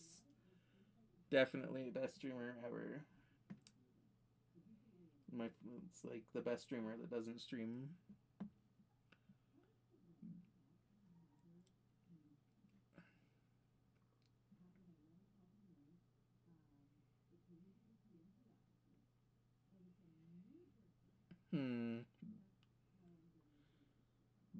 Let's use an average one. He just made a fine pull selection, Cal narrates in a haughty voice, and is lifted it onto her shoulder. Next, she will approach the sprinting line and begin her run, tossing the camera before it reaches the throwing line. Lift, run, throw. Toughness challenge. Okay. Random card locked in one slot. Ooh, okay. This is fine.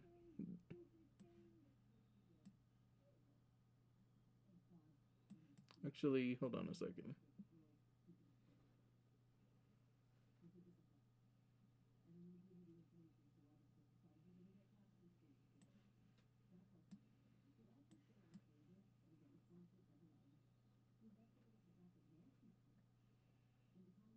Let's do this. Oh, it's just there. Okay. I see.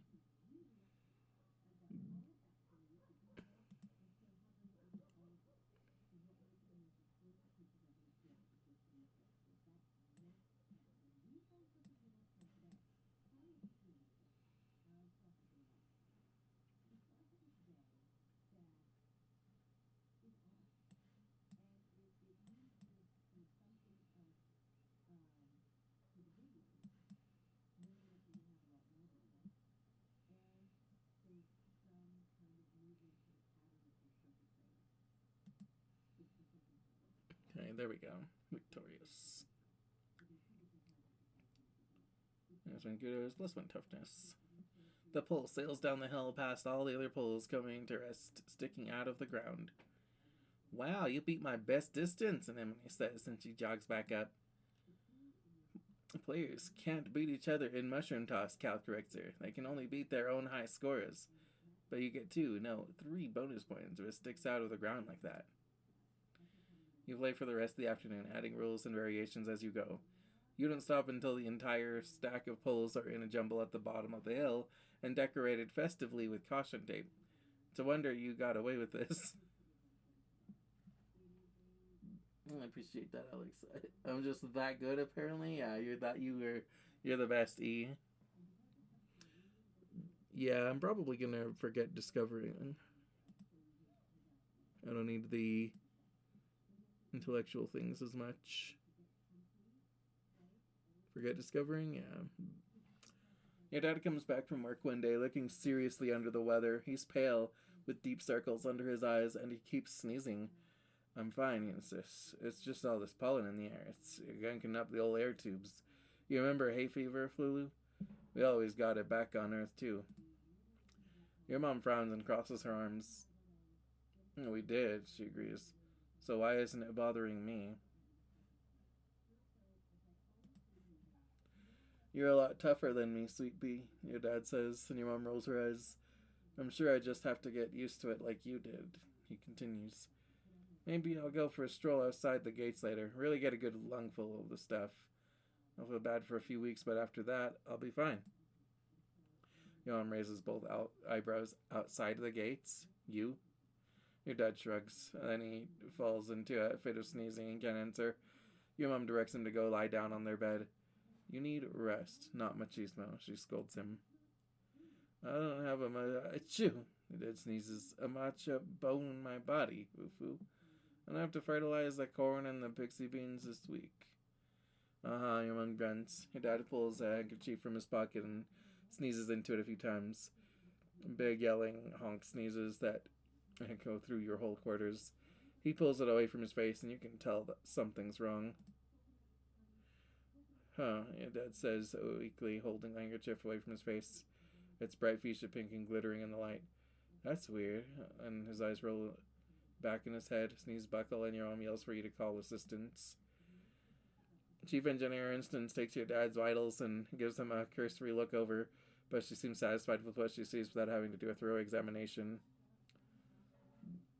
The explorers have started calling this the shimmer, she says, shining a light down your dad's throat. He's looking a little better, but not much. It's an airborne environmental toxin, likely in the pollen fog. Let's see.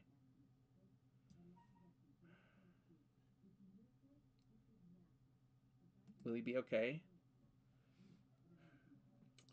It doesn't seem to cause long-term damage to the body, Instance explains. She gestures in the air, making notes on her hollow eye that only she can see. I've been tracking its effects for 3 seasons now. The toxin is flushed out of the body after 3 to 5 days, and it's not contagious. She looks down at your father. What that means for you, Geranium, since you're particularly susceptible to the toxin, you should be taking better pains to avoid exposure. If you must go outside during pollen, use a respirator. Your dad smiles weakly. You got it, boss, he says. Your mom smiles and puts her hand over his. As your literal boss, I'm ordering you not to come into work for the rest of the week, she says. You're on strict bed rest. She leans in to touch her forehead to his. They stay like that, smiling with relief. Good, okay. I was worried. Yeah, we're keeping the worm. Oh yeah, definitely. I definitely wouldn't forget that. That's a 4 value card with a gem. Like, that's some good shit. I don't need a 1 cost blue. Let's see. Yeah. Even after 1 day of bed rest, your dad is looking a lot better. He's clearly anxious to get back out into the fields. You're gonna love this new crop, Niji. It's called a pixie bean. They glow in the dark. He's already pulling on his boots. The fields look so beautiful at night. I'm happy that we finally found something that would actually grow here that isn't soy, and more soy. I'm happy too. Okay, I'm glad our dad's okay. I was worried. He was like gonna die.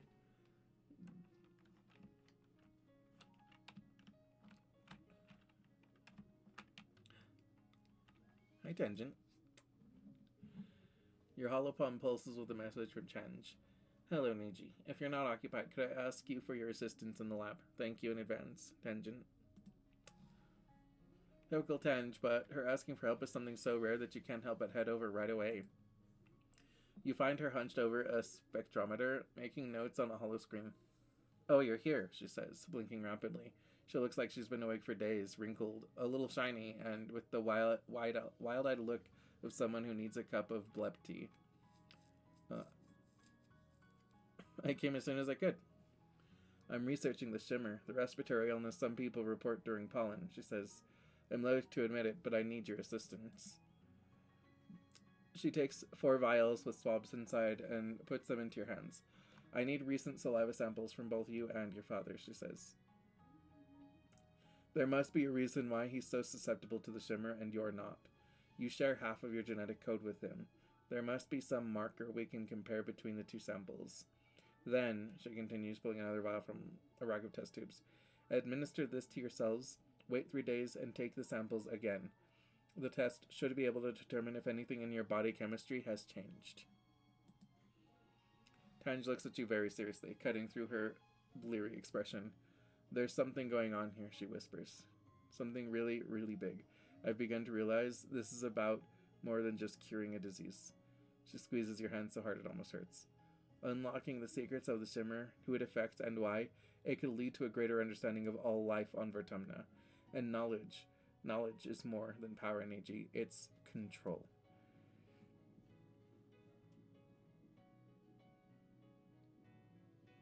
I mean, I mean, like, this is definitely a good thing to do, but I am also a little bit worried about her. Like, are you okay? Anne blinks again. I'm perfectly fine, she says dismissively. This is the face of complete concentration and focus. I'm in the zone, Niji. Okay, I'll do it.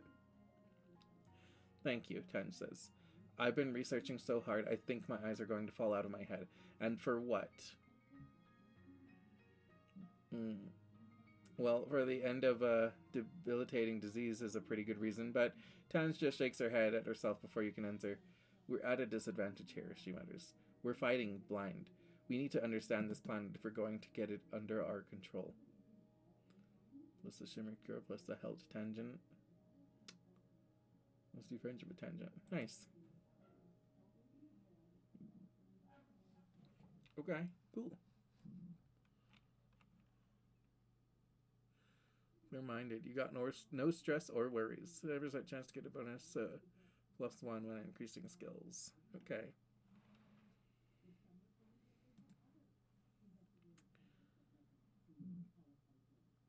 Don't, Tench says, as soon as you open your mouth to speak. She holds up one scolding finger. I'm about to make a breakthrough. Do not interrupt me unless it is serious. Okay. Let's see.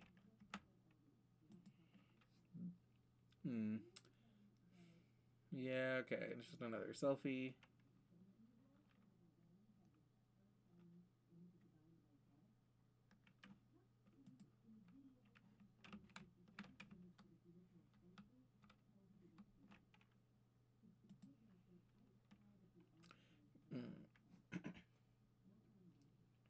Gallant sitting on the ground of hands, his feet tucked into the slats, tapping away at his hollow scraton. Oh, yeah, okay.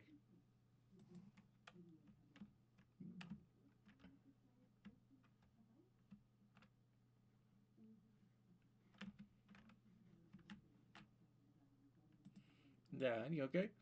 Your dad brightens when he sees you. Well, if it isn't my favorite gooseberry, he wheezes. I'm glad you're not as messed up as your old man. This pollen is no joke.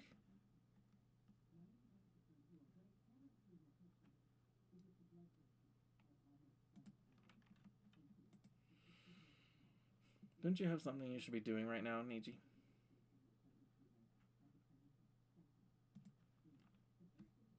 Okay.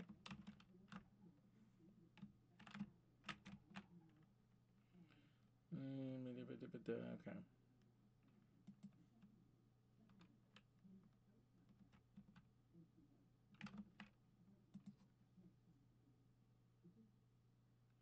Diz almost completely ignores you in favor of playing a game on his holopad. Just one, he mutters, then cusses and stomps his feet as the game lets out a cheery whistle of defeat. Stupid game, Diz hisses. He looks like he'd throw the game away, but if it wasn't literally attached to his hand. Oh my god. Anemone looks up from her hollow palm and sighs dramatically as you approach. Man, I hate school learning, she exclaims, prodding at her screen. Why do I even have to do this? Let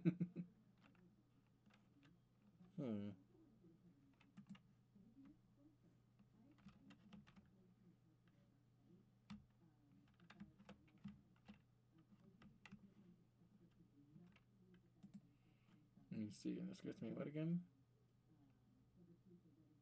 Creativity, bravery, and some stress.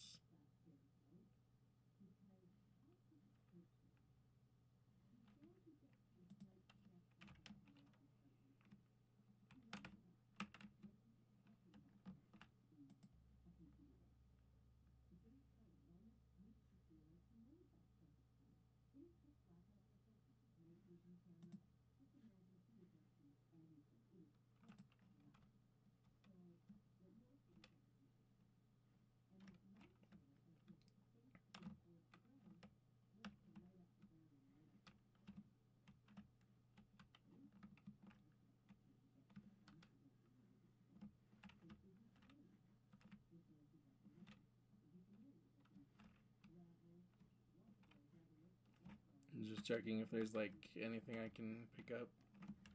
No, it doesn't look like it. Okay. We're gonna go out and explore again.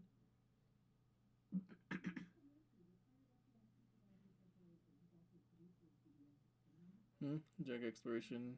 Drug aware.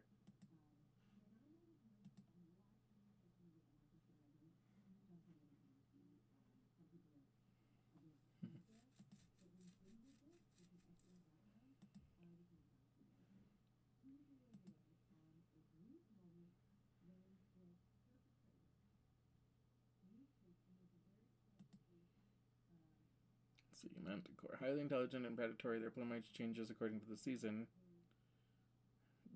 Their body is composed almost entirely of dangerous weapons. Do not approach. Okay.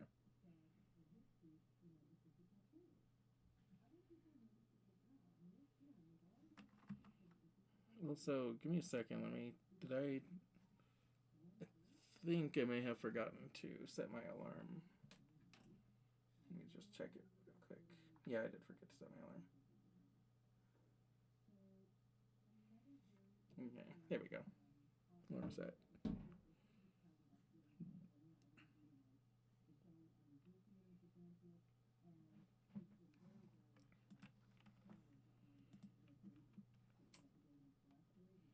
Only 3 collectibles, not bad. You did half of it already.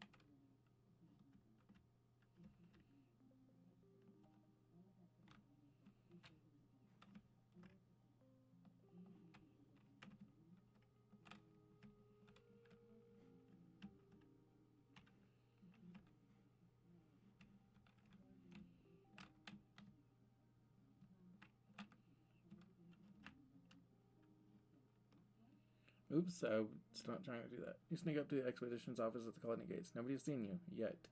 The lovely bustle through the gates kind of makes you miss your friends inside. If you want to go home, you could sneak back through the drain pipe now. No. Keep exploring.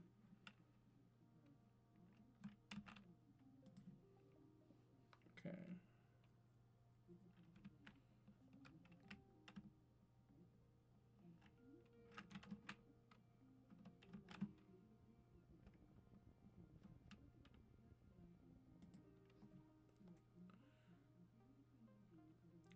Oh, it's that same split cow. No. Okay. I will leave this split cow alone until I have 10 animal.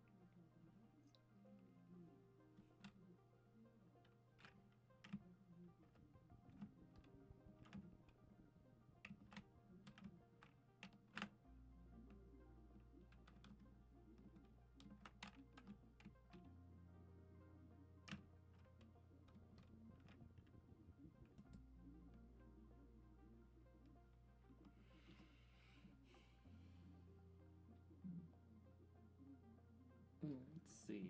Okay. You let your mind wander as you're walking and bumble straight into a field of gelatinous blob grass.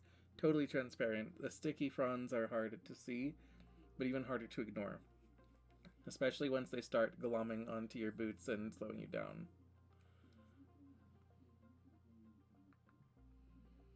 It's like trudging through thick mud. You stubbornly decide to keep going, paying close attention to the visible signs of the blob grass field. And there aren't many, just an absence of other vegetation.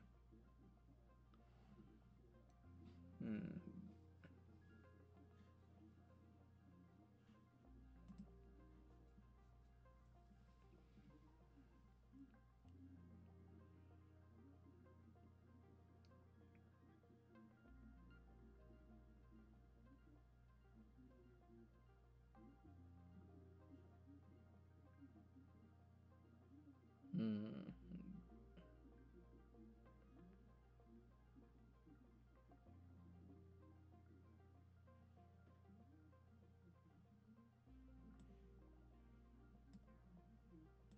Let me actually test this. Okay, so it does still.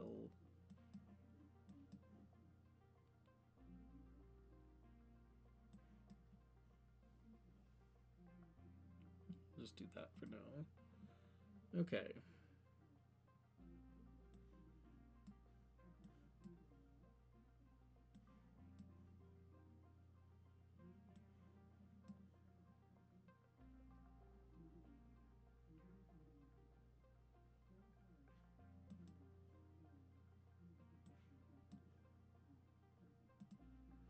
Okay, and I already hit the super goal, so I'm good.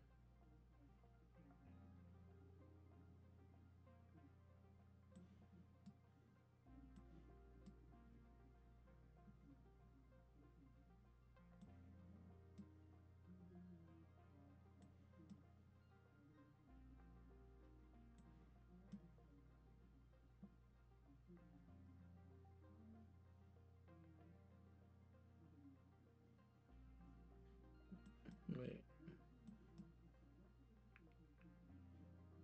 Yeah, okay. This is still better.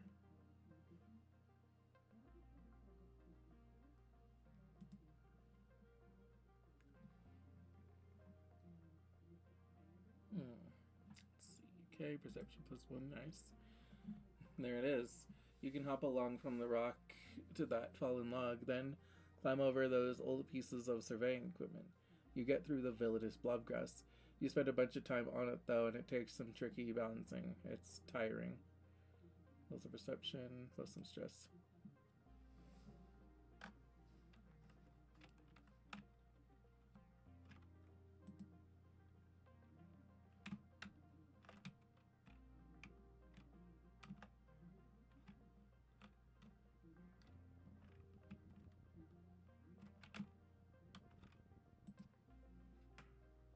You come across a cluster of mush trees. They're not fully grown yet, but they're still pretty big. It might be good to harvest them before they get all gross and mushy during the rainy season. If you were older, you could probably cut them down and get some kudos for them.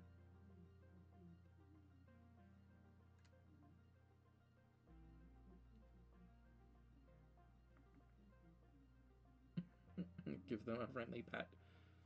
You like the mush trees. You give one a pat and are surprised when it moves under your hand. It's not the tree though, but a camouflage creature lying against the trunk. It's small and looks a little like an octopus or starfish.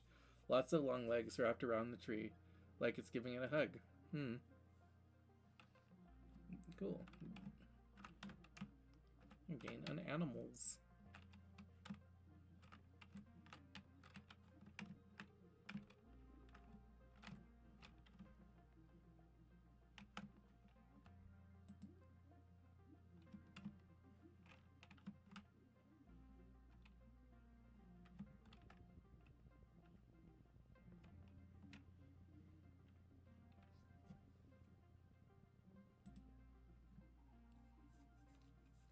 You're minding your own business when you stumble into. This low valley has collected a lot of that thick pollen. You cough and try to push your way through it, but it's pollen all the way down. Surveyors get nice helmets with built-in masks, but yours is just a cheap one. At least the pollen isn't too thick here. Try to find a way through. Perception challenge. Easy.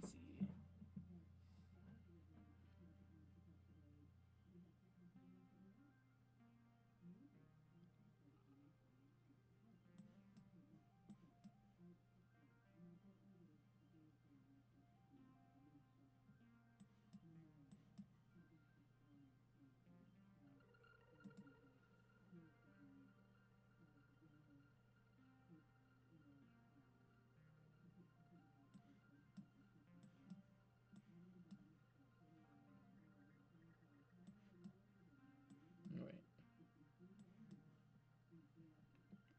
3, 4, 5, 6. Nice. That is a beautiful straight.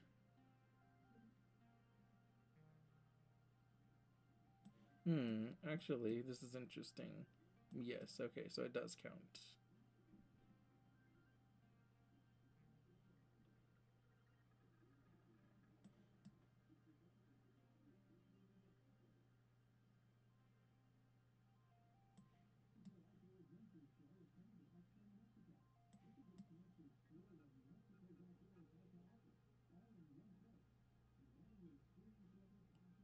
I'll go ahead and not play my Mars ambition, just so that I don't have to pay a kudos, because I don't have to. I already get the super goal.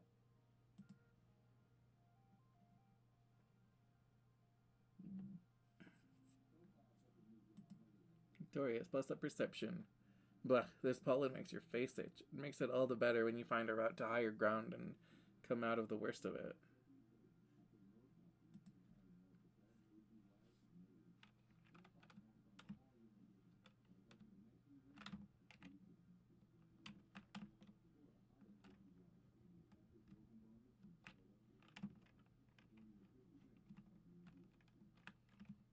Okay, that's a Manticore, which might be a boss fight.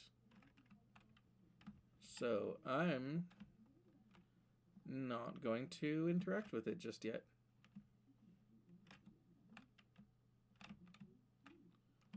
I'm going to try and be well and prepared and make that the last thing I do.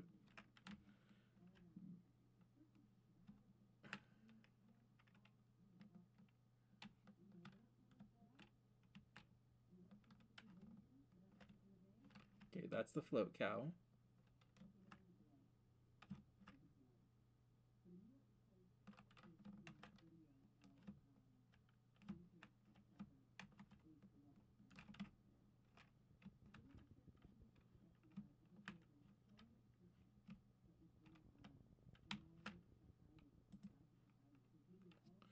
Plants grow fast during pollen. They've choked the path here and you can't see an obvious way through. Perception challenge. Okay.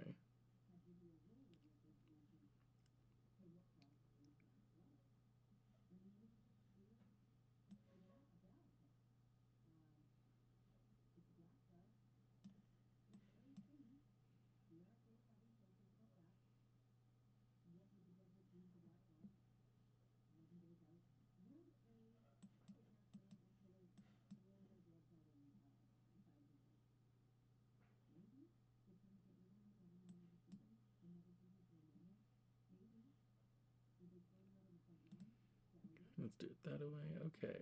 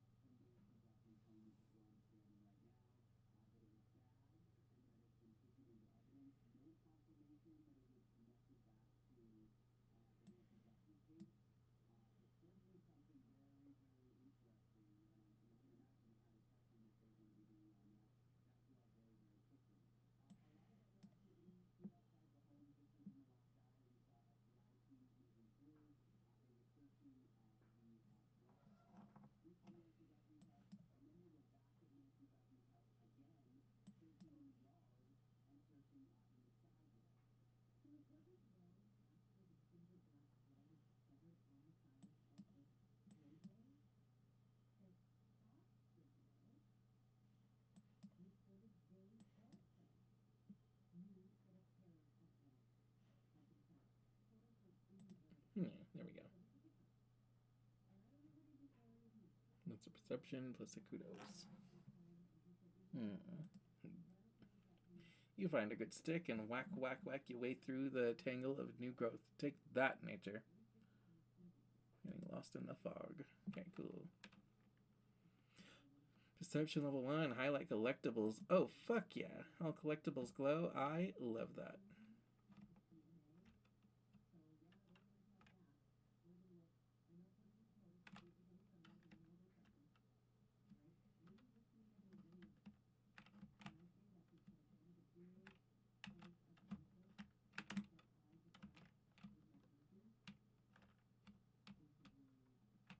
Oops, no. Explain. Not ready to go home yet. You leave the path and sneak through a strand of mush trees to one of the little sawmills dotted this area. It's a small but busy operation. 3 people feeding mesh tree logs into some kind of machine while a fourth one directs a four-legged robot with a plasma saw mounted on the front. Stay and watch what they're doing. You stay out of sight and watch how they do it. When one tree crashes down, it almost seems like the others are wincing. It's probably just your imagination, though. They aren't planting new ones or leaving any behind. You know the mesh trees regrow every year, but can they still regrow when you cut down everything like this? This one for each Joe and other cards. Even the smaller trees and bushes are getting ground up for mulch with a scary big grinder that sounds like a roaring beast. The entire process makes you uneasy, but also proud of how industrious your colony is.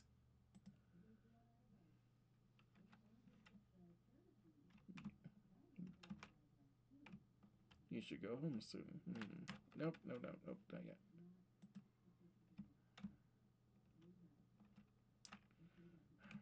Okay, so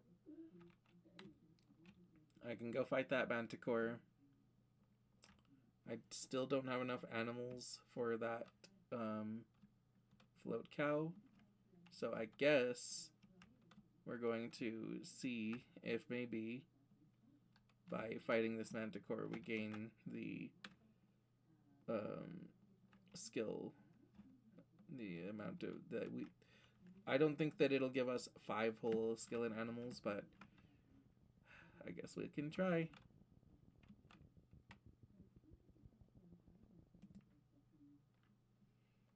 There, in the clearing, the most majestic creature you've ever seen. It's like a unicorn from your dad's storybooks, but with leathery reptile skin that shines when the light hits it. It moves so softly, like it doesn't even disturb the ground. It could be dangerous, but you want to see what it does. Be as quiet as possible. Perception challenge easy.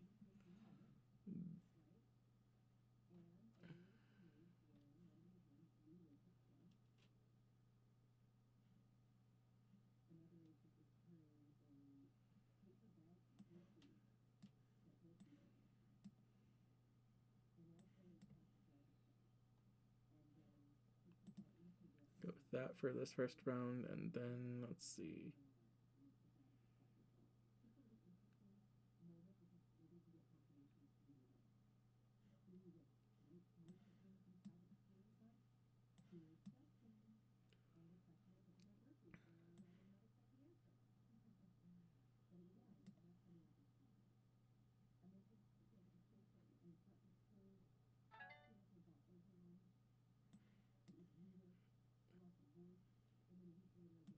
Yeah, fuck it. Let's see.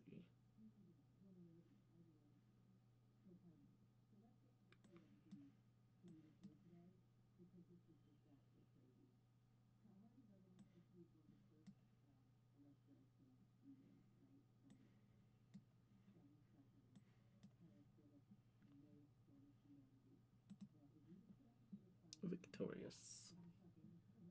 You got all collectibles of the exploration. Yeah. +1 perception, +1 kudos. As you settle in to watch it from behind a stand of mush trees, the Unisaur looks up towards you, startled by your movement. You try to hold perfectly still and quiet your breathing. After a tense moment, it goes back to its business. First, it sniffs out a good tree and rubs the scent glands in its neck against it thoroughly. Then it pees like a crystal waterfall on a rock. Everything it does seems magical. You quietly take a picture with your holopalm, but you know you can't share it or you'd get caught for sneaking out. Next, it sharpens its horn against a rock, which is scored with marks from having done this before. This must be its favorite sharpening rock. You notice the bulge on its stomach. It must have had a huge meal recently. Eventually, it curls up for a nap. You quietly sneak away. This was so wonderful. Vertumna is a magical place.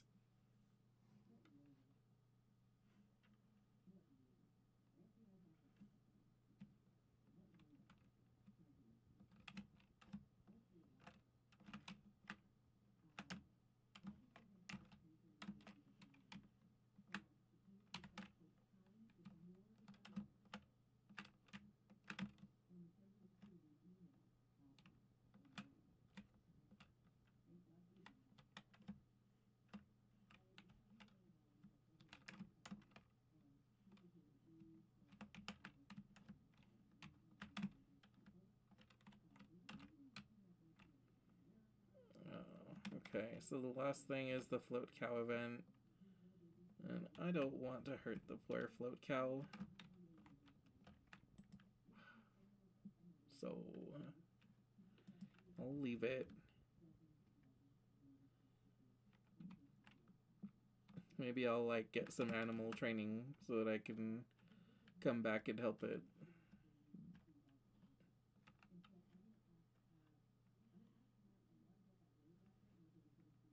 What a nice Venusaur, yeah. Actually, let me just double check. Just walk around like one more time just to be sure.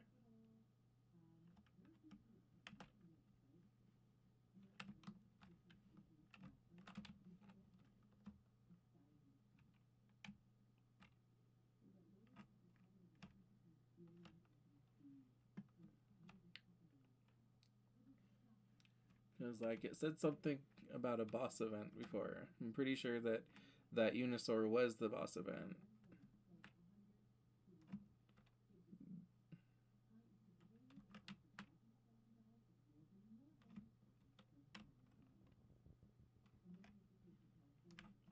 So I am pretty sure that the only thing left to do is the event with that float cow.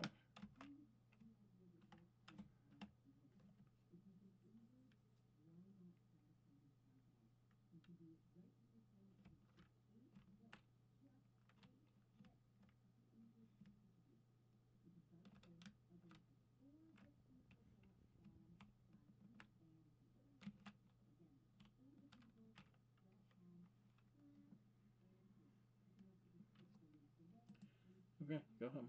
Are you sure this will end the month? Yes, go home.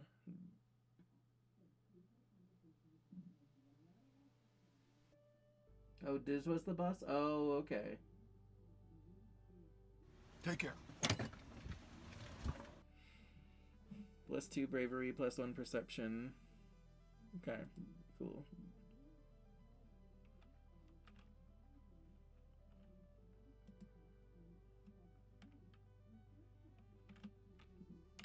Anyways, that Diz. You slip through the colony gates, feeling the breeze from the mushroom forest ruffle your hair. You look around for Diz, but he's nowhere to be seen. Maybe he went to class today? Probably not.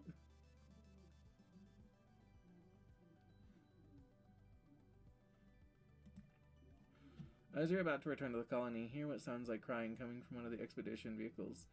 You pull back to the tarp that keeps it from being blanketed with fungal spores and finds Diz curled up in the cabin.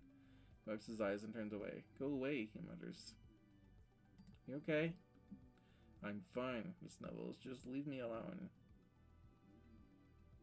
This is a great hiding place. Coming in. You pull back the tarp and slide into the cabin of the vehicle. Diz continues to cry, but softer now, as if he's trying to stop but can't quite manage it. His lower lip trembles. You're lucky you have family who cares about you. He sniffles. My mom is gone. My sister thinks I'm stupid. Diz is quiet for a long time, almost long enough that you begin to consider actually leaving him alone. Just before you do, though, he speaks. I'm never going to go back to class, he says. I hate being around other people, and I hate doing schoolwork, and I double hate it when the teacher asks me questions. I'm not Tange. I don't know stuff like she does. And Diz kicks at the console of the vehicle a few times. Bang, bang, bang. Then bursts out into tears again, pulling at his hair. I'm just dumb, okay? People ask me questions and I freeze up, and I say something stupid, and then everyone laughs at me, even Tange. Tange laughs the hardest, sobs. She's embarrassed by me. I know she is. Today she just told me people would like me more if I stopped being so sensitive and immature. We need folks who use their hearts too. What? What do you mean?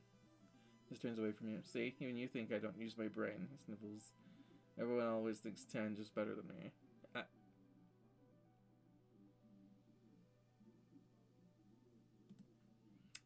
Moses wraps his arms around his legs and hides his face in his knees. I hate her, he mutters. Everyone thinks she's so smart, but she's just a big meanie. I hate everyone here. I hate being here. I just want to be left alone. Damn it.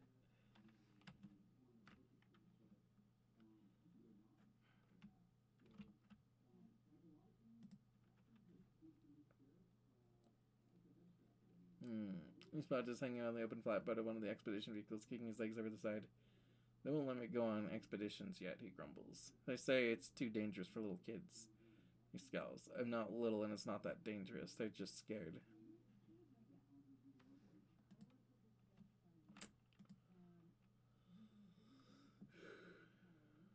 Enemy sneezes 8 times in rapid succession as you approach. Oh, they exclaim. I hate this spongy pollen. How am I supposed to train like this?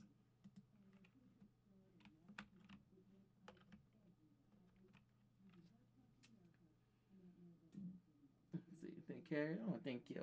And gain a heart. Thank you, E. First of all, take a sippy of this water.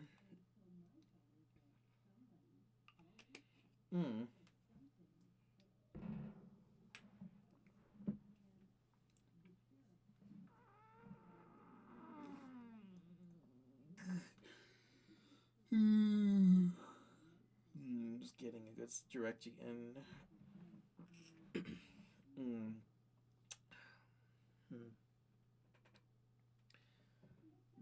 And gain a relationship heart. Why, thank you, E.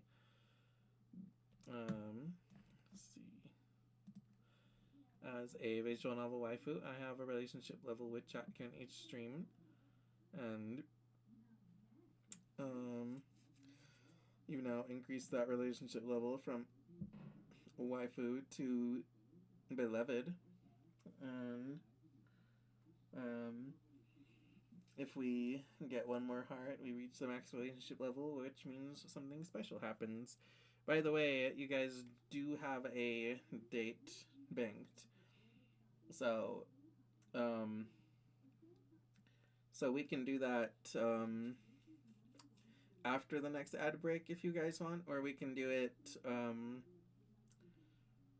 or we can like just bank it and save it for another special stream possibly this weekend.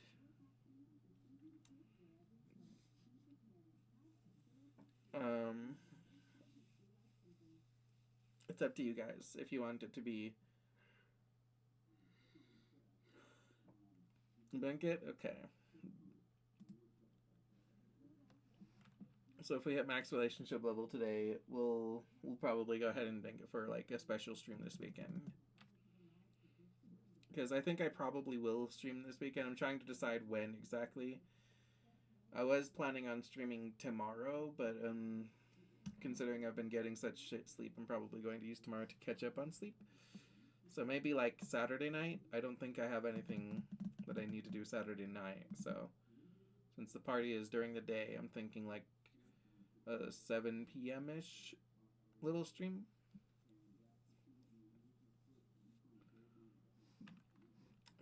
Let's see. Tan's just craning her head, looking around what she can see of the colony from the laboratory doors. Have you seen my brother? She asks. He stormed out of class today. Again.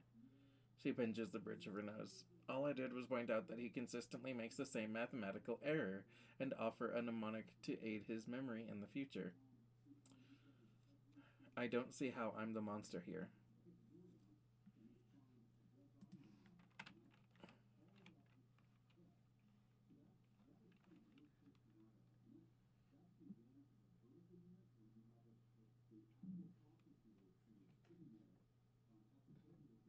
Let's see, streaming on Sunday because I was on Saturday now. Let's see what Alex decides. It's his birthday soon. My party goes until everyone wants to leave, so that's until midnight. That's how much we will go for it. Also put the game back on. There's no screen. Oh yeah, I forgot to put it back. Sorry about that. Okay, so I expect that we'll probably go home before it gets before it gets dark. So I'm imagining we'll be going home like 5 or 6. I'm pretty sure we're not going to be going till midnight. I mean, if we do and not survive, that's cool, but I think I'll probably be available to stream at some point on Saturday night. Royal Blue or Peacock, Mars asks, holding up 2 different jackets. Or should I just recycle both and have the shop nano print a different color entirely? She folds both jackets over her arms and sighs. Or a different material, translucent maybe? Ugh, so many choices. At least I have more than enough kudos to burn.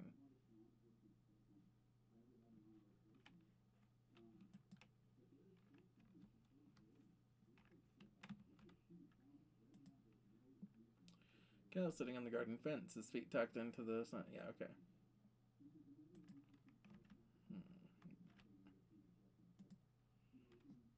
You spot your dad looking longingly towards the forest. You ever think about what's out there, he muses. There could be anything. We don't even know. Yeah, okay. Are you eating enough? Yeah. She's just checking on me. It's okay. It's cool.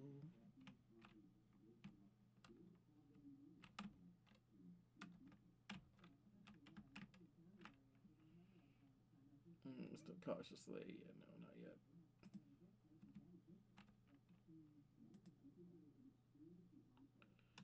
Just scrolling through a novel.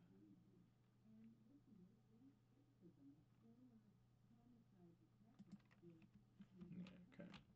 Actually, so it tells me like here, 1 event remaining. Okay.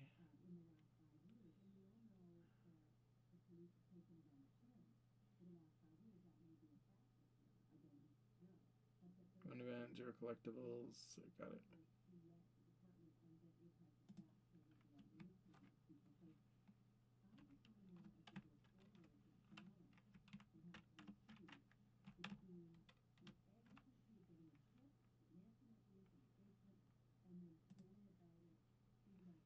Alright, let's see if we can get our animals up a bit.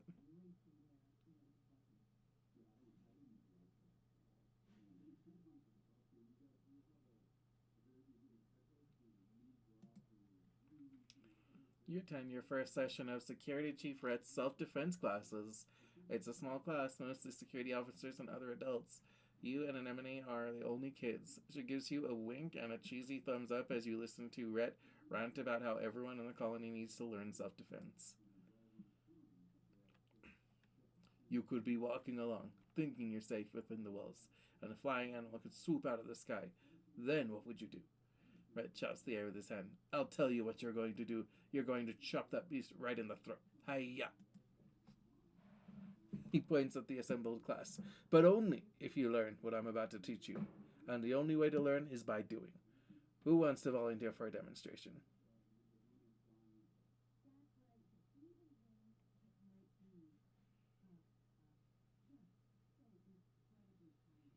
I mean, I don't really want to get Blake chopped in the throat.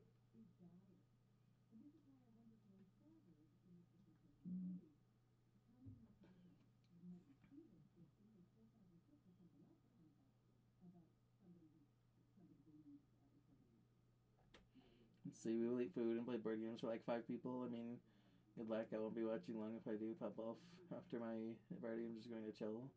So yeah, that's fine. I mean, I was thinking of doing a stream on the other site. I can ask you something I just noticed. Yeah, what'd you notice? What's up? I don't really want to get chopped. A little with an enemy. Safety in numbers. You try to become invisible so you won't get called on by Chief Rhett. Someone else volunteers, and Rhett flips him to the mat to demonstrate what happens when you try to grapple with someone bigger. How embarrassing. Glad that wasn't you. Only engage with the enemy when there's no other alternative, Rhett says. No one walks away from a fight without getting hurt. So the first rule of self-defense is to not put yourself in situations where you need to fight. Once you've learned situational awareness, we'll move on to hand-to-hand self-defense. drawing on a variety of martial arts. Only when I'm confident that you're ready will we advance to weapons.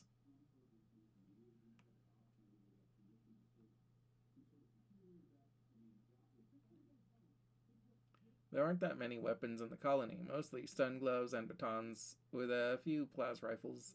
You hope you don't have to use them, but it'll be good to know how.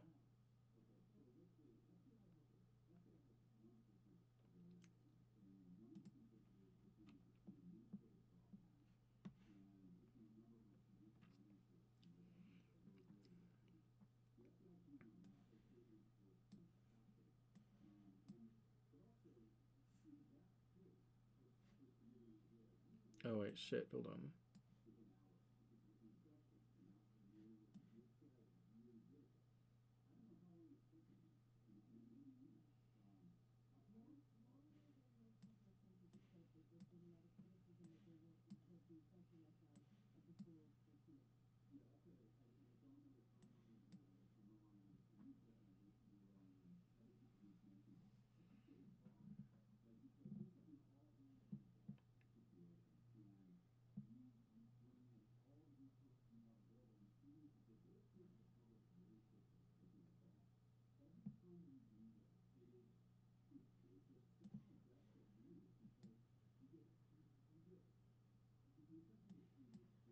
What if I...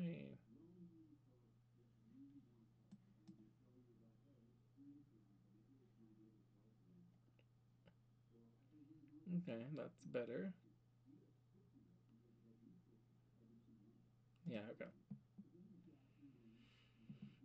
You worked well this one. +1 combat. Okay.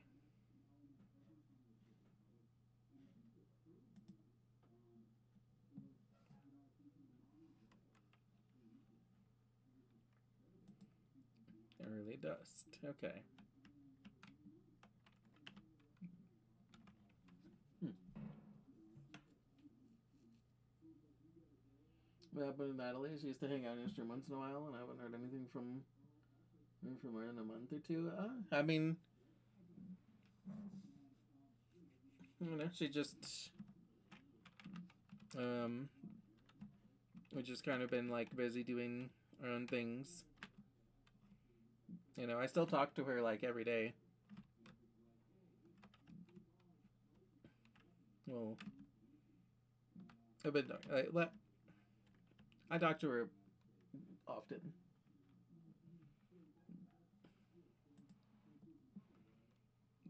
We'll be doing another special stream probably in March because that is our anniversary on Mario Day.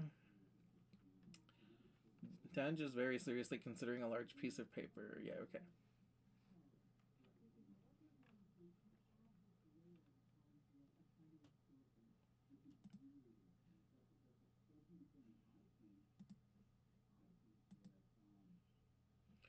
This is interesting, as all the time says, taking the roots and turning them over in her hand. It's okay. Mm-hmm.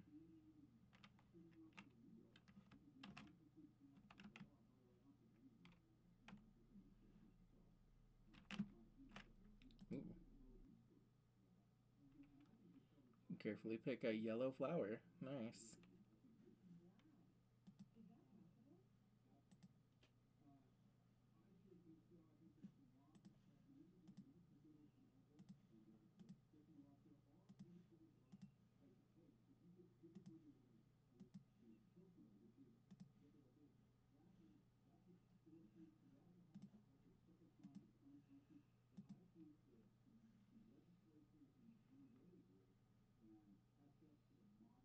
Hmm.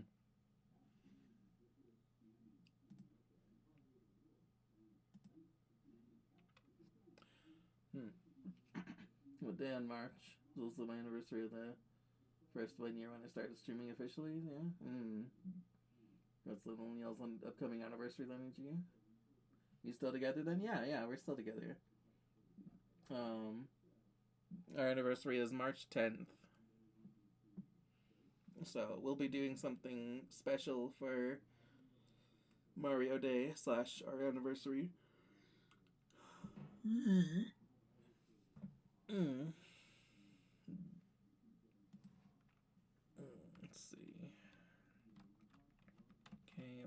Cal. Yeah, okay.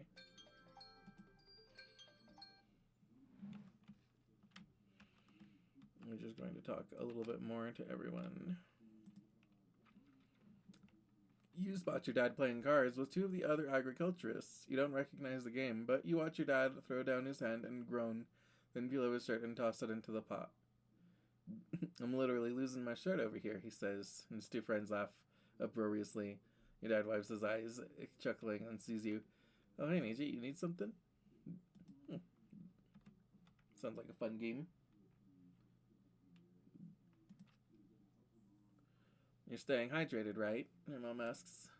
When it's this hot out, you get dehydrated a lot faster than you think. If you feel thirsty, you're already behind the curve. She stops what she's doing and mops her forehead.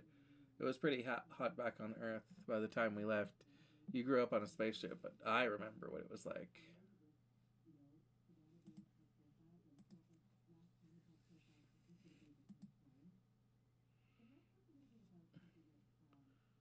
Hmm. Yeah, okay. Wait, you know what? Here, have another mushwood log. Thank you, it says, clearly unsure about how to react. I'll, find something to do with it. Good. Eat fucking better. My hard-earned mushwood logs.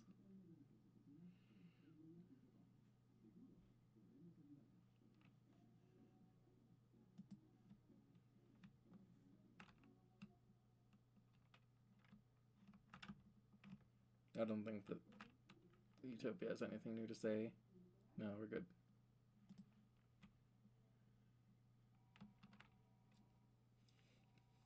Oh, actually, let me see if the like collectibles refreshed.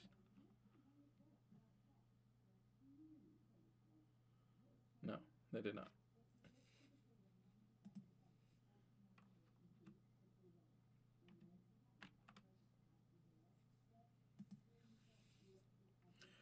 Let's see, sports ball. Okay.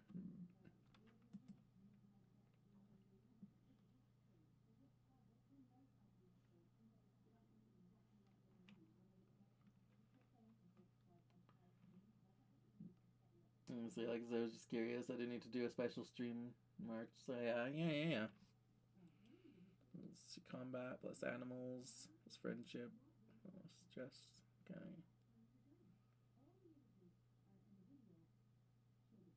Yeah.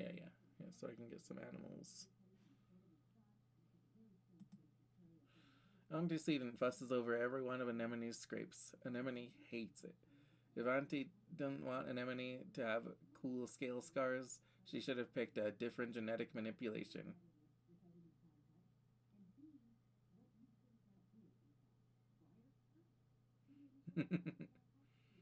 Yeah, okay. Yeah, so I was right. But I still don't have the, like, knowledge in my thing.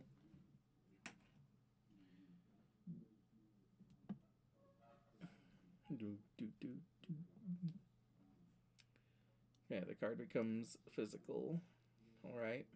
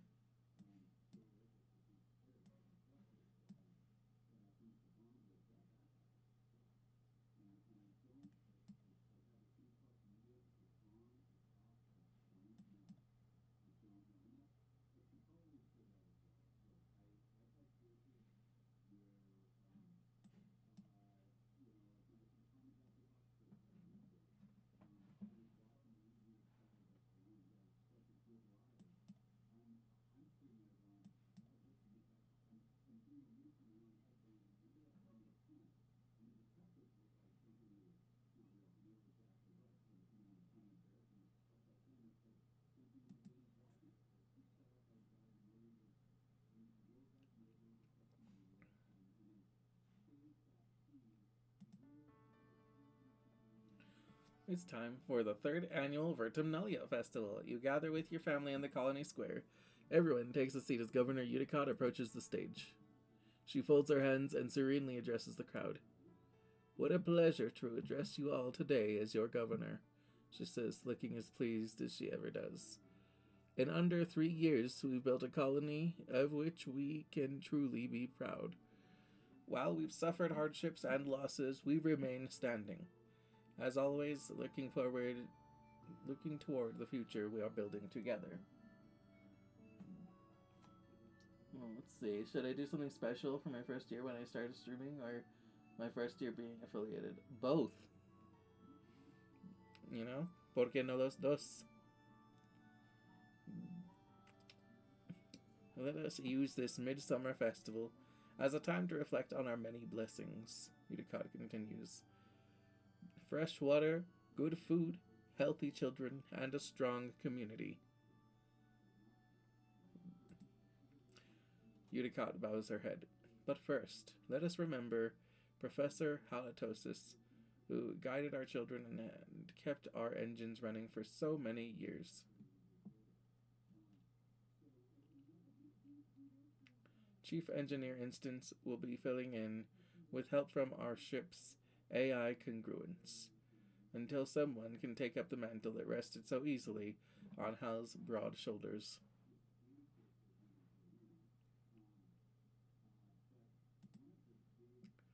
We also recognize the passing of our dear friend, Chief Surveyor Melatonin.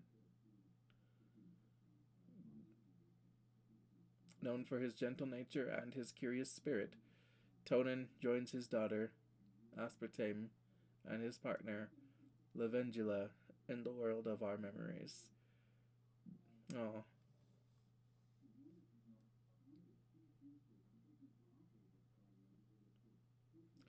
In his place, we welcome our youngest council member ever, Utopia, representing expeditions. Because it's more work and I still haven't fixed my PC, so I have limitations on the things I can manage to create or do. Yeah, but your affiliate anniversary and your like stream anniversary are like quite a bit apart. Like you can plan your stream anniversary like soon, right? Like you've got like like a month to plan that. And then you'll have several months, like 3 or 4 months to plan your affiliate anniversary. And it's probably not going to take you it's probably not going to take you 5 months to get your PC up and running again. And if it does, then by then you'll be settled into doing so.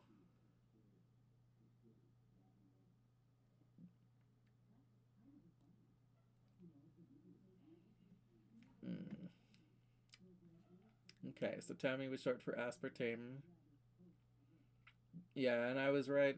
I thought. Yeah. Okay. So yeah. So I guess Uncle Tonin didn't have much to live for, since both his partner and his daughter were dead. So I mean,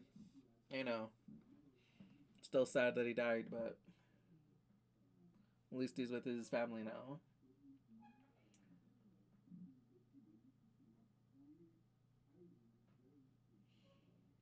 Not that far off. A few more months. Still not guaranteed to fix the PC. So it might take me until Christmas. I have no money for anyone. So if I can't fix it, that's it. I'm done. I mean, that's true. But by then, that you'll have settled into just streaming on the PS5. By then, you'll either have your PC fixed or you'll be used to streaming on your PS5 because it will have been months.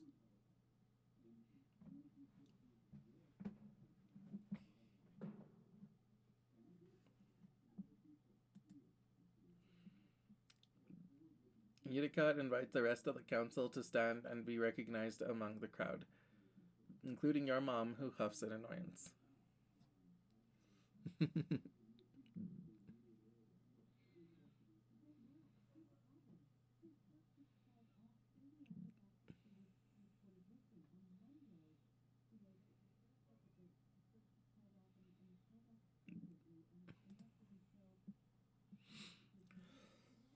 When the applause dies down and the council sits, Utopia remains standing. Actually, Auntie Utica, y'all mind if I just make a quick announcement? Utica nods and Utopia clears her throat. I just wanted to say thanks to y'all who are trusting me with this job, she says, her clear voice ringing out over the crowd. A cheer rises from Expeditions, and she motions for them to quiet down. Uncle Tonan's left some big shoes to fill, and, well, I'm gonna give it my best. We're fixing to get to the bottom of what we're calling the shimmer, the sniffles folks have been getting during pollen. Utopia continues. Until we do, please keep on wearing your masks when the pollen is thick, and let the doc know if you're under the weather.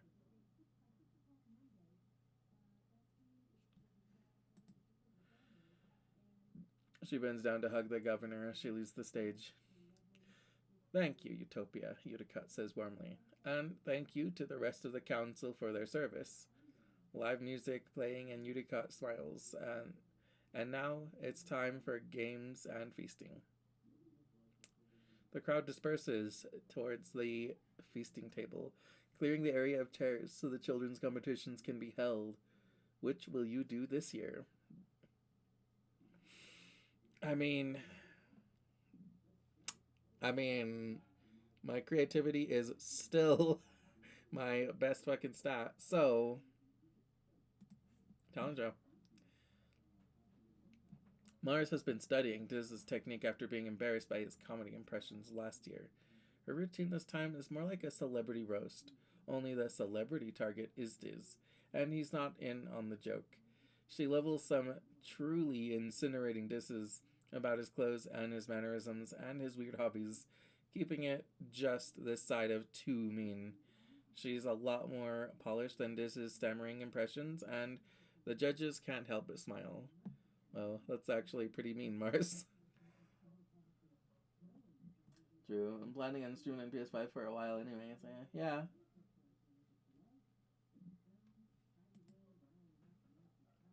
When it's Diz's turn, he's so embarrassed that he stumbles through the whole routine.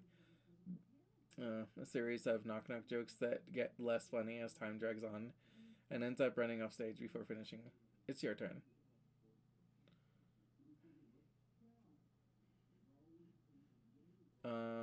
I'm gonna play my Vodafone. I mean, I'm tempted to sing a song too, or do a dance, but I'm gonna play my Vodafone.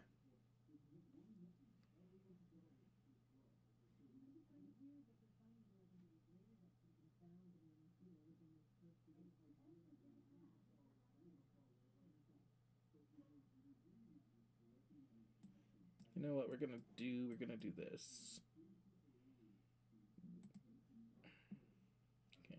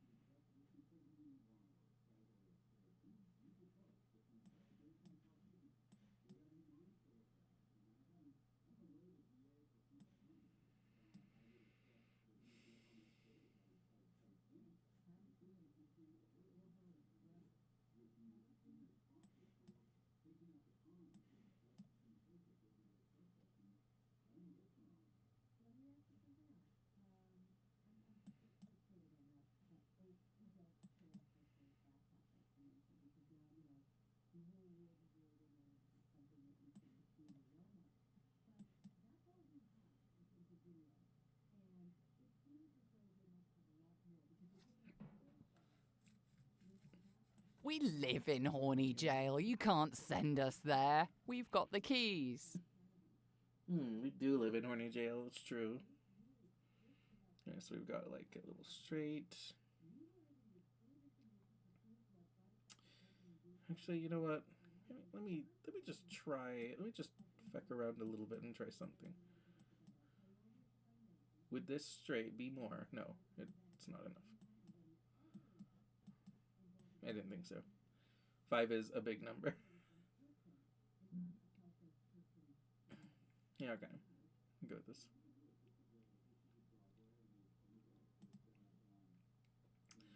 Your skill at Photophonor is well appreciated by the crowd, who are moved to tears by the emotional depth of your playing. You win, as voted by audience applause. Marsh shrugs and shakes your hand. She wasn't really interested in winning anyway. She just wanted to get back at Diz for Lester's performance. After the festivities, you take time off for a much-needed, very relaxing break. Your dad sets up a slip and slide through the colony square, and everyone takes turns sliding on their stomachs and spraying water at each other. It's a lot of fun. You can feel your worries floating away in the hot dust suns. Nice.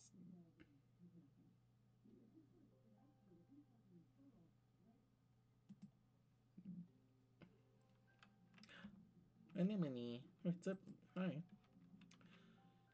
So then I trapped it in my room, Anemone says, telling you all about the bug she saw in her quarters. Its wings were as big as my hand, and it had feelers like, whoa. It was bouncing all over the place, like boing, boing, boing. She gestures excitedly, swinging her arms over her head. The bugs here are so big, and they're everywhere. I was gonna give it to Tan, she says. She loves gross bug stuff, but she said I should just let it go, because if it stung me, I might get weird mutant powers. I mean, other than the one I already have.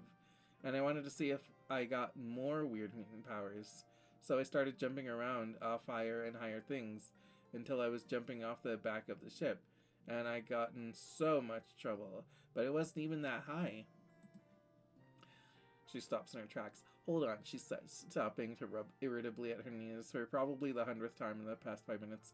Alright, I'm gonna die. I busted up my knees and it's so itchy when my scales grow in. Annie, don't pick at it. Chief Steward Antecedent's voice rings out across the garrison yard. Pleasant but firm. It instantly transports you back to being in the ship's crush, tugging on her skirts and calling her auntie. Anemone jumps and stands up straight, her hands flying to her sides.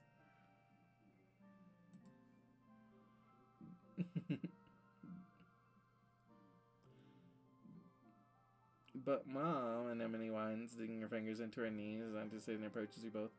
It's so scratch-tastically itchy. I know, lovely. Antecedent soothes her, patting down her riotous red hair. But the more you pick at it, the thicker your scales are going to grow in. Anemone tucks her hands under her armpits to keep from scratching. What if I want to have cool scales? She pouts. Antecedent smiles indulgently.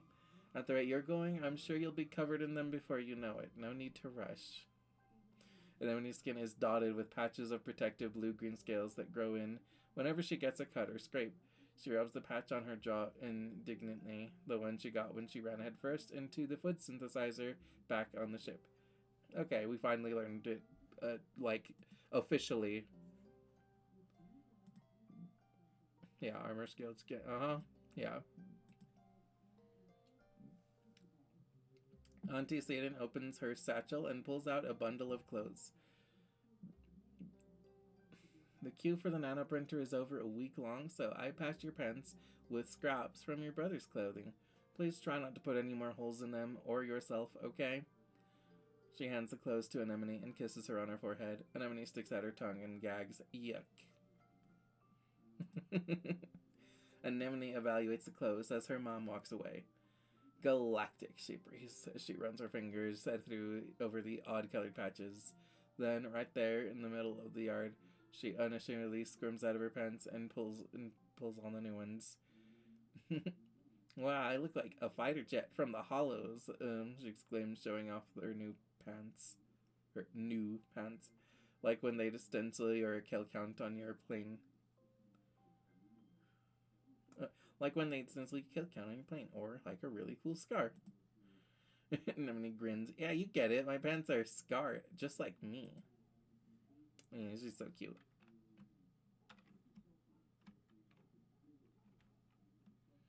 Right, Kirk, let's go. Yeah. You don't see Anemone. She sees you first. Tag! She exclaims, pouncing on you from behind. You're it.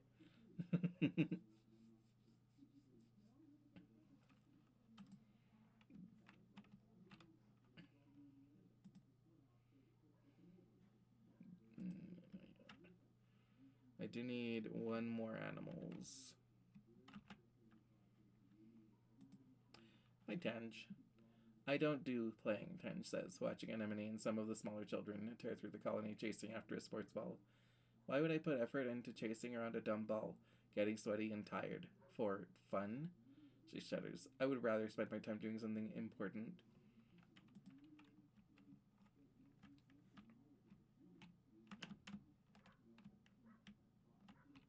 Mars. Mars is watching a vid from Earth on her holopalm. She gestures you over, and you sync your holopalm with hers. The audio track comes through your ear speak. Mars knows every word. Beside you, she recites the dialogue perfectly, along with the actors. Since the day we met, I devoted my life to finding you. I searched every train station, every coffee shop, every museum and park for you, she says. My every waking thought was only of you. Her voice goes higher. And I dreamed of you, she says. Every night my heart called to yours in the dark. I never hoped to dream I would find you again. I'm here now, she says, playing the first part again. I'm here, and I'm never leaving your side again. Mars drags her hand down her face as the couple in the kiss passionately. She exclaims, I've seen this bit 100 times, and the end always makes me want to yarts. They meet on a train once and spend forever looking for each other. Like, move on, you know? It's not like living here where there's only like 100 people to pick from. You're in a huge city. Go find anyone else. Why do you keep watching it?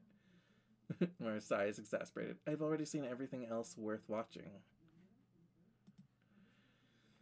Before you can protest, she puts up a hand. Okay, fine. I do like the city parts. Like, isn't it post-real to imagine cities so big you could get lost in them? So many people that you could meet someone and then never see them again in your life.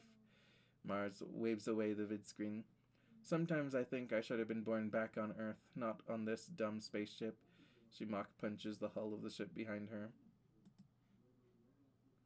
All those cities and people, and the stuff you could do, watching new vids, going to concerts, the only culture here is grown in a lab. Mars sighs dreamily.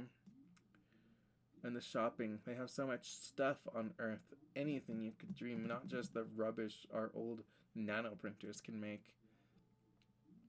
I'm bored of everything I own, Mars complains. Speaking of shopping, do you want to trade some kudos for one of my old jackets? My dad say I can't print more stuff until I get rid of something. I'd say 50 kudos sounds fair. To get the cool jacket? I mean, she would like if I do this and buy this from her, probably. And it is a good item. If I do this, then I'll also like be able to do her next event.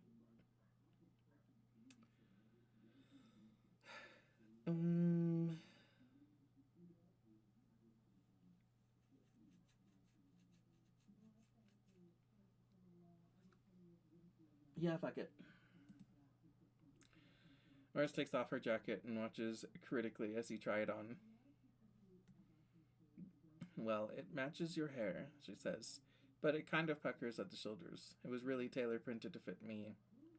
She almost looks like she's going to take it back for a second before putting her hands up in surrender. No, I admit, it looks good on you. It makes you look posh.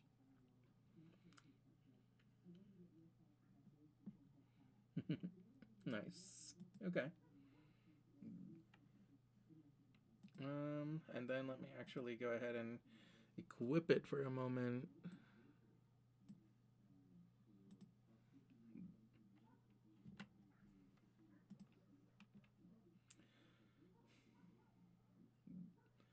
Let's see. Yeah.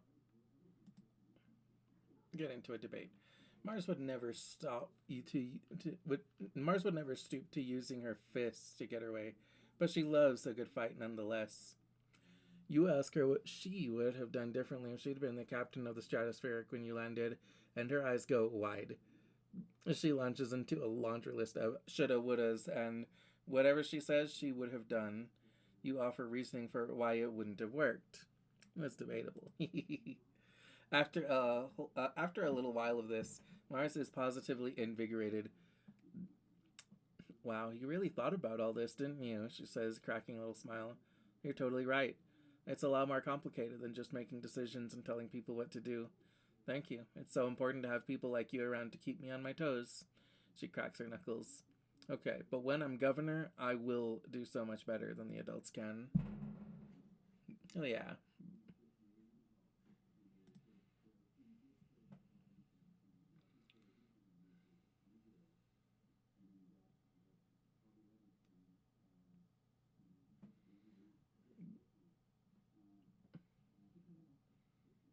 Okay, now I think I will go ahead and put the photophonore back on. It is 50 instead of 100. Oh yeah, that was one of the like 100 ones, not one of the 50 ones.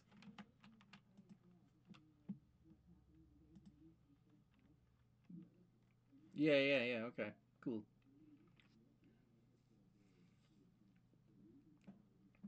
Yeah, that's actually that's awesome because getting the like getting the photophonore for my birthday was also um a nice thing because then I didn't have to buy it here. So, yeah, you know what?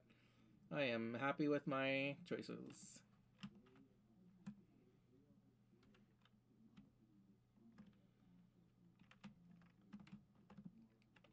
Let's see. Yeah, did I talk to you today, Cal? I was lying in the scrub grass at the edge of the garden, staring up at the sky. He blinks at you as your shadow passes over him. Hey, Niji, he says, smiling around a stalk of grass between his teeth. You ever just take some time and appreciate this place? We got sky and clouds and rain and wind. After growing up on the Strato, it all seems pretty magical.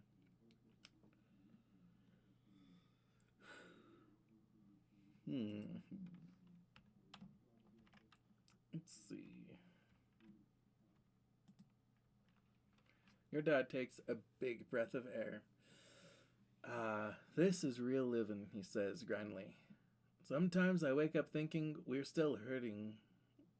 We're still hurtling through space on the Strato. And I'm just so jazzed when I remember we're here, on a real planet.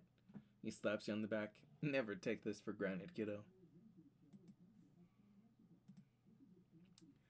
You learned at a young age not to sneak up on your mom. She's jumpy and gets kind of mean if someone surprises her. That's just how she's always been, and you never questioned it. You always make sure to walk a little more heavy when she hasn't noticed you yet. Yeah, okay. It takes a while to find this, but when you do, you almost wish you hadn't. Yeah, okay, yeah. Got it.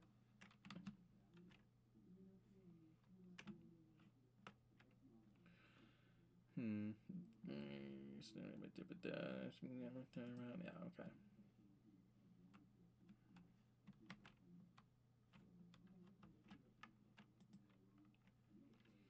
You don't see Anemone. She sees you first. Tag.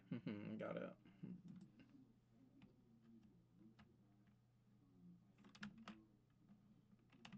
Actually, you know what?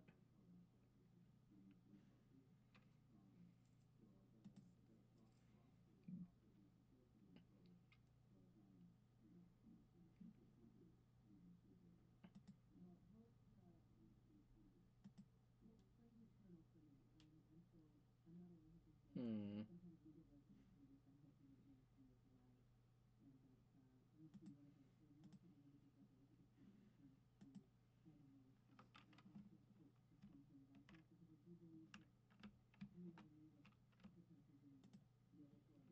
Good. Give you one of these two.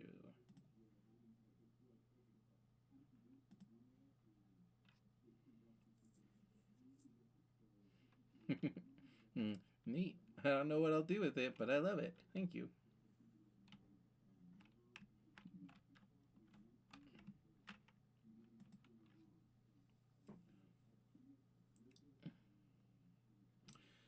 Then just cranking her head, looking around it, wish you could see the colony laboratory.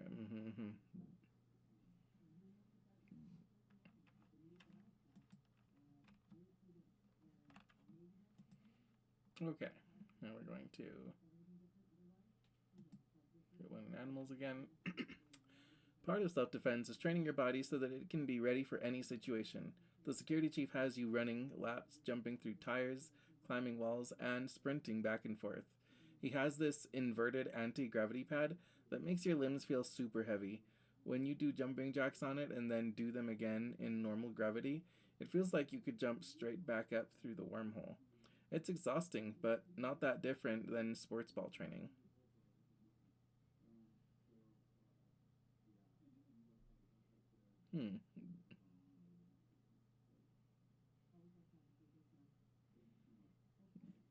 Okay. Yeah. This is a breeze. This is great. It feels good that Rhett actually challenges your body and encourages you to achieve peak condition. Working those muscles, okay. Let's do during challenges. +1 toughness. Gain memory. Yeah, okay.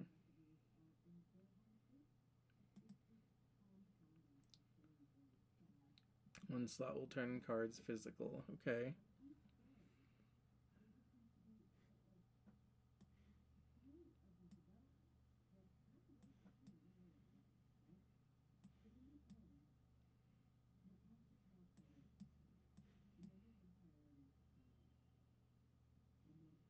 Oh, okay, cool.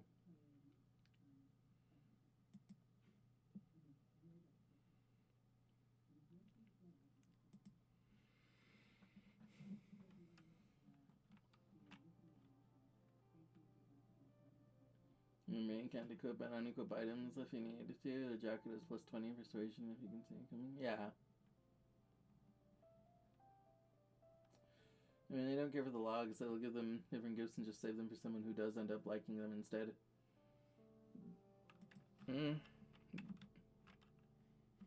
It still gets me, like, a friendship with them.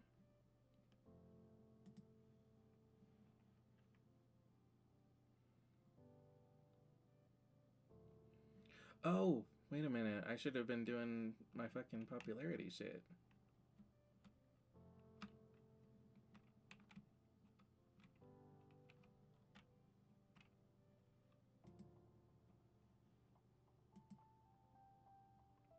Oh, wait, fuck. I forgot to talk to everyone. It's okay.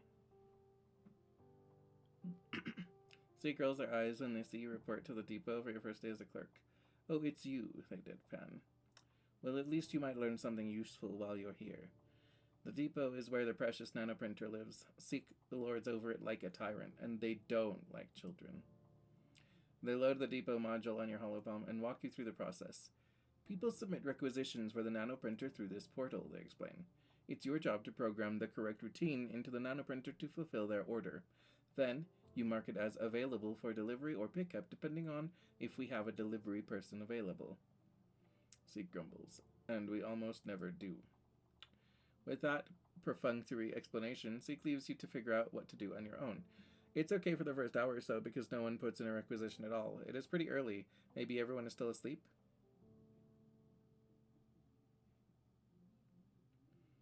Clean and organize. There isn't a lot to organize, as you don't store a lot of stuff here except for the things that people need all the time, like toothpaste. But you find a bucket and start to mop the floors the old-fashioned way because there's nothing wrong with taking pride in your work. You are jerked back to reality by a haptic pulse through your holopalm. Your first order. You excitedly open the holopalm and read it. Elbow grease, 1 gallon, it reads, from Cal Geoponics delivery ASAP.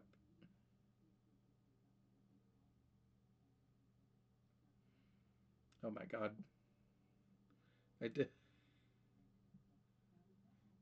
I don't even have 10 reasoning.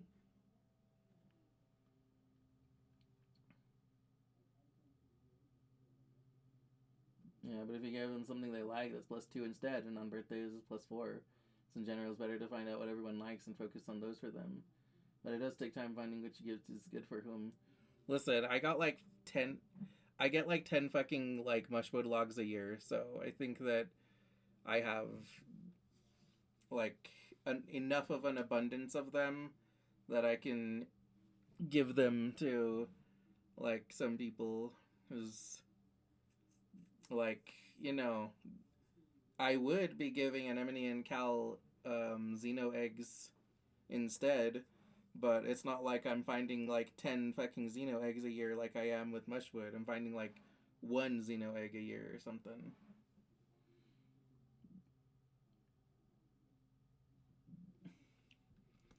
So I can't exactly give them Xeno eggs instead because I only have the one.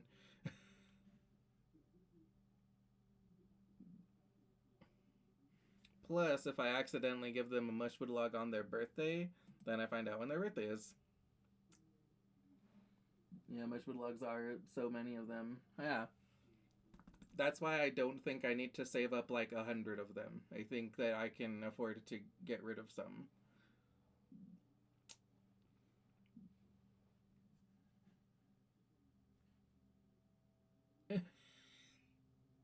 Well, the requisition. You fix the requisition to your hollow screen and fire through an auto printer, but there must be something wrong because you're not finding anything under. You're about to punch in the parameters for something similar to what's in the requisition when you hear someone laughing behind you. OMG, Mars exclaims, leaning over your shoulder to look at your album. Are you serious? Are you kidding me right now? Like, Niji, that's not even a thing. Mars snaps her gum in your ear, and as she reaches over and dismisses the requisition. Here, I saved you from being a nullhead today. Now you owe me one, she says. I take payment in acts of service.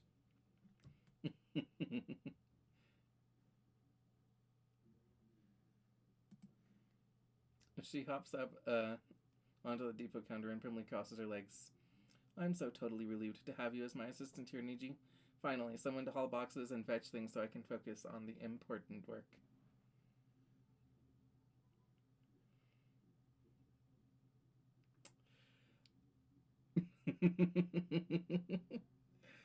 Sounds good to me. I mean, we can share responsibilities. I don't know.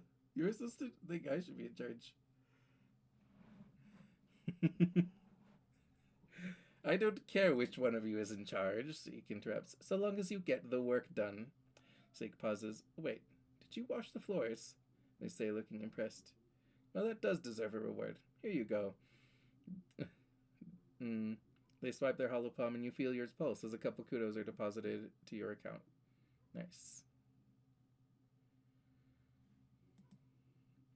Mars can hardly wait until Seek is gone to giggle.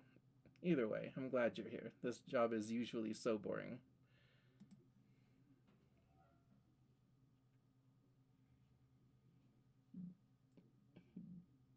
It's not a bad idea, but you need to try different days of the year. I mean, I have been trying different days of the year.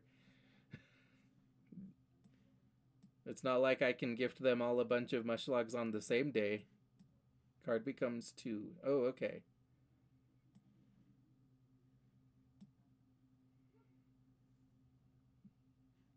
Wait, what happened? Just out of curiosity. Okay, so her ability overrides it. Interesting.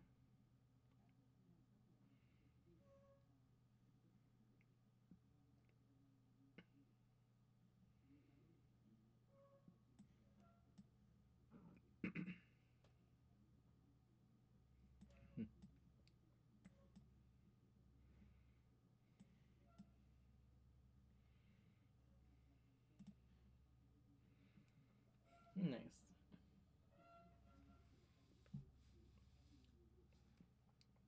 And so I have organizing +2 persuasion, +18 kudos, +10 stress.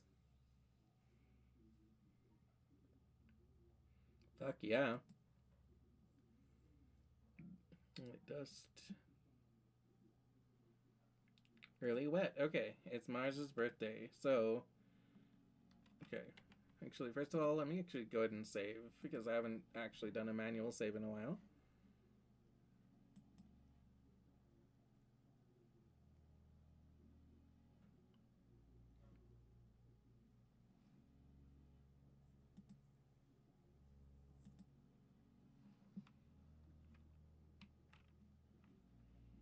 No, I just realized that the name of the save is still the same as it used to be. Because it's the same as when I first did it.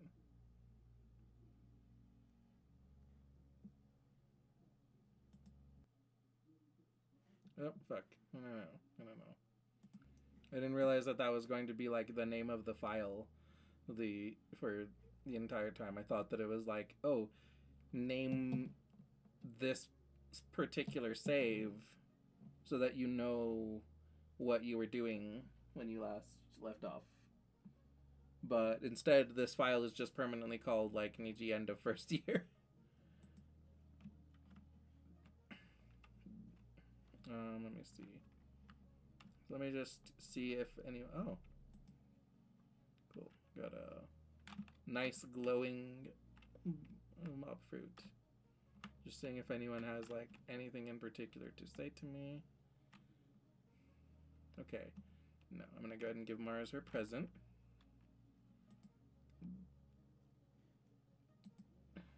It's still raining, Mars complains. I hate it here.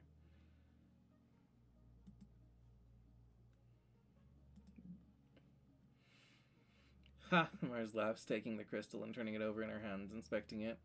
Well, I've had better birthday gifts this year, but I admit this crystal is pretty fabulous. I'll add it to my collection.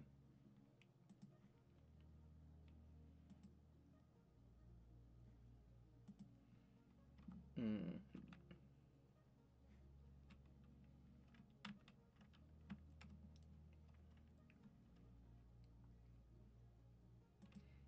How's it going?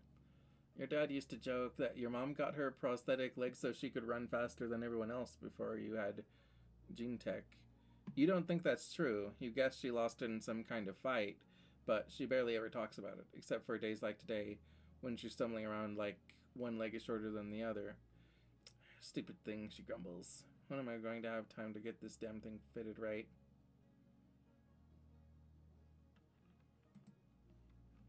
Actually, didn't know that our mom had a prosthetic leg. That's really fucking cool. Oh, that's awesome. And our mom is so cool.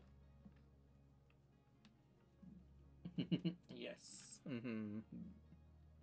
Your mom, the chief cultivator, a strong woman up to any challenge who expects the same from others. Yeah.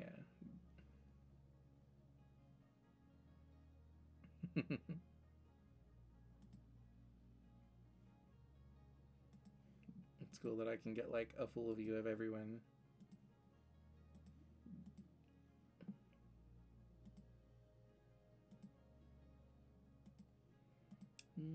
Those bitches.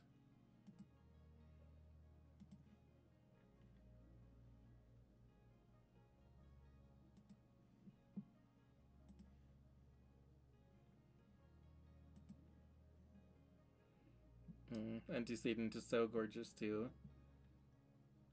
Chief Steward and everybody's auntie. She runs the creche and helps raise all the colony children, as well as her own daughter. And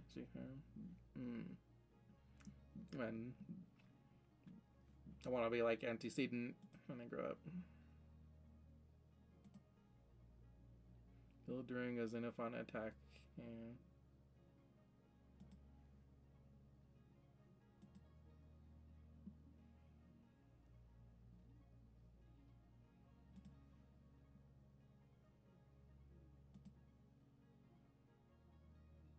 Killed by Xenophano while exploring.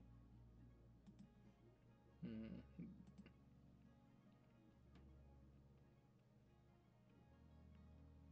Hmm.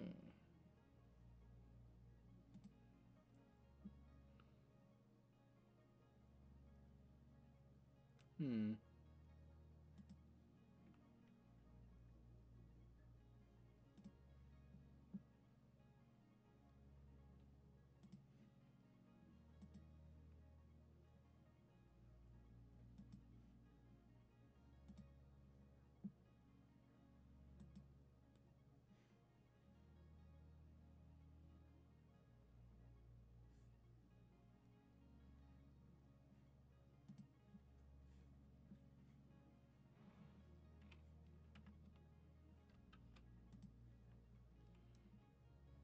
Your dad is up to his elbows in rich brown dirt.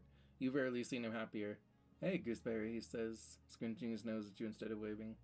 You to give your old man a hand? I could use one.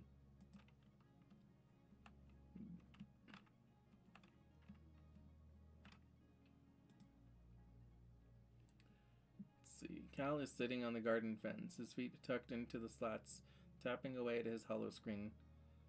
School's way more interesting. Yeah, okay.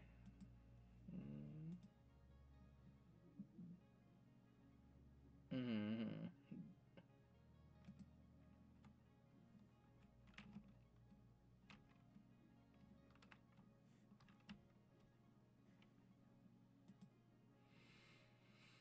Anemone scowls as she watches the rain come down. I'm gonna do it, she mutters. I don't care if my hair looks like a puffball afterwards. That's what's gonna happen. That's what's gonna happen.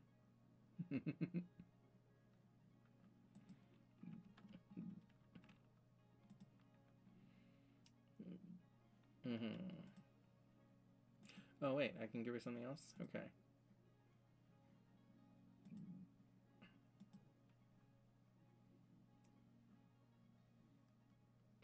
Okay. So I've given this to her on the first of like every month. Tangent is deep in conversation with one of the other scientists. He seems to be consoling her, though Tangent's face betrays no emotion as he claps her on the shoulder and reassures her that she's doing really well for someone so young and that everyone compromised some of their samples when they were first learning. He leaves and Tangent sighs as she goes to put her head in her hands, stopping short when she realizes she's still wearing gloves. She peels them off and digs her fingers into her eyes. You okay, Tangent? I'm fine, Tangent replies immediately. I compromised an experiment I was working on because the vent was still open when I was spraying the work stain down with sanitizer.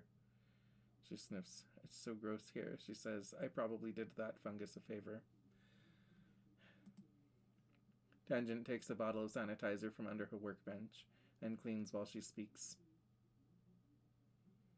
There are pollen spores everywhere, she whines, and he comes over here and tells me it'll be okay, Tange, like it's his job to console and patronize me.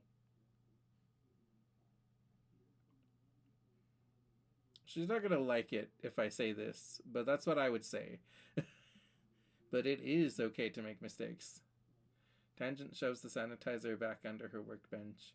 Don't you understand, she says, frustration seeping into her voice. If we never feel the pain of failure, if there's no cost to it, why would we ever improve? I need to own my own mistakes. That's a fair point.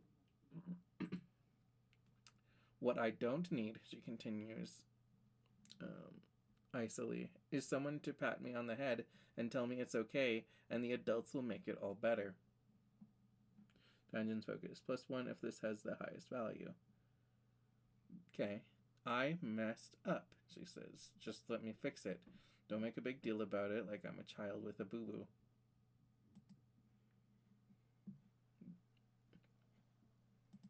Yeah, okay. It's pretty fair.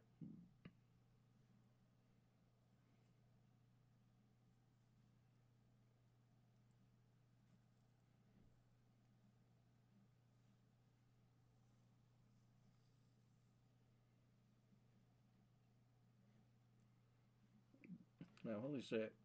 I need to start increasing my fucking friendship with Cal again. He's supposed to be my best friend.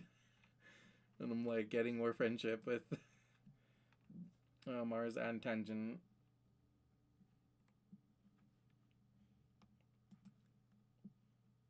Mars calls the meeting of the Secret Fun Times Club together. She declares it's time to put the secret part of the SFC into effect. You're going to play spies. First of all, the adults know something about the attacks in Glow that they're not telling us, Mars asserts. There's a council meeting starting soon, just down the hall. We're going to investigate. Anemone crosses her arms. Not gonna do it, she says. I didn't sign up for any get in trouble club. It's insulting to think that the adults are hiding information from us, Tange points out. If there's something dangerous out there, we should all know. Yeah, Cal agrees. If something is making the animals attack us, maybe we can help figure it out. That way we don't have to hurt the animals. Tans rolls her eyes.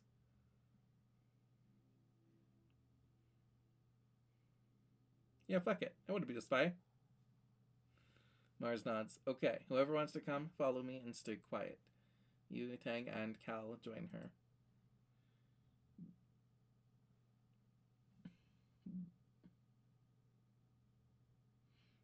Yu, Tang, Cal, and Mars creep down the hall toward the council room. It's still empty.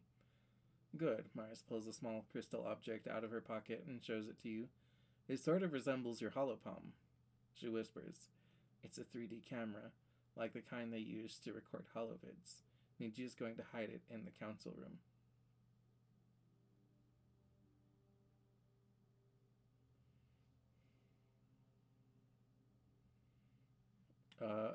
Why me? Sweet, time to use my ninja skills. I'm not sure about this.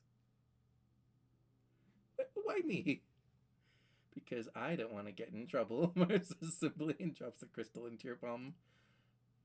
Mars nudges you forward, then the three of them giggle and scurry back to the club room. You're on your own. Pretend to be cleaning.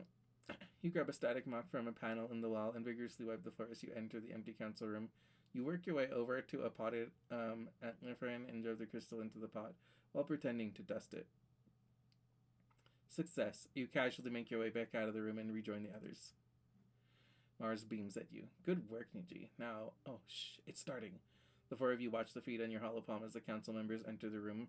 They start with some formalities, not all that different from how Mars starts your club meetings. Antecedent gives the first report on domestic matters. We've almost finished construction on the next phase of the living area, she says. Other than that, we're doing well. Instance gives the report from engineering. We've researched the electrical bugs the children discovered had been chewing through the wiring, she says impassively. Even in great numbers, they provide far too little energy to make them a viable alternative energy source. However, power efficiency is up across the board due to our efforts in exterminating them. Nothing to report from geoponics, your mom says, clearing her throat. We're struggling with introducing earth vegetables to vertumnant soil, but early observations look promising. Our efforts to cultivate native plants are going well. Utica gives your mother her full endorsement. Red gives the report from Defense. We're working on a strategy for dealing with the next Xeno attack. Utopia cuts in. On that note, there's still the matter of our scanners picking up that broadcast, but only in glow season, she says, standing up and putting her hands on the table. It has to be connected to the attacks somehow. We should investigate now.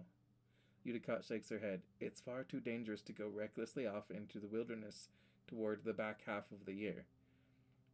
She says, remember what happened to Tonin? The other council members go quiet. I won't be responsible for endangering more colonists, Utica continues. If something is out there during glow, I want to try to investigate when things are more calm. Utopia slams her fist against the table. If we don't investigate soon, we'll all be in danger, she shouts. We can't keep living like this. Red also stands up and points his finger at Utopia. I'll be the one responsible for telling the family of your explorer that they didn't make it back. Not you. So I'll thank you not to make decisions regarding the security of the colony.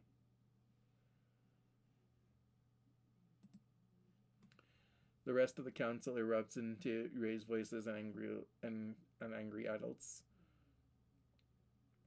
Mars turns off the stream audio, leaving them to continue arguing silently as you all stare quietly at each other. I can't believe they're arguing at a time like this, Mars mutters, clenching her fist. They don't know what to do at all. They just tell us they do. She makes a noise of frustration. Utica is way out of touch with what really matters. She's like a crone, and everyone else is just her cronies. Yeah, let's see, she's buying her landing, she perfect for it. So that's true. Remember to use your ninja skills. Neat. Yeah, so true. Let's see. Wilson's dressed. Ten solemnly records your findings in the club's secret ledger, while everyone else exchange worried looks. You're not so sure you are happy you heard any of this.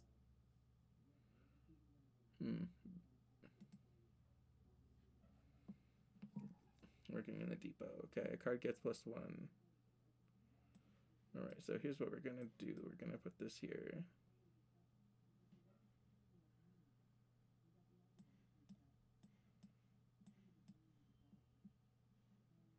Yep, and win. Yay, +1 organizing.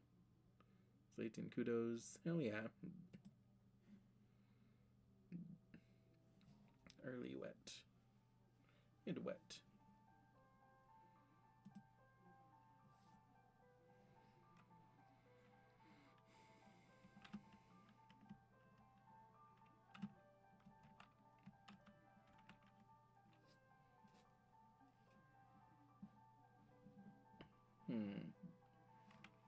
Let me just see if anybody has anything like immediate that they want to tell me.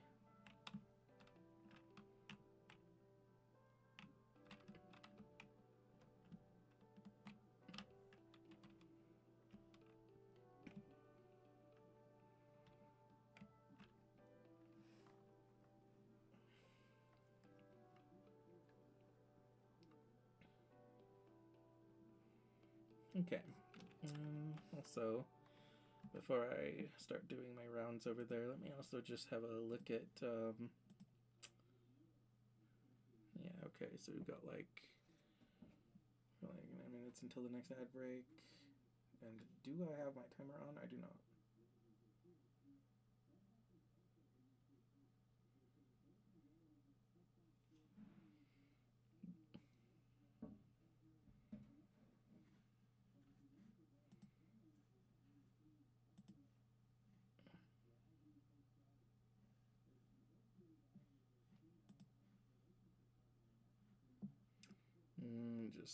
Give me just a second. Let's see. At the next ad break, I'll take an actual break and go and use the bathroom.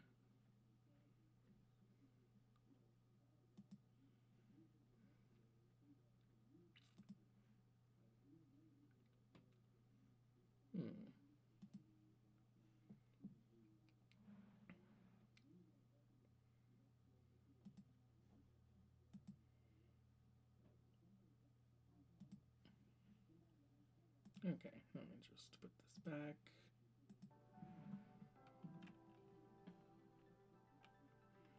All right. Yeah, we'll just talk to people. Niji, come over here. Yeah, okay. That's another selfie.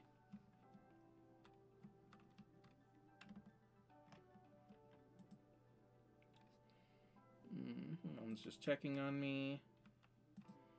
I don't think there's like anything in particular to do in here. Your dad is engrossed with his work, analyzing a robust flowering vine with clusters of faintly glowing beans. He hums, then makes notes on his hollow palm. Oh, look who's here, he says, realizing with a jolt that you're standing there. I found a really interesting plant. Cool.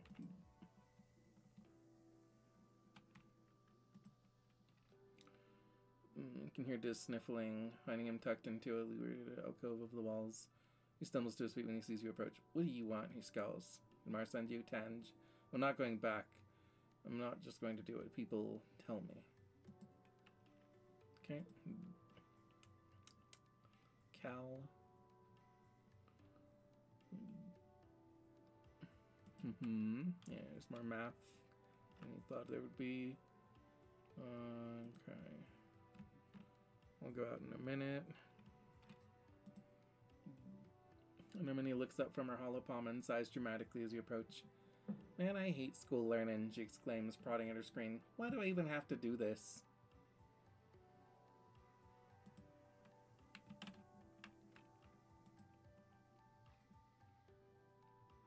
This planet is like a body.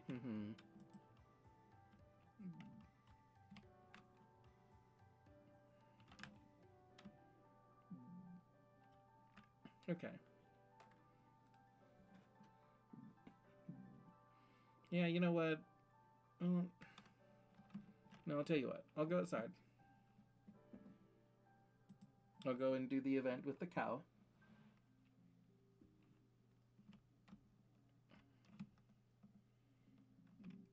because that's the only thing that I have left.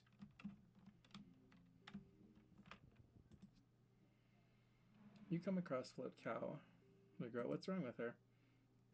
You take a closer look at the float cow. You've heard they float using a certain ratio of liquid to gas in their membranous bladders. So after some consideration, you figure out that the bladder on her back must be too full of liquid. Oh.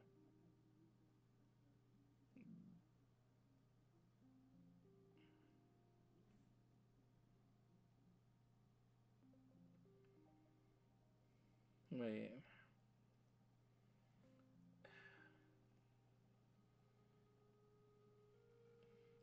But if I pop her, then it might kill her. I could save her. I could kill her. But I'm not going to get 20... I'm not going to get 20 skeleton animals by the time the season ends. This is my last chance, so I'm just going to risk it and hope that this helps her. There's nothing for it. You have to pop her dorsal bladder and let the liquid drain out, or she'll never be able to flip over. She struggles and screams as you open your utility knife and jab it into her bladder. Immediately, you're drenched by a hot explosion of what you hope is milk. Gross, gross, gross. The float cow spirals away as the sudden jettison of liquid propels her away from you. You hope she'll be okay, but you are decidedly not okay with how you smell now. You're too worn out and tired to continue. You have to go home now.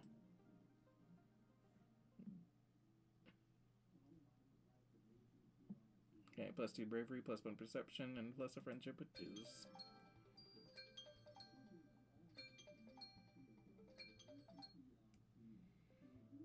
Late wet.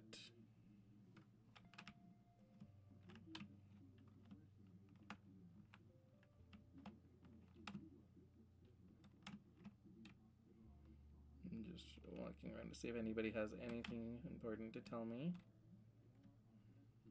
I'm just curious. Okay. No, nothing important so far.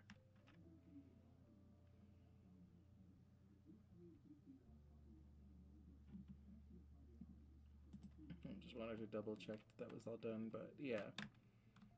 Alright, so we're going to talk to everyone and then we're going to take a break. But before that, we're going to take an actual little break in the stream. So everybody go ahead and grab a snack and a drink.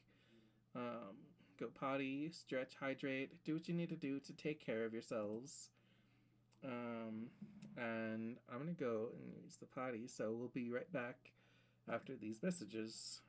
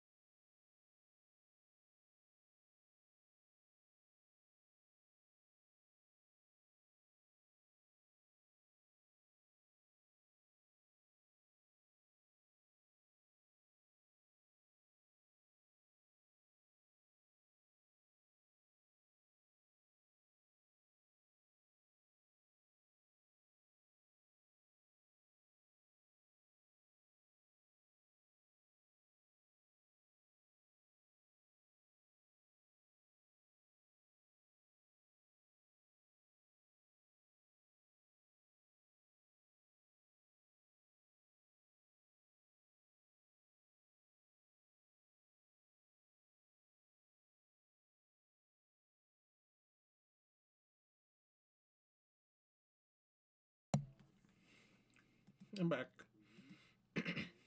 And welcome back from the ad break, everyone. Oh. Oops, give me a second. Let me just fix that. And let me just go ahead and set another timer for our ad break. For our next ad break.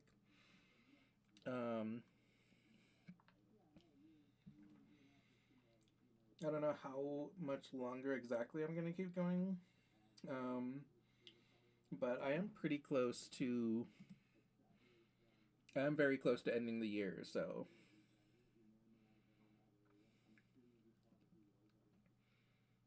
I feel like I would rather finish this year off. Let's see, so 50 minutes, so... Yeah, I'll just put like my 55-minute timer.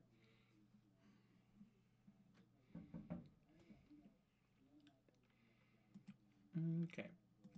And...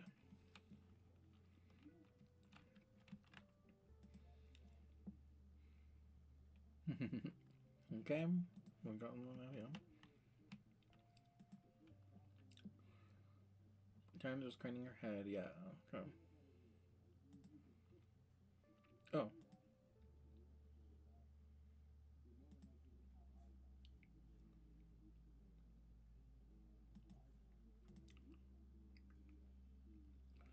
Oh my god, I found her birthday. Yes! Fuck yeah. So, yeah, her birthday is the last day of wet. It seems you've remembered my birthday, Tanj says, taking the roots and turning them over in her hands. Her lip curls in distaste at the dirt that still cling to them. How thoughtful of you. I have much to do today, but I'll set these roots aside to analyze later. She turns to walk away and then remembers herself. Thank you, she adds, almost as an afterthought. Hell yeah. You did it. Randomly gifting her herbs has worked successfully. I also know her pretty well, actually, you know? Like, I know her birthday, I know her augment, I know her like. Yeah, that's awesome.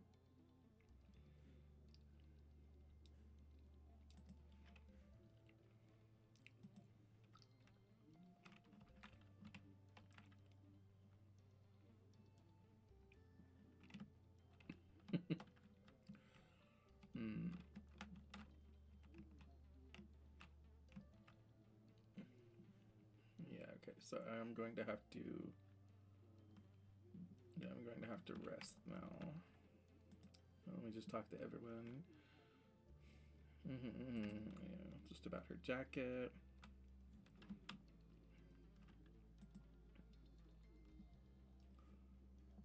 Anyone looks up from her planting. What is it, Niji? Yeah, busy. Okay. You know, when I saw Mom's Sprite, like, I thought... You found out 2 birthdays? Yeah.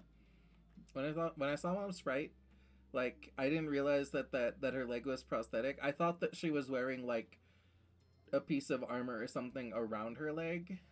But now that I think about it, that wouldn't make much sense. So I guess it makes a lot more sense that it is just a really cool prosthetic, you know.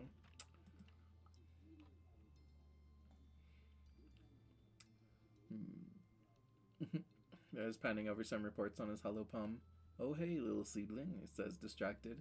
Did you know that potato plants are related to sniff blossom?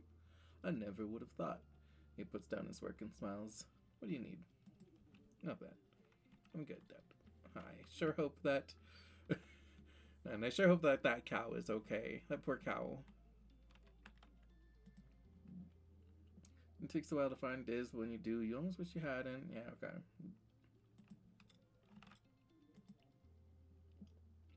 Cal sitting on the garden fence. Yeah, okay.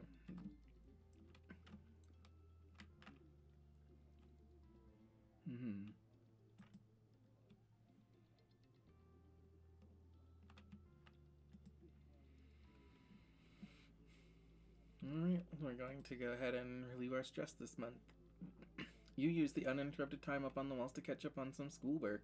attending class isn't mandatory after a certain age, but if you want to be able to get into one of the more specialized career paths, you're expected to at least do some independent study, even if you're not attending class. Okay, what to forget? Ooh, Ooh, okay. These are both good. I could get rid of this blue one just to make my deck a little bit more, just to have a bit more ratio of yellow. But this is a good blue card, especially like, you know, in like the big combo challenges and stuff. Like this is, you know, it's pretty good. So I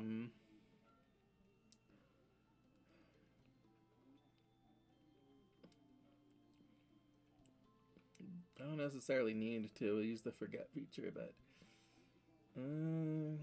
would my deck be better if it was a little bit less blue, so that it was a little bit more yellow? Or was this card worth?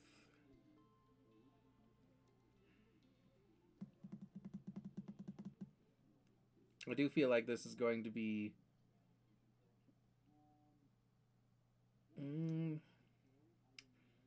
yeah, see, this has like a base value of 1, and I have like another thing that's like the same thing with a base value of 3. I'll go ahead and get rid of it. Good, doing paperwork, yeah. Going to continue after the 3rd year? We'll see. I might do a little bit of the year.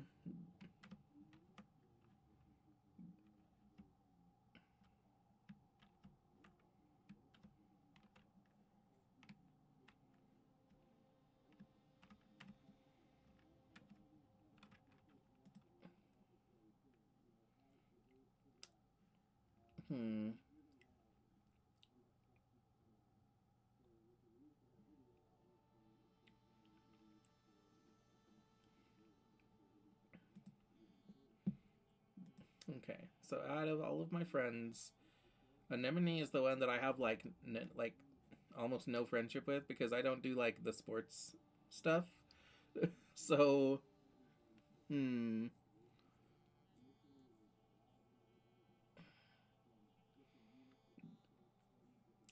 kind of thinking.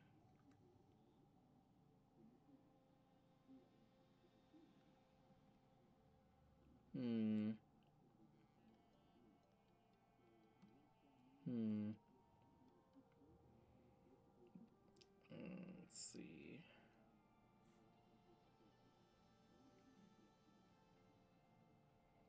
Try and get somewhere like toughness to be better friends with her. Yeah, to do the garrison for Anemone and give her eggs. Yeah. Might head out soon, getting a little tired. Yeah, that's fine. You're more than welcome to. I don't think I'll be continuing for too much longer. I think I might do a little bit of the next year, but we'll see how this glow season goes and everything, like for ending out the year. Also, both Tangent and Mars are now like higher in my friends than Cal, so maybe I should try and up my friendship with Cal some more. Could increase my biology. Hmm.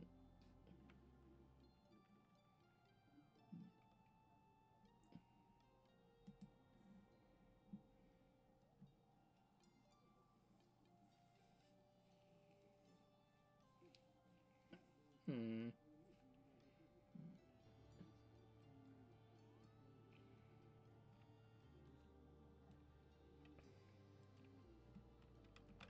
Maybe I could just focus more on like getting animals to 20, which should increase my friendship with Anemone and also give me a dialogue with Dad. Oh, cool. Yay! Glittering crystal cluster. Now I have a present for Mars for her next birthday too. Hey, Mom. Your mom gives you a stern look. Be careful, she warns you. Now that we know for a fact it isn't safe out there during glow, We won't have you venturing close to the walls. Stay where I can see you, close to the ship.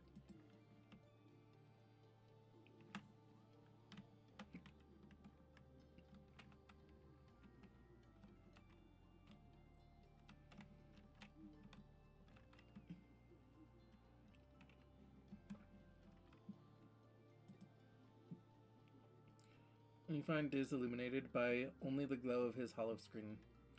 It's easier to read when it's dark, he explains. There's less glare. This is the best season. Mm-hmm. Okay.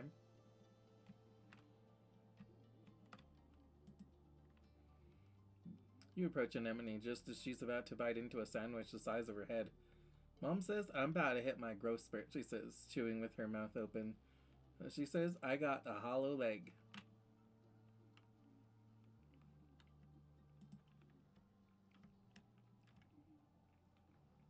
Most of your friends have a full place that they like to do for friendship, like a full building that supports their skill and all that. Like, Retangen is usually all school. This is exploration, Anemone's garrison, Cal is farming, and Mars is depot. Yeah, I've noticed.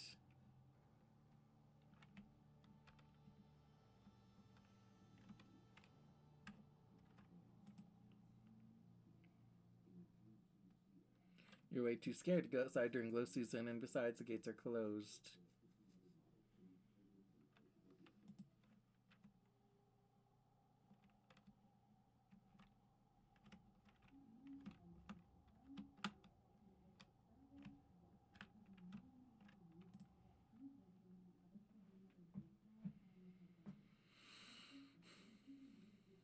Let's see. Yeah, so that would get me animals and friendship with Anemone.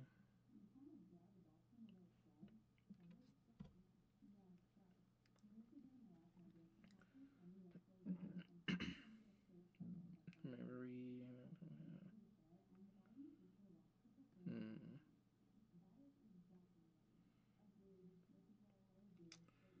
If I do this, I could increase my friendship with Diz 2 potentially, and get friendship with Anemone.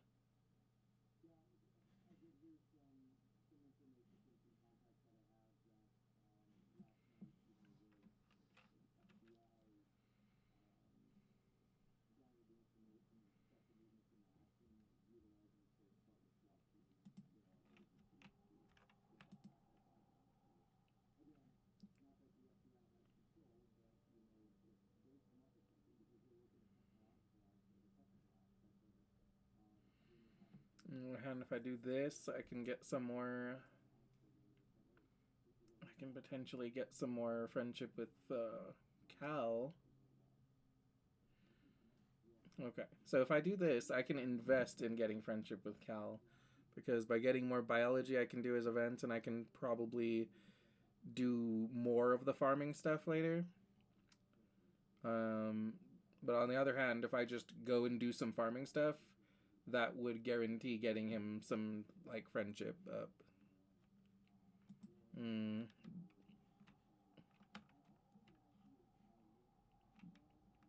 Let's see. Let's see.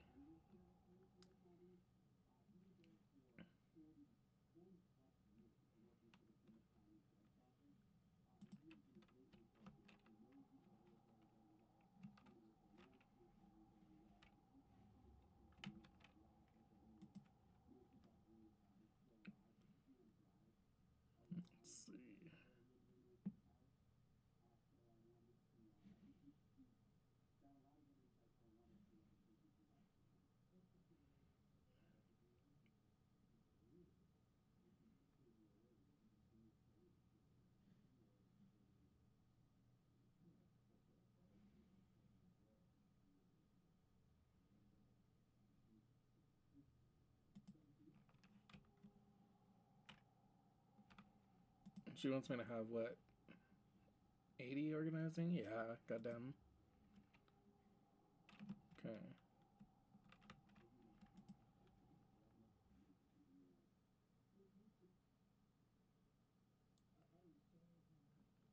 And just gains me like toughness, which would also be good for being friends with an Anemone. You can always shovel dirt until hitting toughness 100. Yeah, I mean, Let's see, my biology is 22. And my toughness is 26. We also see, like,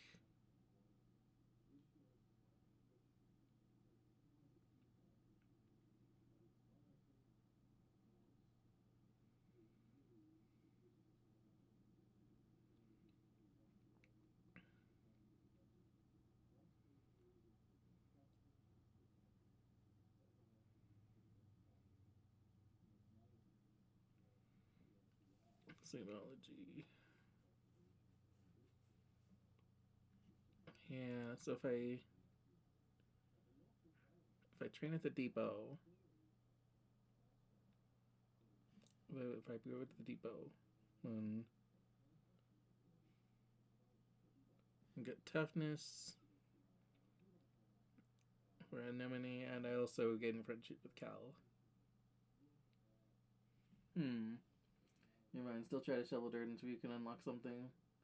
Yeah, I'm close to. I'm kind of close to unlocking some things for toughness and biology. Let me see. Not close with those. I'm also close to unlocking my second thing for organizing, and my second thing for creativity.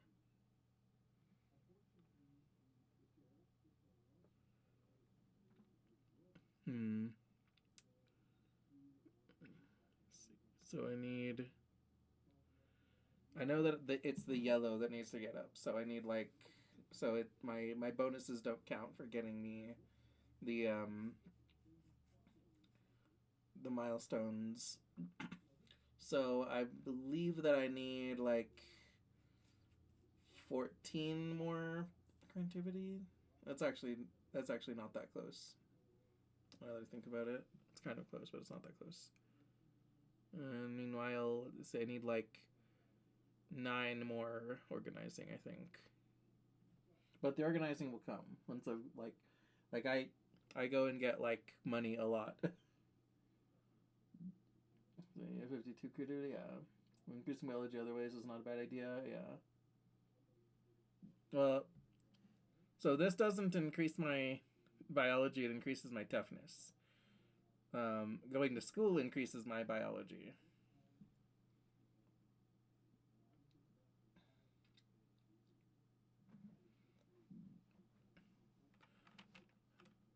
But yeah, fuck it. We'll shovel some dirt.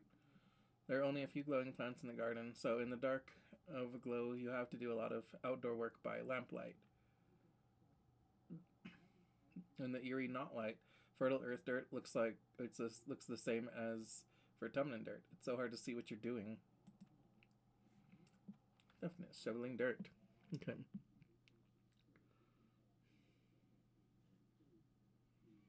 That's debatable.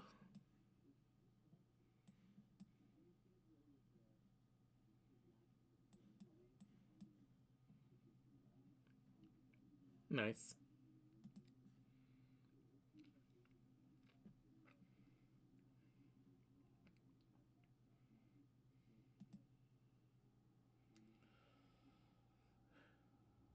Two data points form a line, but 3 is a pattern. The colony has been on high alert all glow, hoping that the creatures from beyond the wall don't return for a 3rd year in a row.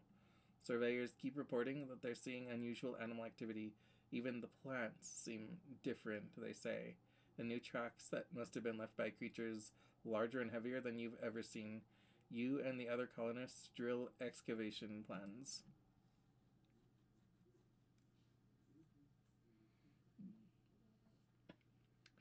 You're in engineering when you hear the sirens ring through the colony. You cover your ears against the noise and make your way to the nearby classroom.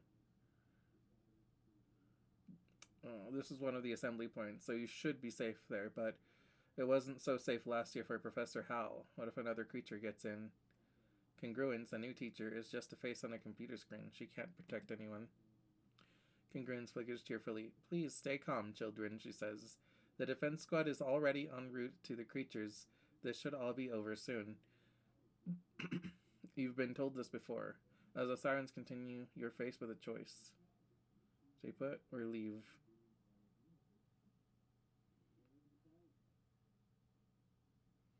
This is adorable too. You see. So some events, classes, things like that, they also unlock after a certain point on the story. So, so working on biology is a good idea as well. Yeah. Yeah, I know that some things are going to open up later. And so I'm also kind of thinking of that, maybe maybe there will be I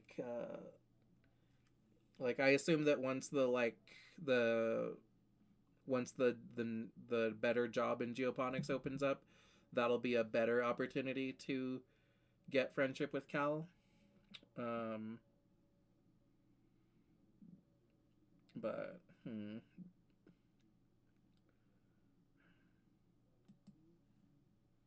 I'm gonna go help. You stand up and leave. Engine or stare at you like you have 3 heads. Congress doesn't try to stop you. Not that she could. She doesn't even have any hands. You slow to a walk as you near the outer doors of engineering. Something doesn't feel right. You stop to listen in the dim emergency lighting and hear the metallic popping of something overhead. In the ventilation ducts, your blood goes cold. Monsters, they're here. You follow the sounds to a workshop and force yourself to look up through the slats of the vent. You gasp. 2 glistening, bug-like eyes peer down at you.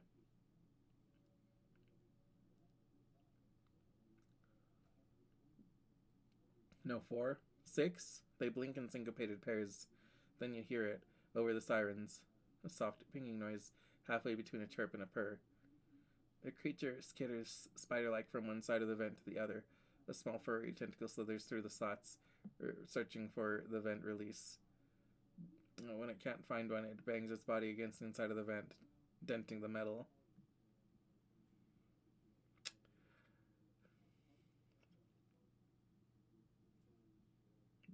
Damn it. Guard becomes 2.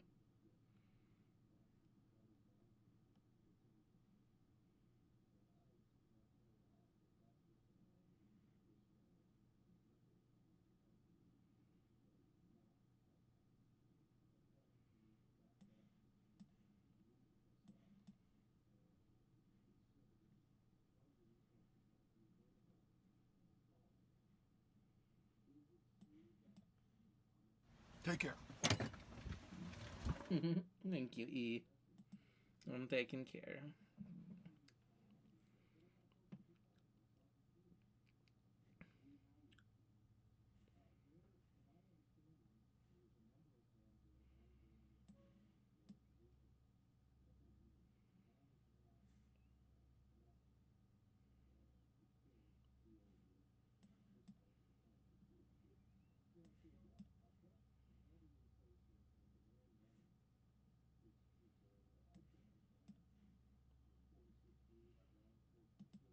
We'll go for that. Okay. Let's see.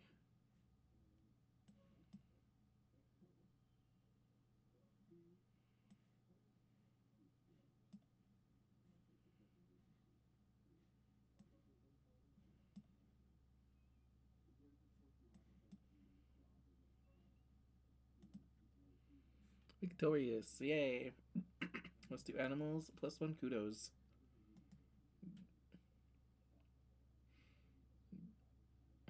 Aw. You win it over by reading its body language and slowly building trust. It seems to want to join you, and you hope, you'll be allowed to keep it. Riki. +1 on challenge win. +1 bonus to straights. Ooh, okay.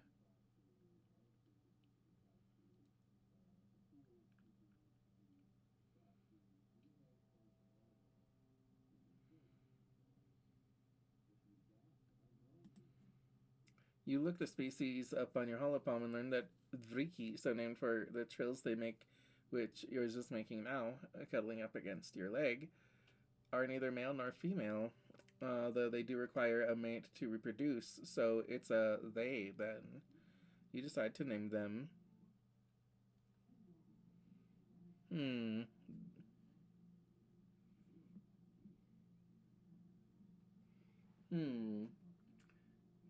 Congrats on having a Vriki as a good pet. Yeah. Let me see. So Evernight came out in Star Rail, so I'm going to try to get her on tomorrow. I'm playing Elsa and Rebels and a lot of crazy stuff. Awesome. I'm glad to hear it. Let's see.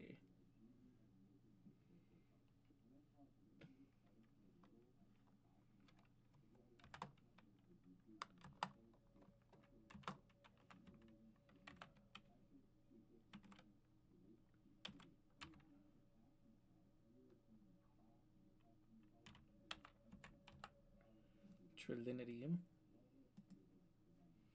Okay, Trillinity is they blink every one of their beady black eyes up at you. None of them in unison. They seem to have no problem with this name.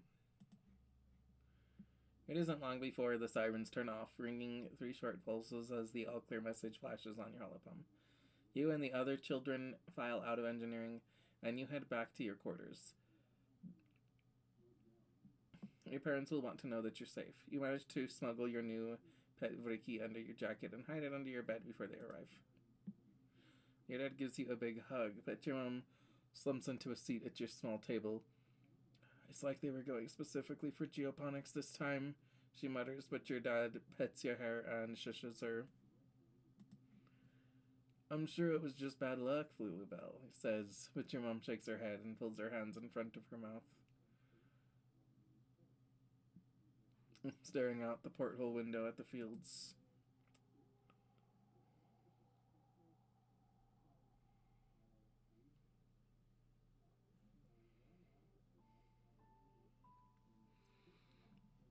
Oh my god, okay. So, this year I got 6 persuasion, 16 bravery, 2 creativity, 1 empathy, 15 organizing. That was my only intelligence skill I got this year. Plus 10 toughness, plus 29 perception, plus 10 combat, plus 13 animals. I gained a fuck ton of perception this year. Holy shit.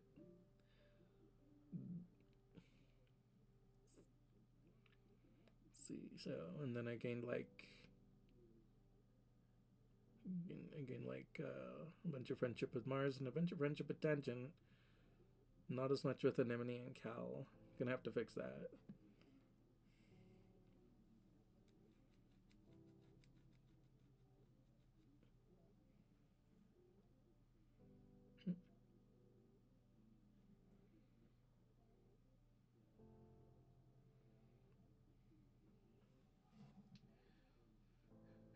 Old them puff puff. Oh, that's cute.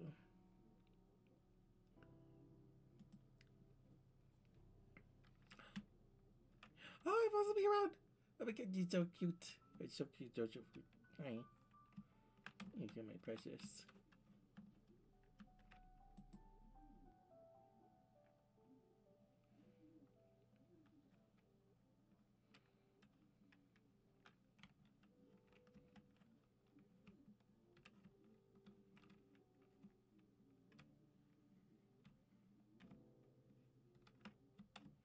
Okay, Tangent also has something she'd like to say to me.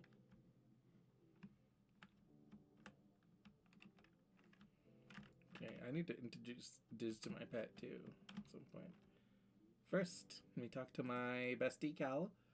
You catch Cal at the gate to the gardens. He's carrying a big bucket of rocks. Hi, Niji, he exclaims. He pauses to pat your pet on the head. And hello to you too, Trillinity. Oh, I'm supposed to tell you there's a new park near Geoponics now, Cal says. We can run around all we want. Nobody will say we're trampling the fields. You should come play there sometime and bring Trillinity. They'll love it. Hell yeah, relax in the park in Geoponics. Fuck yeah. Let me see that actually.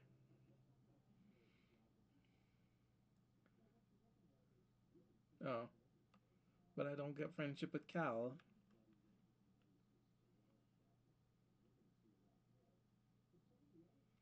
Well, at least not guaranteed. I mean, there could still be events where I get friendship with Cal. I think.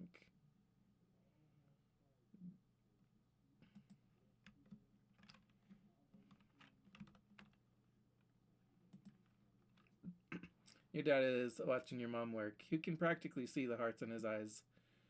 Your mom's an incredible lady, he says dreamily. True love is hurting yourself hurling yourself into space with someone and hoping for the best for your children. Ew, Dad. Gross.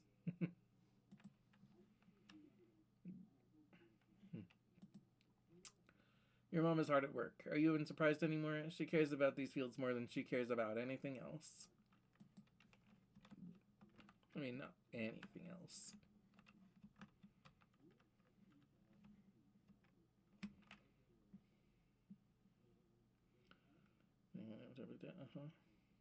See.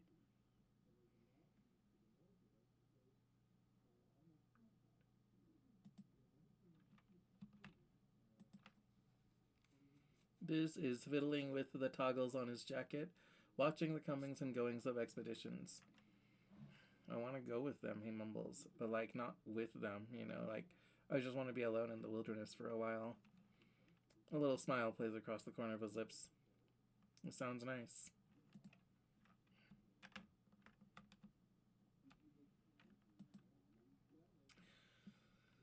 Anemone is munching on a container of cut up pieces of dust melon. My mom is kind of bossy, but she sure makes a great lunch, she says, offering you a piece. Gotta keep your strength up.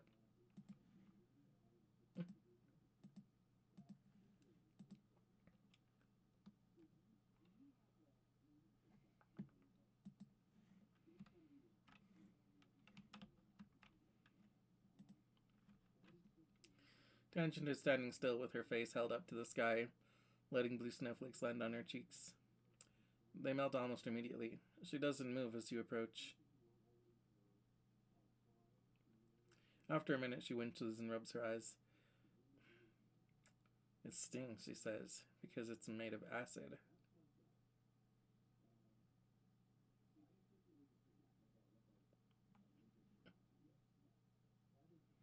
Acid. Snow? Hunge nods. The Hollow Knight entry says it isn't harmful. It freezes at 12 degrees Celsius and turns into tiny crystals that are so heavy they fall from the clouds.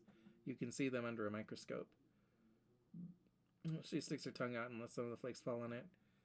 It tastes kind of sour but sweet, she observes. Fascinating. Wax in the park is good if you have more animal handling. Oh, okay. Tangie pulls a sample jar out of her coat. We know what it's made of, but our understanding is incomplete, she says, and places the jar on an outcropping of rocks. The big mushrooms changed in shape and color before the snow began to fall. I wonder if there's some sort of signal that precedes the changing of the seasons. What happens if I expose samples collected in dust season to snow from quiet season? A small, excited smile creeps across Tange's face. There's so much to learn about this planet. I can't wait. You and your brother are so much alike. Tange narrows her eyes. Yes, we used to get that a lot, she says. I guess it's still true if you think sneaking out of the colony is the same as a valid scientific research. She frowns at you. He's so dumb, she mutters and shoves her hands under her arms. He only cares about feelings, especially his own.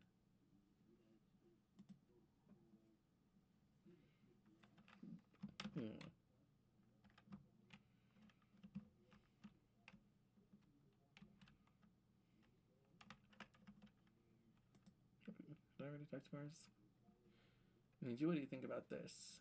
Mars walks towards you haughtily, stops, poses with her hand on her hip, then turns and walks away. I call it my cool walk, Mars says, looking over her shoulder. I also have a bored walk and a flirty walk. It's important to switch it up once in a while.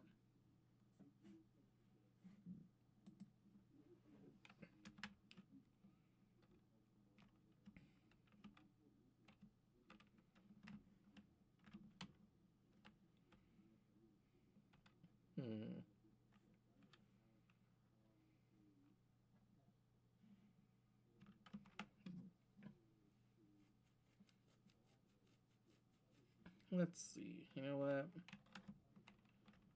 I'm gonna go ahead and come over here and shovel some more dirt for a bit.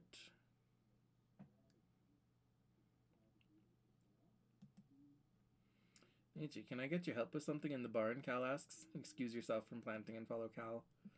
Something's wrong with Socks, Cal says, closing the door behind you. She won't eat and she cries all the time. You look into Socks's crate. She's almost too big for it now, even curled up in a ball. She raises her head and peeps miserably at you, then curls even tighter, her bulbous antennae drooping. She looks paler, right? Cal says, coming up beside you. And she's always sleepy and cold. I don't know what to do. She won't eat leaves anymore or anything else I bring her. Potatoes, corn, wheat, beans. She just chews them and spits them out. He points to the lid of the box. She's been chewing on her box too, he says. I'm worried she's going to chew her way out and escape while I'm not here. Cal rubs Socks under her chin, and she barely responds to his touch. You've been outside the walls, right, Nietzsche?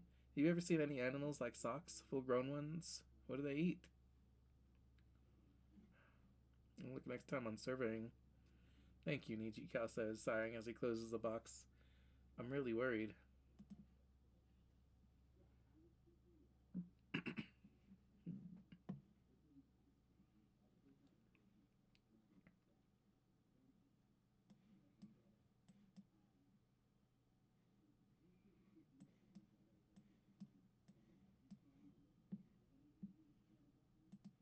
Nice.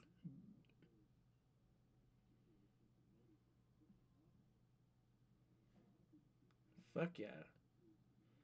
+1 on physical cards. Pair red cards get +1 on physical challenges. Okay. You wake to the sound of your parents arguing in hushed tones, clearly trying not to disturb you. You blink away the sleep from your eyes, eventually remembering, wait, isn't today your 13th birthday?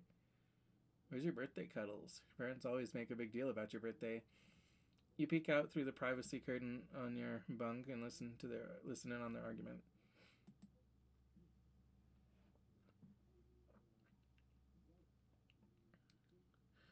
You're being unreasonable, your mom says. Niji is a teenager now. You have to give her the opportunity to take calculated risks or she'll start acting out.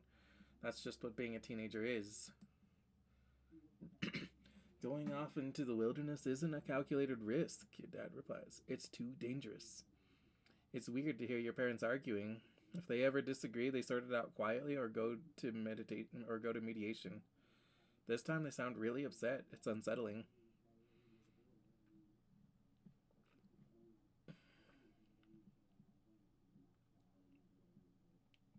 You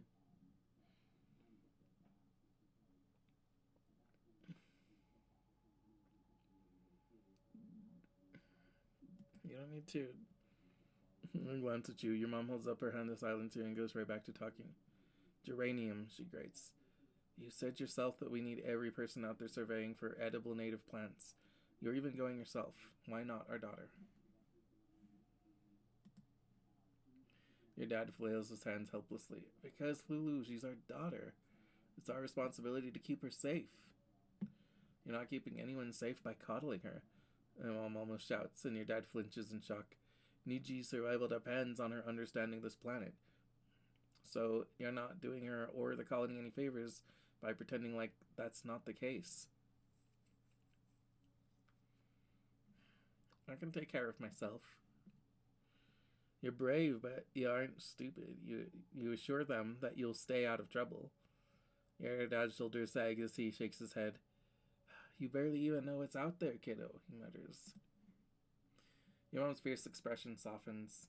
Hey, Niji, sorry. It's your birthday today, and here we are arguing like a pair of assholes. Happy birthday. They both give you a hug. We meant to order up from the canteen and have your usual birthday breakfast, but we got to talking about how utopias open up positions and expeditions for kids 13 and older, and all. Well, that's you now. I suppose I'll have to let you spread your wings someday, your dad relents. I just feel better knowing you were safe here inside the colony walls. It gives your mom a faint smile. We decided early on to let you choose your own path in life, so if you want to join expeditions, we're behind you. Just be safe. Unlocked. Explore nearby and expeditions. Yay! Get quiet. New perk. Host one of physical cards. Okay, cool.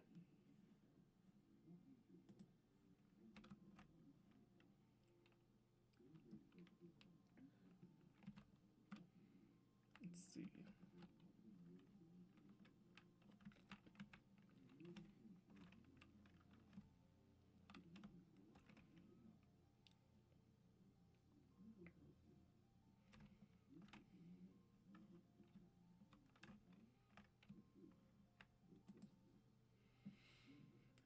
You find your dad comparing some plant samples when he sees you. He puts down the test tubes and gives you a big hug. Kiddo, he exclaims, and kneels down to look you in the eye. I've been thinking. I want to say I'm sorry. Your mom and I were arguing on your birthday. We disagree sometimes, just like every couple, but it's unfair that you had to see how the soy sauce gets made.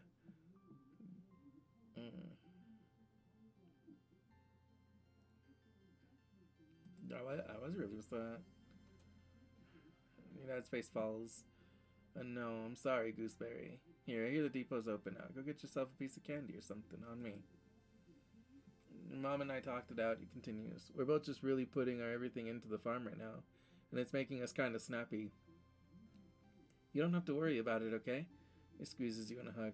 If you want to join Utopia's exploration team, just be careful. It's dangerous out there.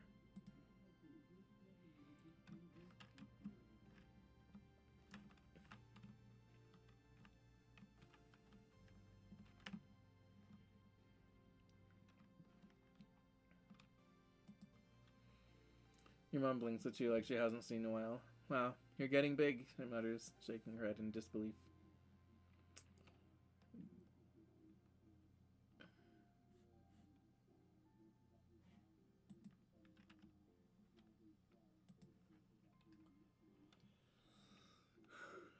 Cal looks up from his planting. What's up, Niji? He asks. Wanna help? I got a lot of seeds to get in the ground.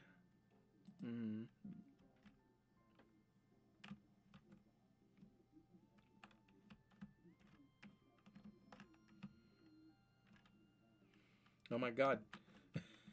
I don't have to sneak out as an activity.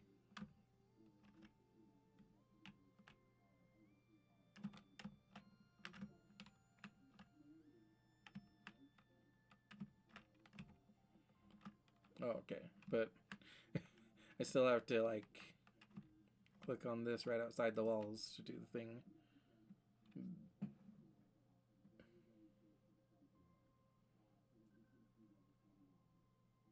The ones that respawned.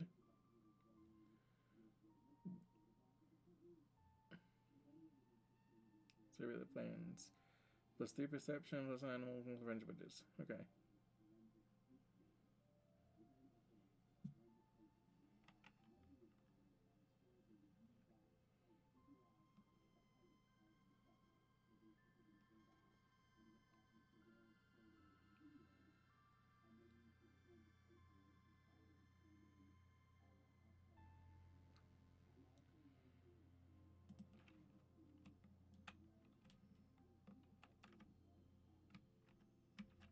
Wait. Can I say anything else? No. They did not say anything else. Okay.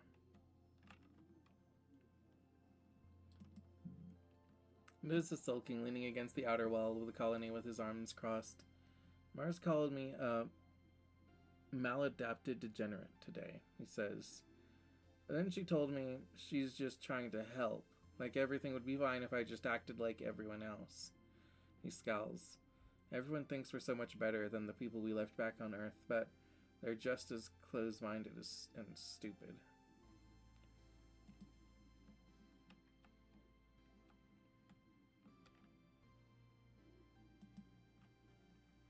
Anemone is munching on a container of cut-up pieces of dust melon. Oh, yeah. Precious. Let's see.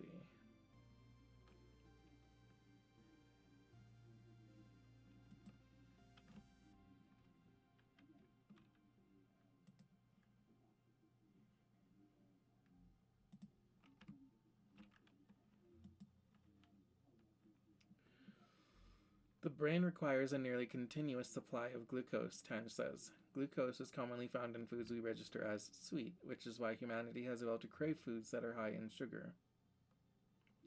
Tange looks up from her holopad with a thoughtful look. I have very little desire for sweetness, she muses. Does that mean my brain is more efficient than that of other humans?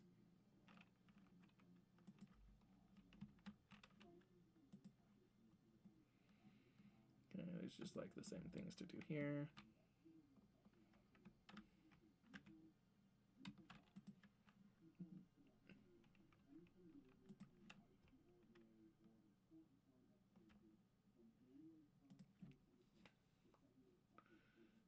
Mars is frowning intently at her hollow palm, typing a new message. Oh, excuse me, Nietzsche. I just have to clear something up, she says, sparing Ulick. Anemone posted her answers to the Everything About You survey on the colony message board, and she said that she thinks her brother Calm is the coolest person in the colony. Mars rolls her eyes, as if Calm is like one of the hottest, but he's not sophisticated.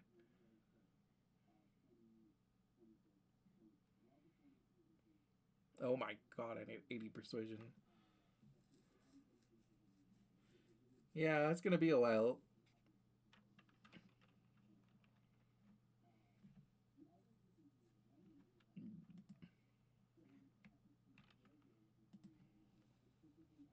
Let's see, I just got my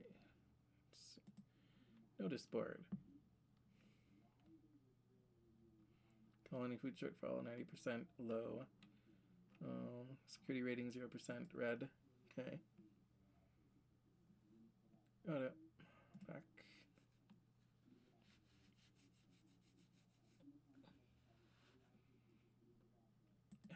Let's see.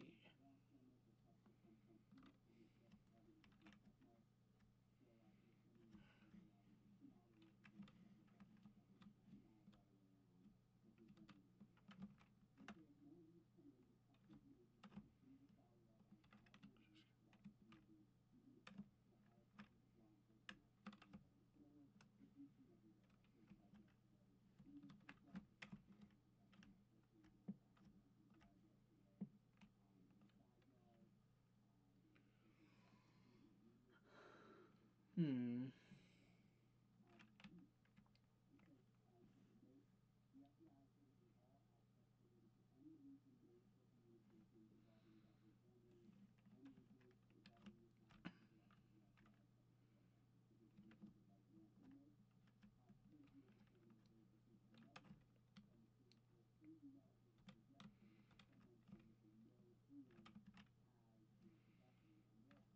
Hmm.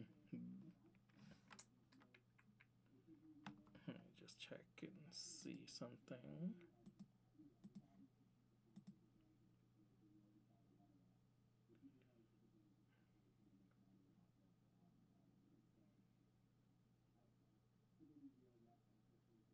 Hmm.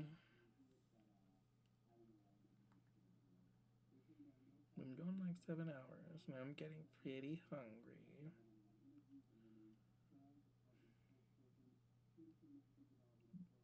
Yeah, okay. Let me just save the game, and that's where we will end for today.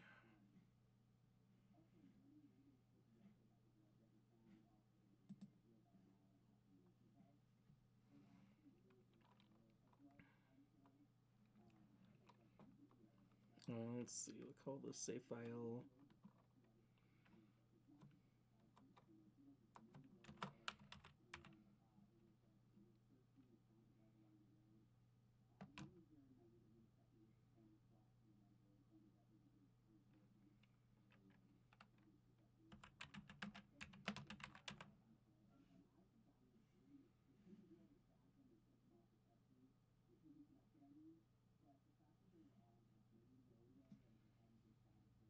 Well, Alex and Easy.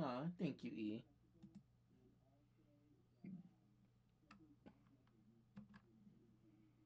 Okay, and we're going to go ahead and close that.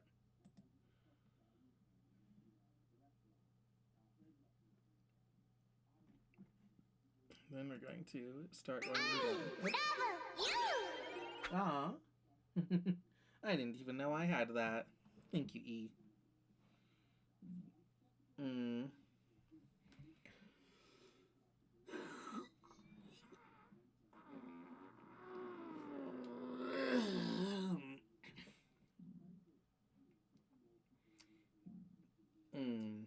Yeah, alright. So, I think like part of me was tempted to do like another like another like couple of months. Was like, yeah, maybe I could go for like another hour, just do like another few months that I don't forget about my heroic boost, but it's okay. I probably won't forget. Um And it's probably better for me to like not stay up too late tonight, because that way I can try and get some good rest tonight and just catch up on my lack of sleep. Um, let's see. So while we're winding down our stream, let me see.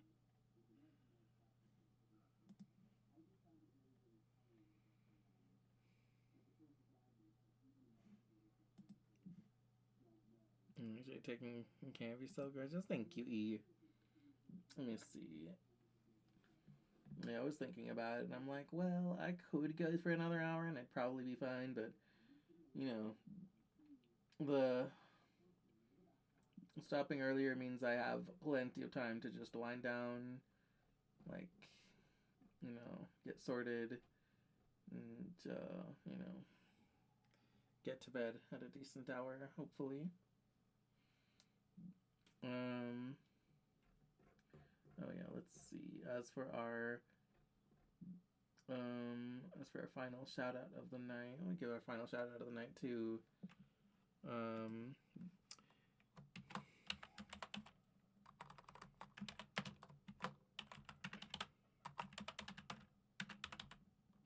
once again, in the spirit of Digimon, I'm gonna give our final shout out of the night to Overlord Egg, who not only rated me this week, but also recently started playing Digimon, and he's a lot of fun. He's really cool. Frosty says, "Oh my god, Overlord Egg is like the coolest streamer ever. They play Valheim a lot, but also check out indie games and even Digimon. Wowza. Did you see that? They're friends with Mundalin too. This is so cool. Overlord Egg is an excellent streamer." That is so true. Thank you, Frosty. And let's see.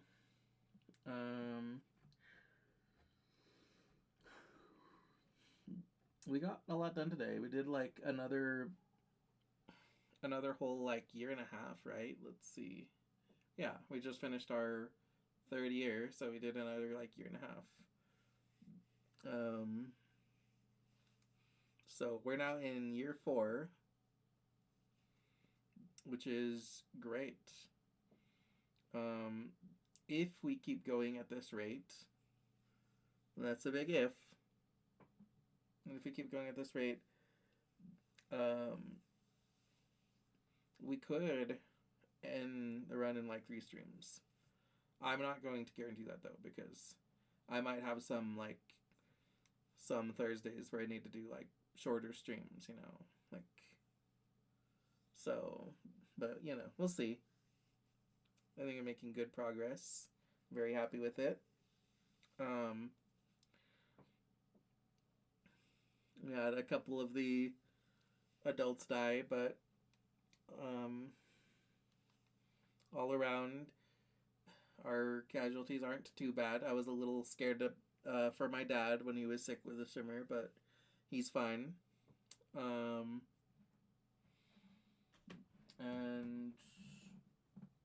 I'm happy with how my life in the Exa colony is going. I want to try and like improve my friendships with Cal, because he's supposed to be my best friend, and also with Anemone, because I do also like her a lot. I just don't like the physical soldier activities as much. So I like Anemone a lot. Like, I want to be her friend, but it's just a little difficult because she really likes the garrison.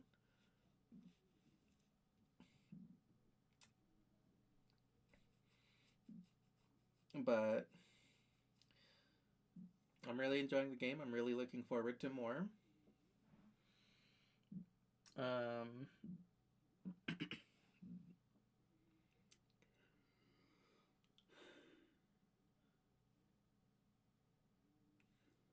I've now learned about expeditions and everything, so um,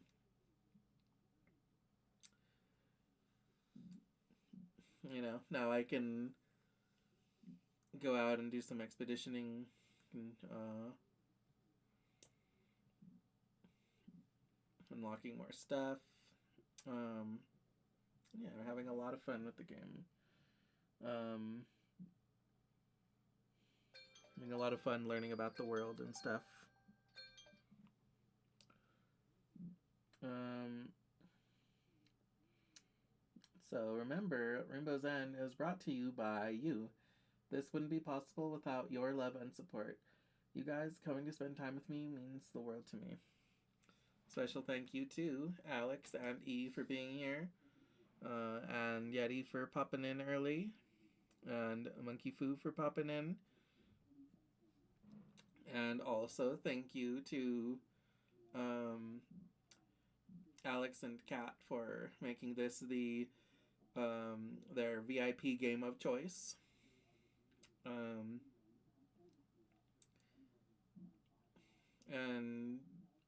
thank you to E also for gaining me a heart.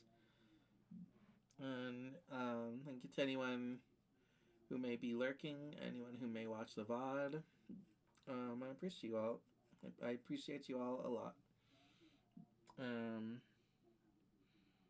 So next time on Rainbow's End.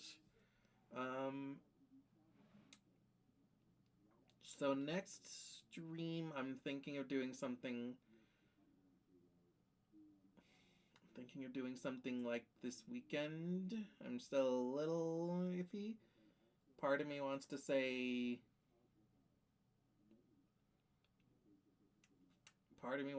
that like I might feel up to doing one tomorrow, but that's if I rest quite well.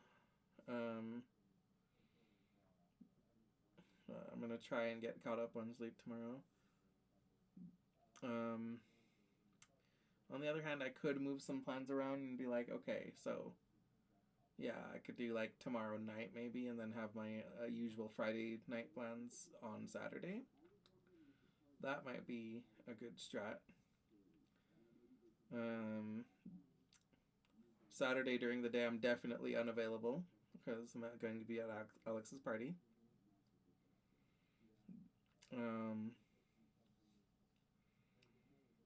And if I stream on Sunday, it'll be like mid to late afternoon, which I could. And if I do stream it might be on the other site, so you might have to keep an eye on my socials to see about that. I'm very sorry that I am so uncertain about my plans. Also, like Monday for sure, I should be back with more Immortals Phoenix Rising. And also, I think I'll probably be doing a special collab on Monday night with Ikerbe, celebrating with Ikerbe, celebrating the Lunar New Year. Possibly, we will see.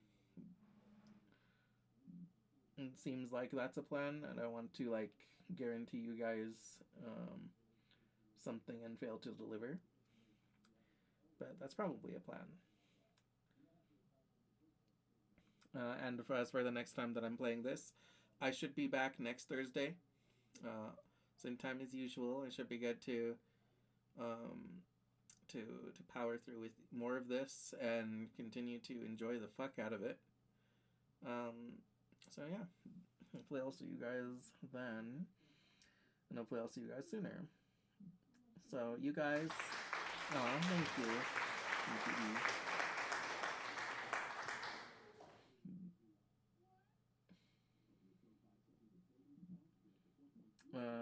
Let's see. So you guys take care of yourselves and go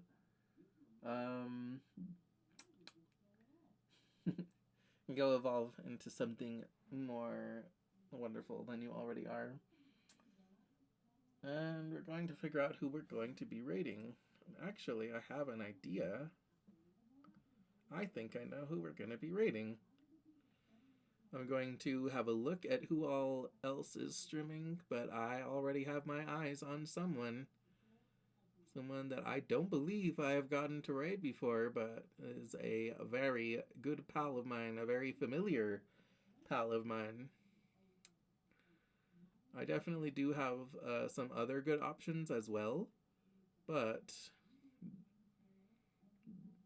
yeah, I'm just looking over and just check it. Yeah, no, but yeah, I know who we're gonna be rating. We're gonna be rating Adorable Cutie Tiger. I don't think I've ever actually got to rate him before because you usually only streams for like a couple of hours. It's usually very like, it's usually pretty brief, and not only that, but just usually like the timing doesn't end up like coinciding with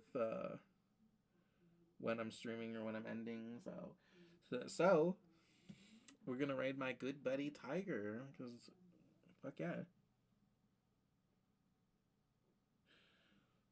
All right. In that case, he's playing Dynasty Warriors 9. Hmm.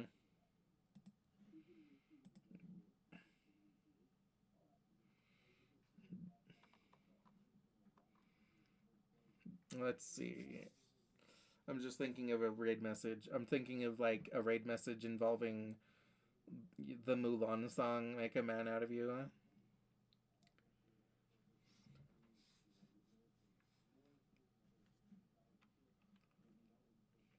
Hmm.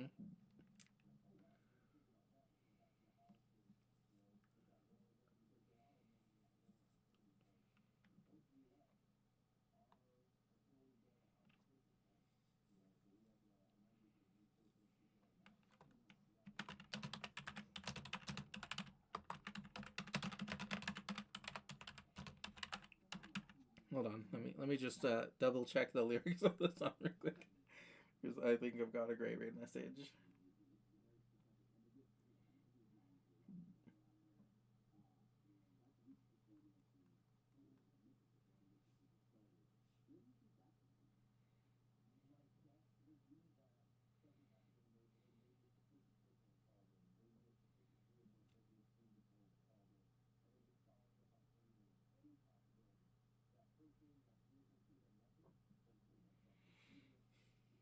Okay.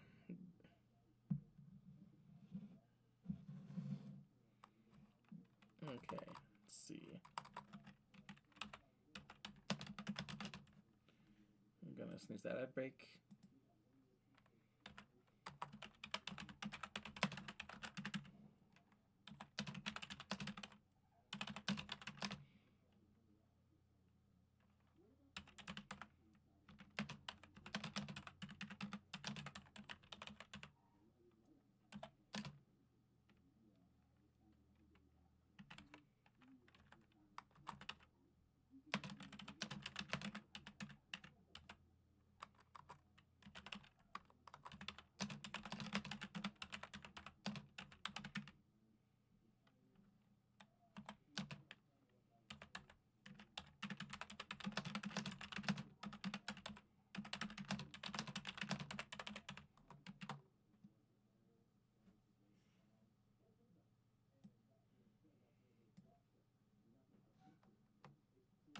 Control C.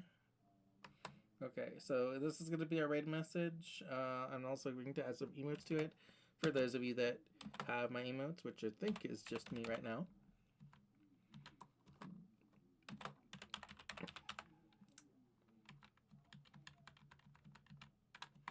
Let's go for my protect.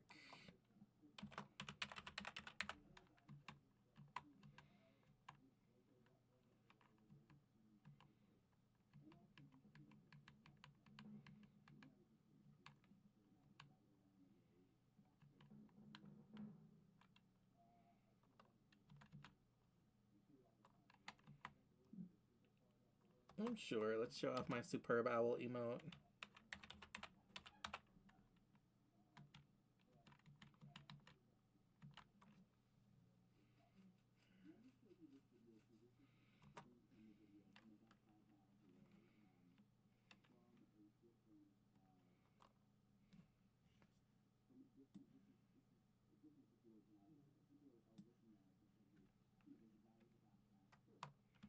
Control C. Let me just make sure I copied right. Control V. Yeah, we're good. Okay. Now then. I'll go ahead and get the raid started.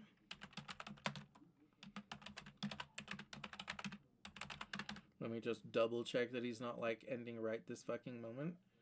Oh shit, I think he is ending right this fucking moment. Oh, no, never mind. He was just loading into a level. Good. He better not be fucking ending right this moment. Anyway, I'll set the raid. Okay. The raid is set. So, Nix. May Morpheus send you rhythmics, bless you with sweet dreams. May the goddesses of the moon and the second moon bless you with a restful slumber. May Freya bless you with love and wealth and splendor. And may magic angel babies bless you with everything else. I love you all. I will see you very soon.